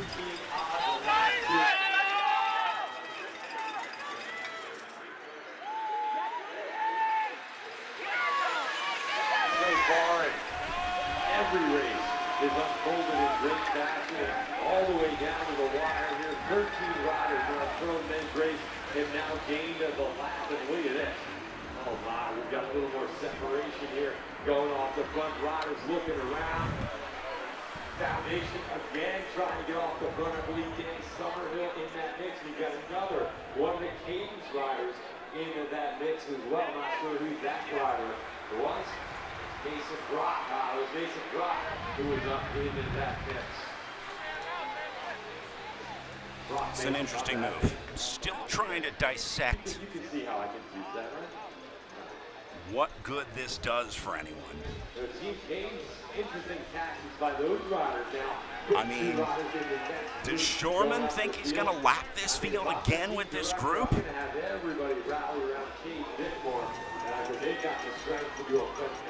he's sure working like it. Guy's putting in an incredible effort.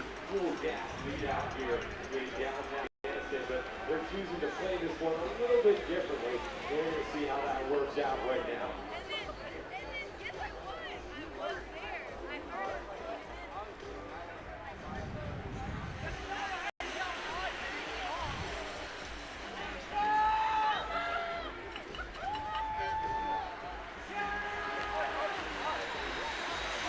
I don't think there's enough riders contributing on that group. A lot of conversation, trying to get organized, said hop on, help out. So in theory, this is kind of the chasing group, right? 13 riders I just don't think these guys got the horsepower. Shorman has been doing like 90% of the work in this move. That's the big guy up on the front here in blue and white with the white helmet. Out of Scotland. That rider from Foundation, that's Roderick up there. So my man Roderick, he was in that original breakaway. So Roderick is now up the road a little bit, and he is a rider that's already lapped the field, and now he's getting another little bit of leash up there to see if he can get up the road yet again. So right now, I think the Foundation rider in the front. The only guy in this little split up front that was part of that initial move is going to be Roderick Esconaghi wearing number 4. That's going to be him. Second to last spot right there, the red jersey, white helmet. So that'll be your leader on course right now.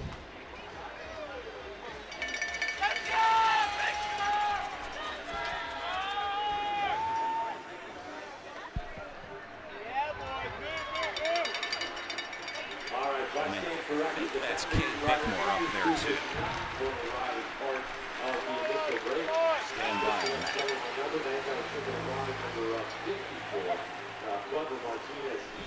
Was the Foundation rider in the original race. These are all fresh faces up here right now.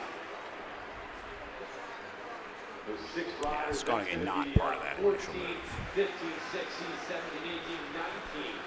So, And yeah, that's not big. So there's no one in this breakaway that lapped the field early. And now 6 on the kicks.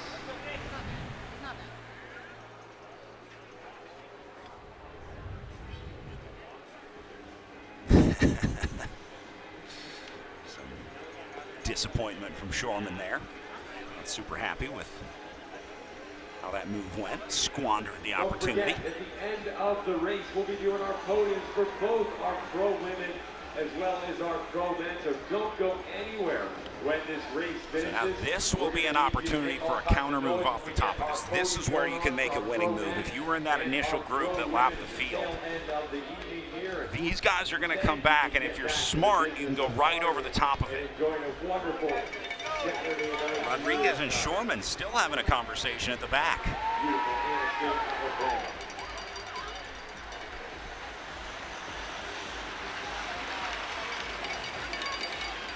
it's going to bring the catch. So they'll reset. I don't see anyone up at the front. I think that's Marcos Mendez right there. It's going to be the first guy just in front of Lucas Burgoyne here.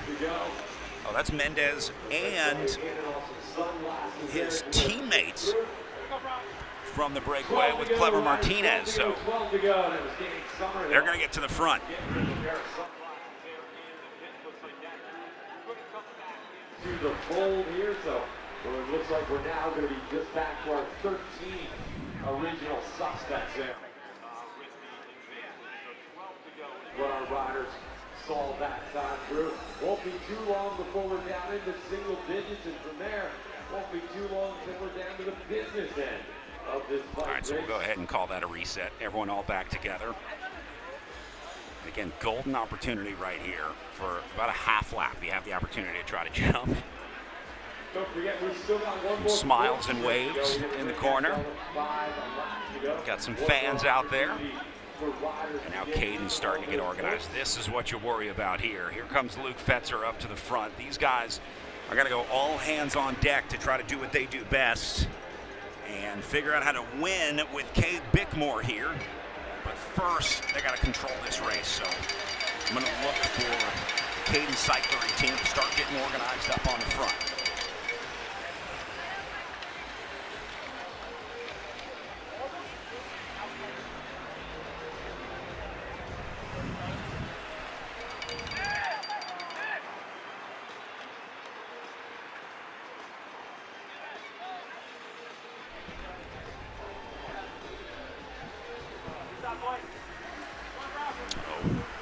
Mechanical there for 37.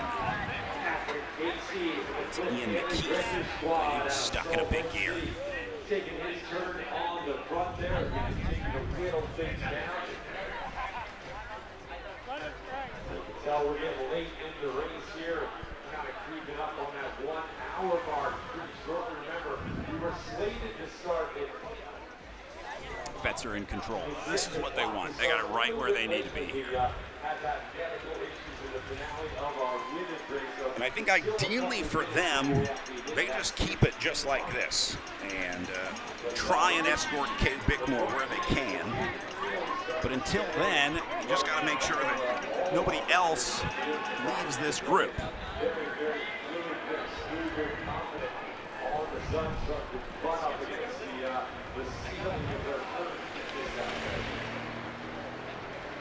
Burgoyne looking all over the front.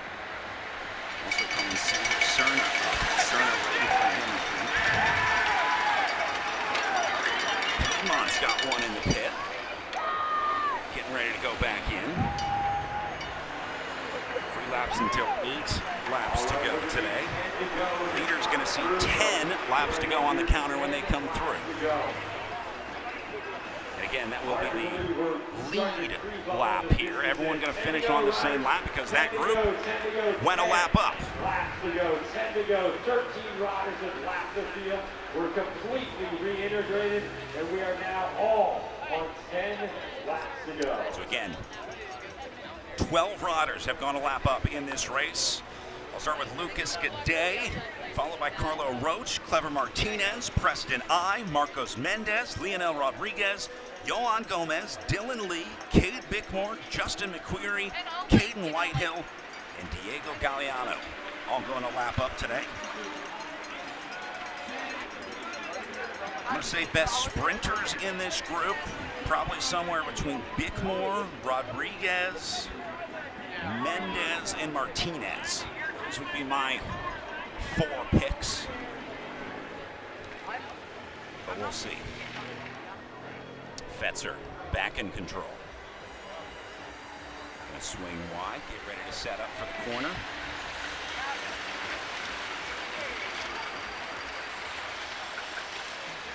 I think what Fetzer's doing here is making this race as hard and fast as possible to make sure that Martinez and Mendez don't get away here from the foundation team. That would be the big issue that you would have if those two were able to escape. You got a real problem on your hands. So I'm pretty sure the mission here for Fetzer is to maintain it.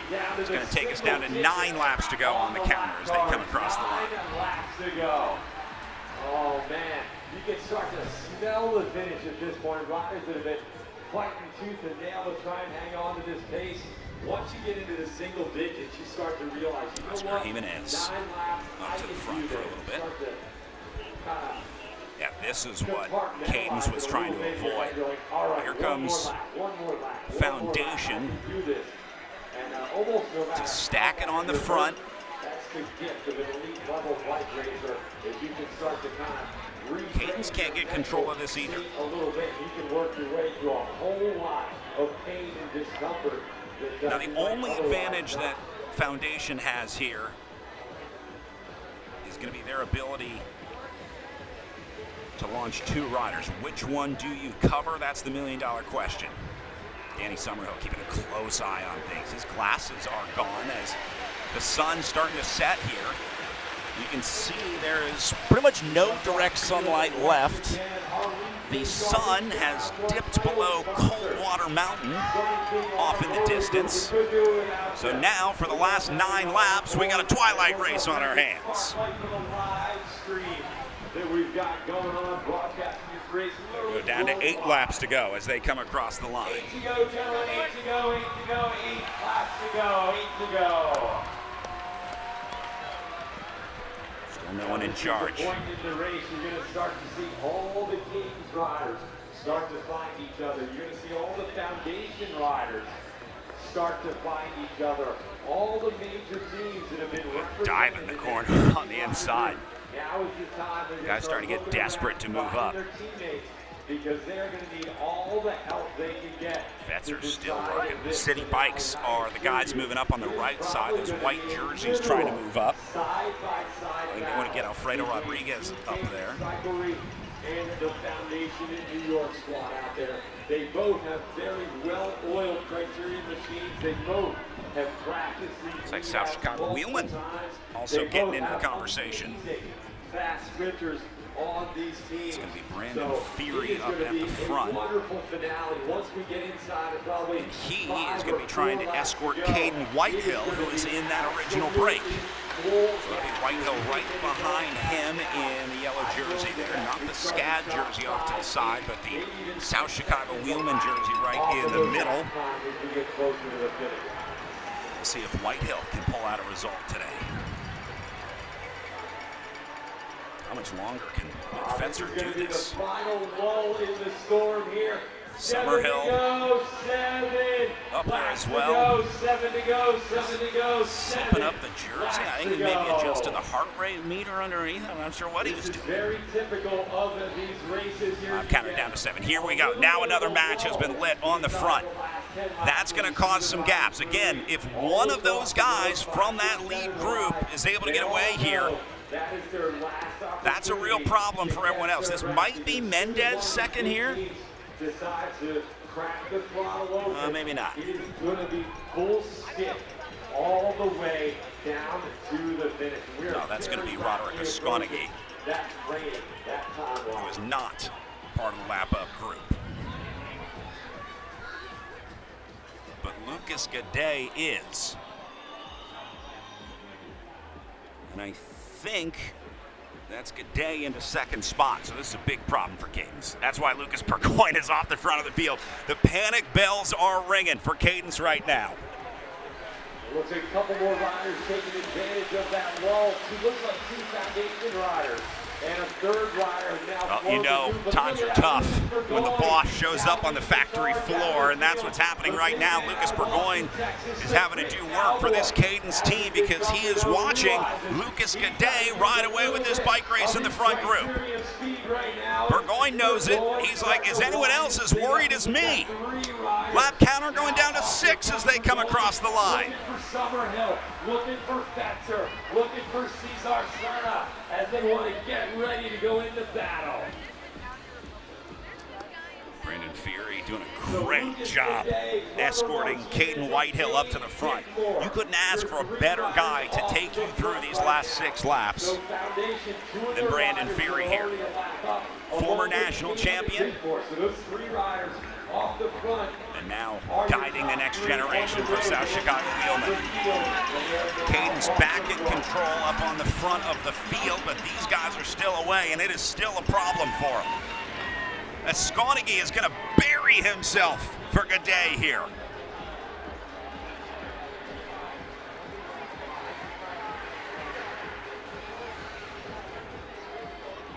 Meanwhile, I think that's Evan Marsh up there with them from the Scottish cycling team. Caden's going all hands on deck up at the front.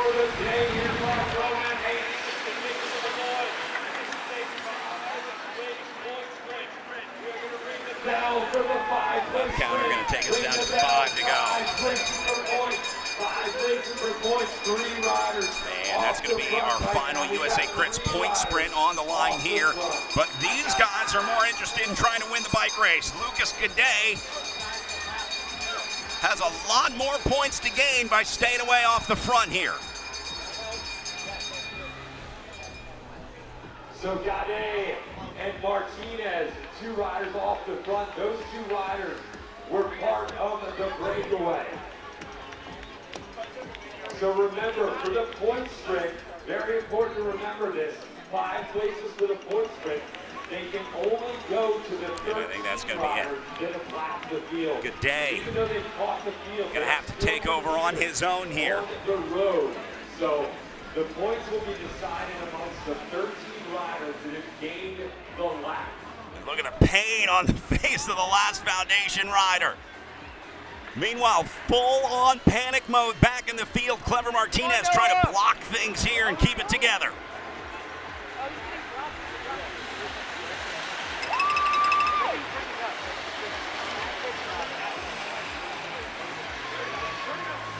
Fetzer back to work. All right, here comes our leaders. The points are going to go right on the foundation. That's actually one of our Scottish riders in the middle. So rider 53 into that mix. We thought maybe that was me, but that's actually one of our Scottish riders in the mix. It looked like Luke Fetzer coming through there as well. These guys have a real shot at winning this bike race tonight. Evan Marsh into the group as well.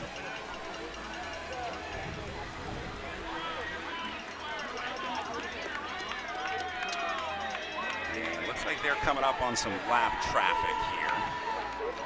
Yeah, these guys are not going to be part of the conversation in front of this group. In fact, they need to get out of the way. Let these guys do what they need to do. Yeah, there you go. That's the right move, Mr. Scad. Good call.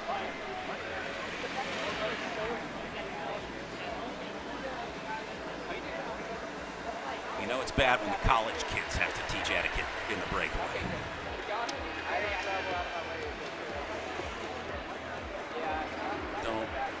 Don't sit on this group.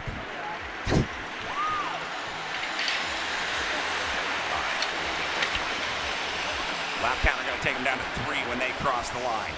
Danny Summerhill doing everything he can to bring this one back because they are watching first place right away. They are watching Cade Bickmore shot at the first step of the podium slowly but surely roll away on the back of Lucas G'day.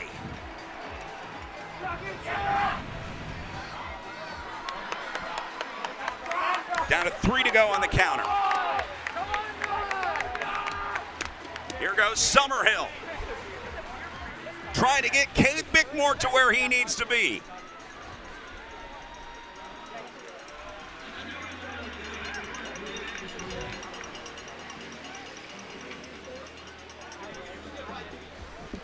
I can't believe Rado Kaskonagi is still in this one.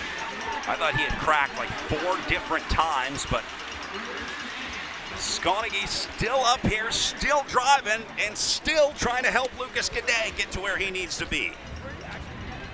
Well, we are getting down to the last couple of laps here. We've still got a couple more bells to ring. We've got a gambler's agreement to ring here very shortly. We're going to ring. I don't know if the strongest guy in the world can bring back this group at this point.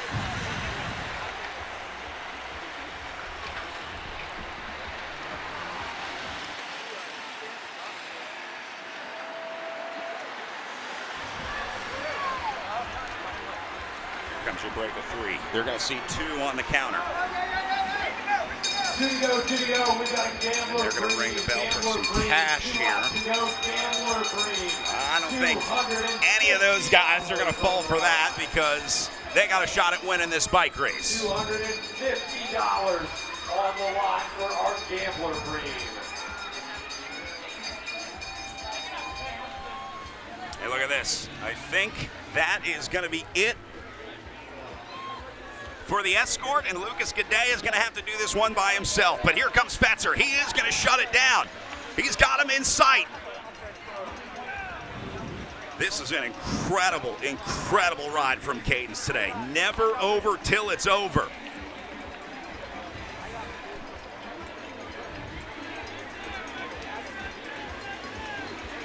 And that's it.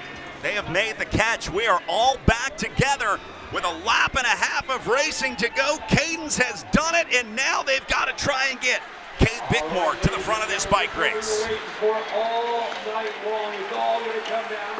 Foundation not out of it yet. Cadet still in the conversation. Let's see if Mendez makes his way back to the front. He was aggressive early on here. Scotland still in the mix. Up to the top of the hill, going to take us down to 1 lap to go. They'll get the bell here and 1 to go. Final lap of racing in Anniston as Tim Shorman will send him off for the last time around downtown Anniston, Alabama. Shorman not getting anywhere.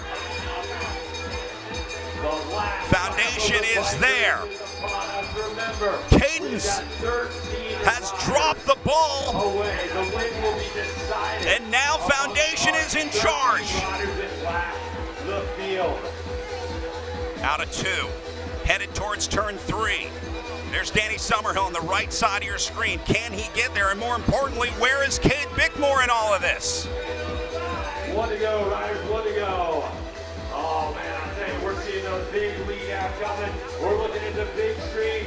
They're going to be. I think that's Mendez on the second wheel. Is Marcos Mendez, another rider that went a lap up here. This is Foundation's race to lose. They are stacked 1, 2, and 3, headed into turn 4. One of our Foundation riders coming to the final turn to the gas. Could that possibly be? He's going to try and set up Martinez or Mendez. They might go 1 and 2 here. One last look over the shoulder for Foundation, and they know that they will lock it in. Mendez and Martinez execute for Foundation. Into that sprint, so Marcos Mendez, clever Martinez. Absolutely putting the Foundation. A clinic for the Foundation guys tonight. 2 of them lap the field. They get them to where they need to be. And Mendez and Martinez go 1 and 2 with Preston I taking 3rd unofficially on the day.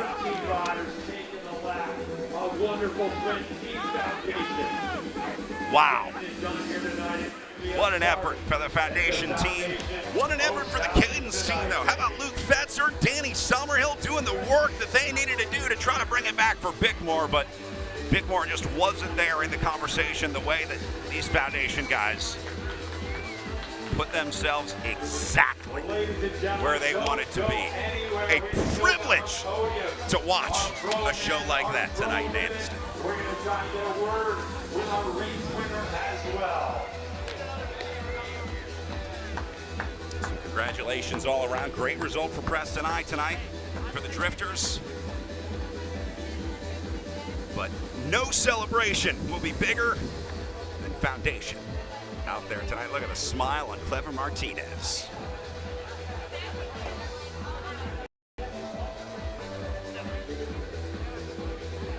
And when you got it, you got it. Whole team posting up.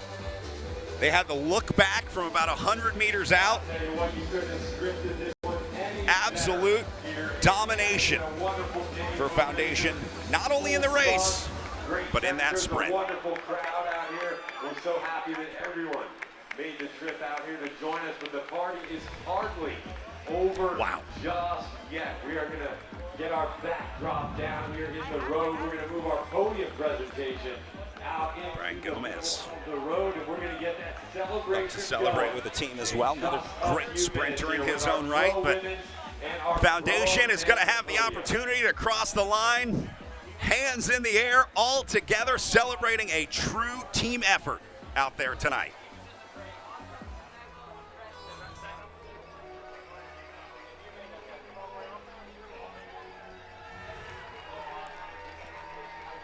Here come our victorious Foundation riders. What there they are, man. Well what a way to celebrate. Foundation celebrating. That was sick. That was awesome. That was just pure domination. There's no way around it. Joining them on the podium in third. Wow.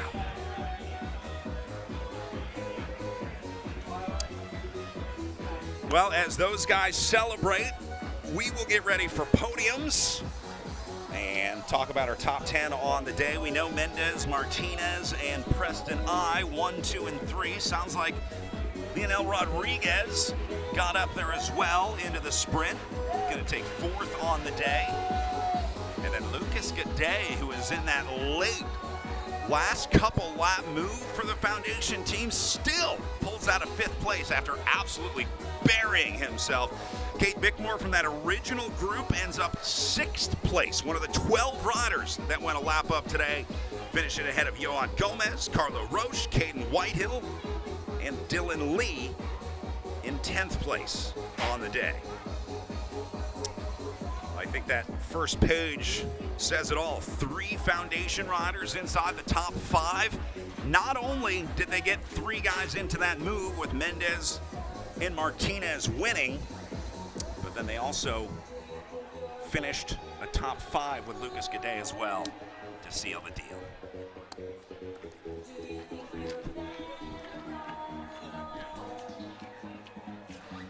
We're going to be looking for our top 3 pro women to join us. Down here momentarily, Laurel Rathman, Liza Ray, and Kendall Ryan.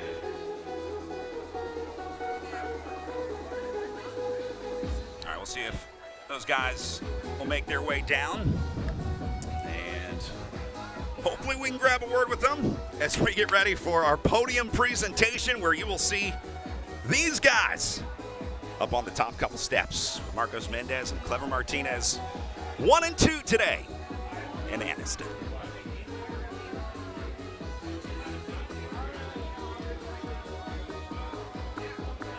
Coldwater Mountain off in the distance, the sun just setting here on downtown, and the party is just beginning here in Anniston.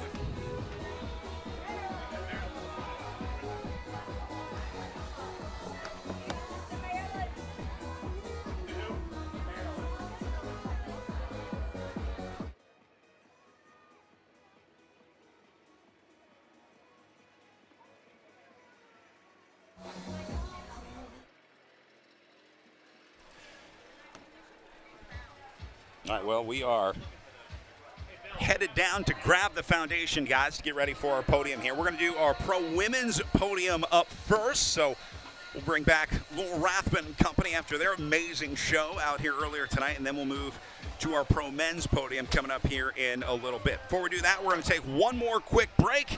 We'll have your final podium presentations from Anniston when we come back. Every year Jack Crew innovates. Working with Jack Crew has been so incredible for Project Echelon over these last years. As a team focused on aerodynamics and the speed of racing increases every year, not only do they take our feedback, they use and provide us real opportunities to test their products. That includes validating their top-of-the-line XPO fabric in the wind tunnel and real-time data using professional riders. XPO race suits is really at the cutting edge of anything in the market right now.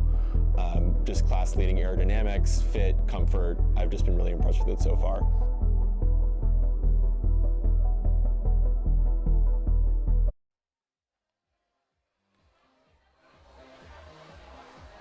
This was one of the best Sunny King Criteriums we've had in a long time.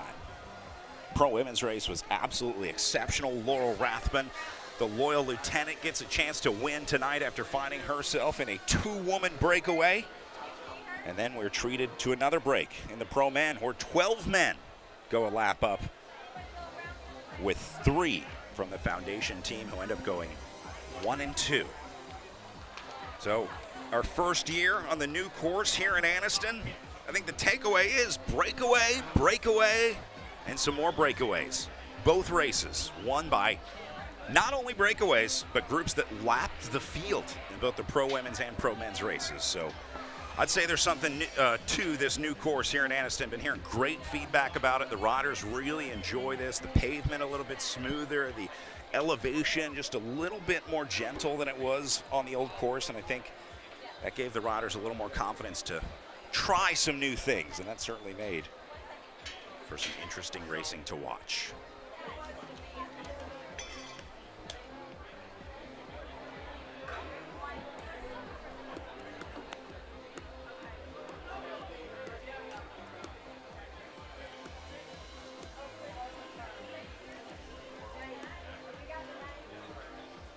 So we're going to have a few different podium presentations out there. We will obviously award our top 3 on the day. I think we're also going to do some USA Crits podiums, because this is the first stop of that USA Crits series. And so combined with the finish points and the intermediate sprint points that we had today, remember each race had a point sprint at 5 laps in, halfway, and 5 laps to go. So we're doing those calculations right now to determine who our first USA Crits leader of the season is going to be.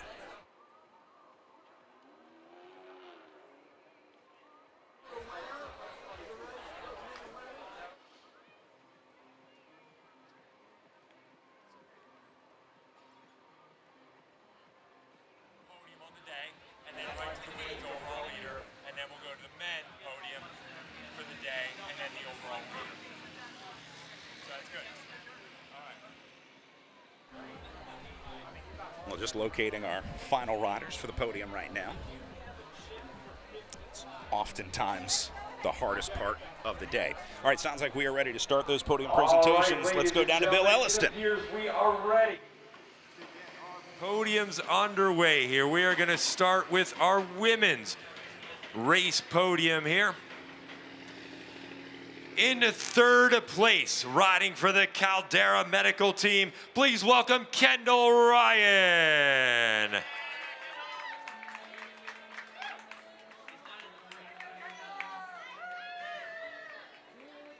In 2nd place, riding for Kingdom Elite, please welcome Liza Ray.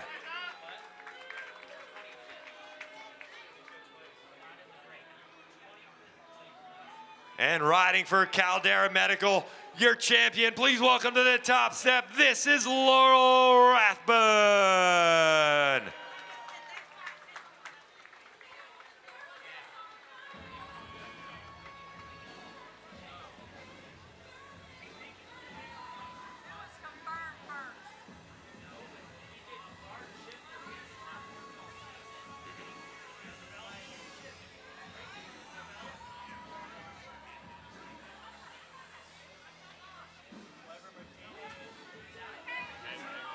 All right, ladies and gentlemen, one more round of applause for our women's podium. Your champion, Laurel Rathman, Liza Ray, and Kendall Ryan. We're now going to present, oh, we've got a little champagne. Oh, Laurel's gonna pop a little champagne. Oh boy.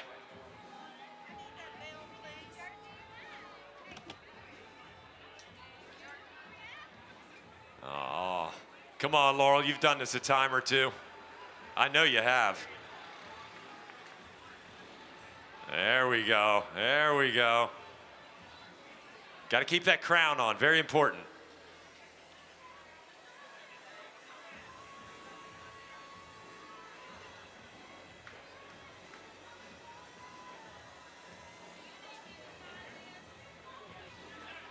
Oh, there we go. Yeah, give it another shake while you're trying to pop it. There we go. Your champion, Laurel Rathbun with the champagne. There we go. Making sure everybody gets a taste of it.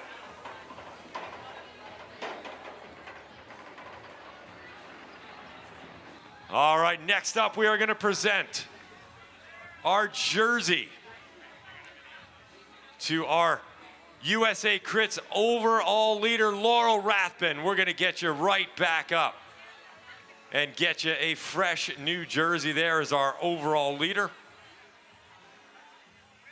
Overall winner, my bad, our winner on the day. This is your winner's jersey.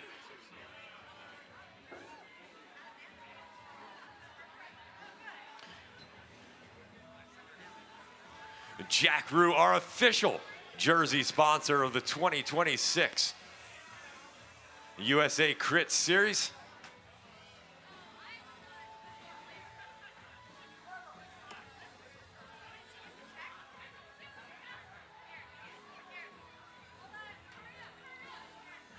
Oh, look at this. We've also got an awesome little check for you. Take that bad boy to the bank, Laurel.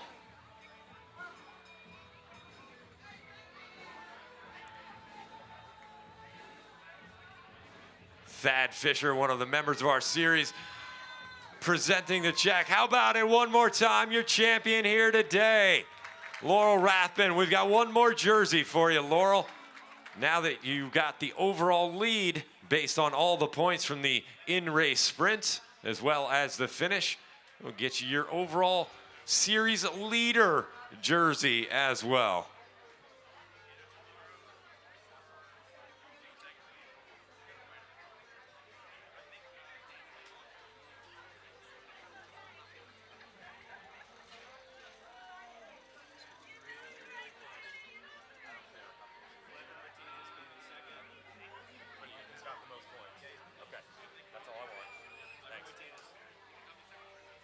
All right, how about it one more time for this young rider, the co-owner of the new Caldera Medical Squad, Laurel Rathbun, with a phenomenal day here to kick off the 2026 USA Crit Series.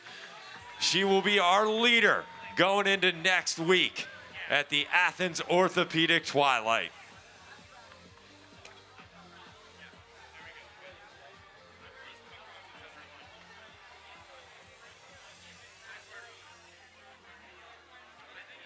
All right, I believe we're going to go right into our men's podium coming up next.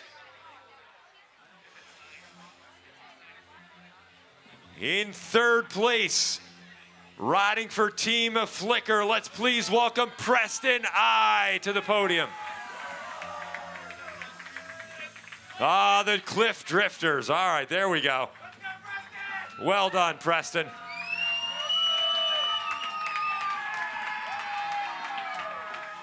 In second place, riding for Foundation Cycling New York City, Clever Martinez.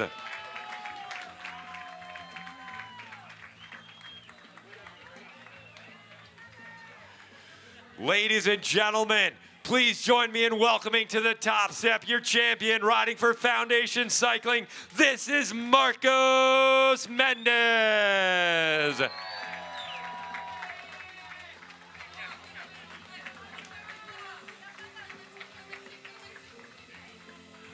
Presented with the winner's flowers there. The crown from our man Oliver. You gotta wear the crown, Marcos. There you go. And of course the winner's check and the champagne from our race director.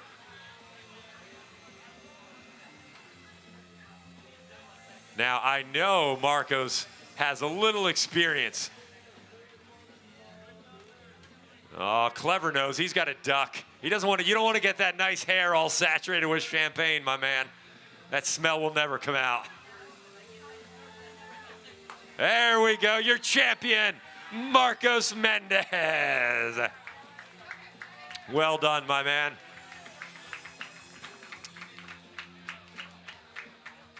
Ready, Thad? Thad, ready? All right, we are now going to present our winner's jersey, courtesy of our jersey sponsor, Jack Rue, to Mr. Mendez.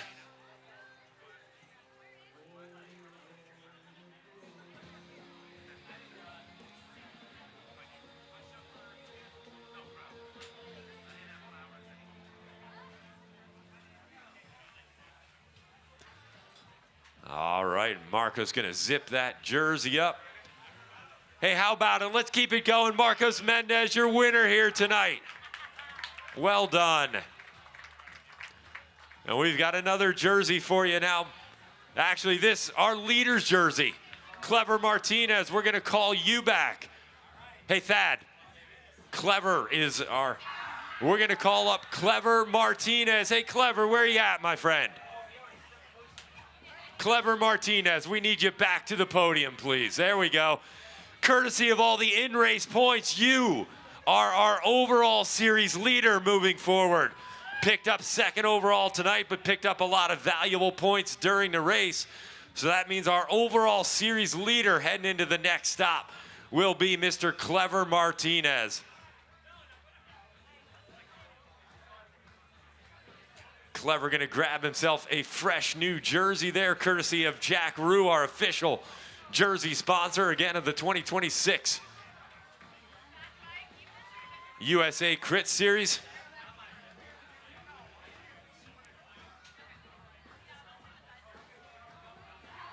Come on, Clever, you could do it, man. I have faith. Gotta fix the hair, very important, very important. Give the little hair flip there. All right, hey, Anniston, Alabama, how about it? Your new series leader for the 2026 USA Crits riding for Foundation Cycling, Clever Martinez. Oh, what a wonderful conclusion, a great day of racing. I want to thank everyone who made the trip out here today to Anniston to kick off the season. We couldn't do it without you. We will see you all next weekend for the 46th running of the Athens Orthopedic Criterium. Be safe and keep the rubber side down.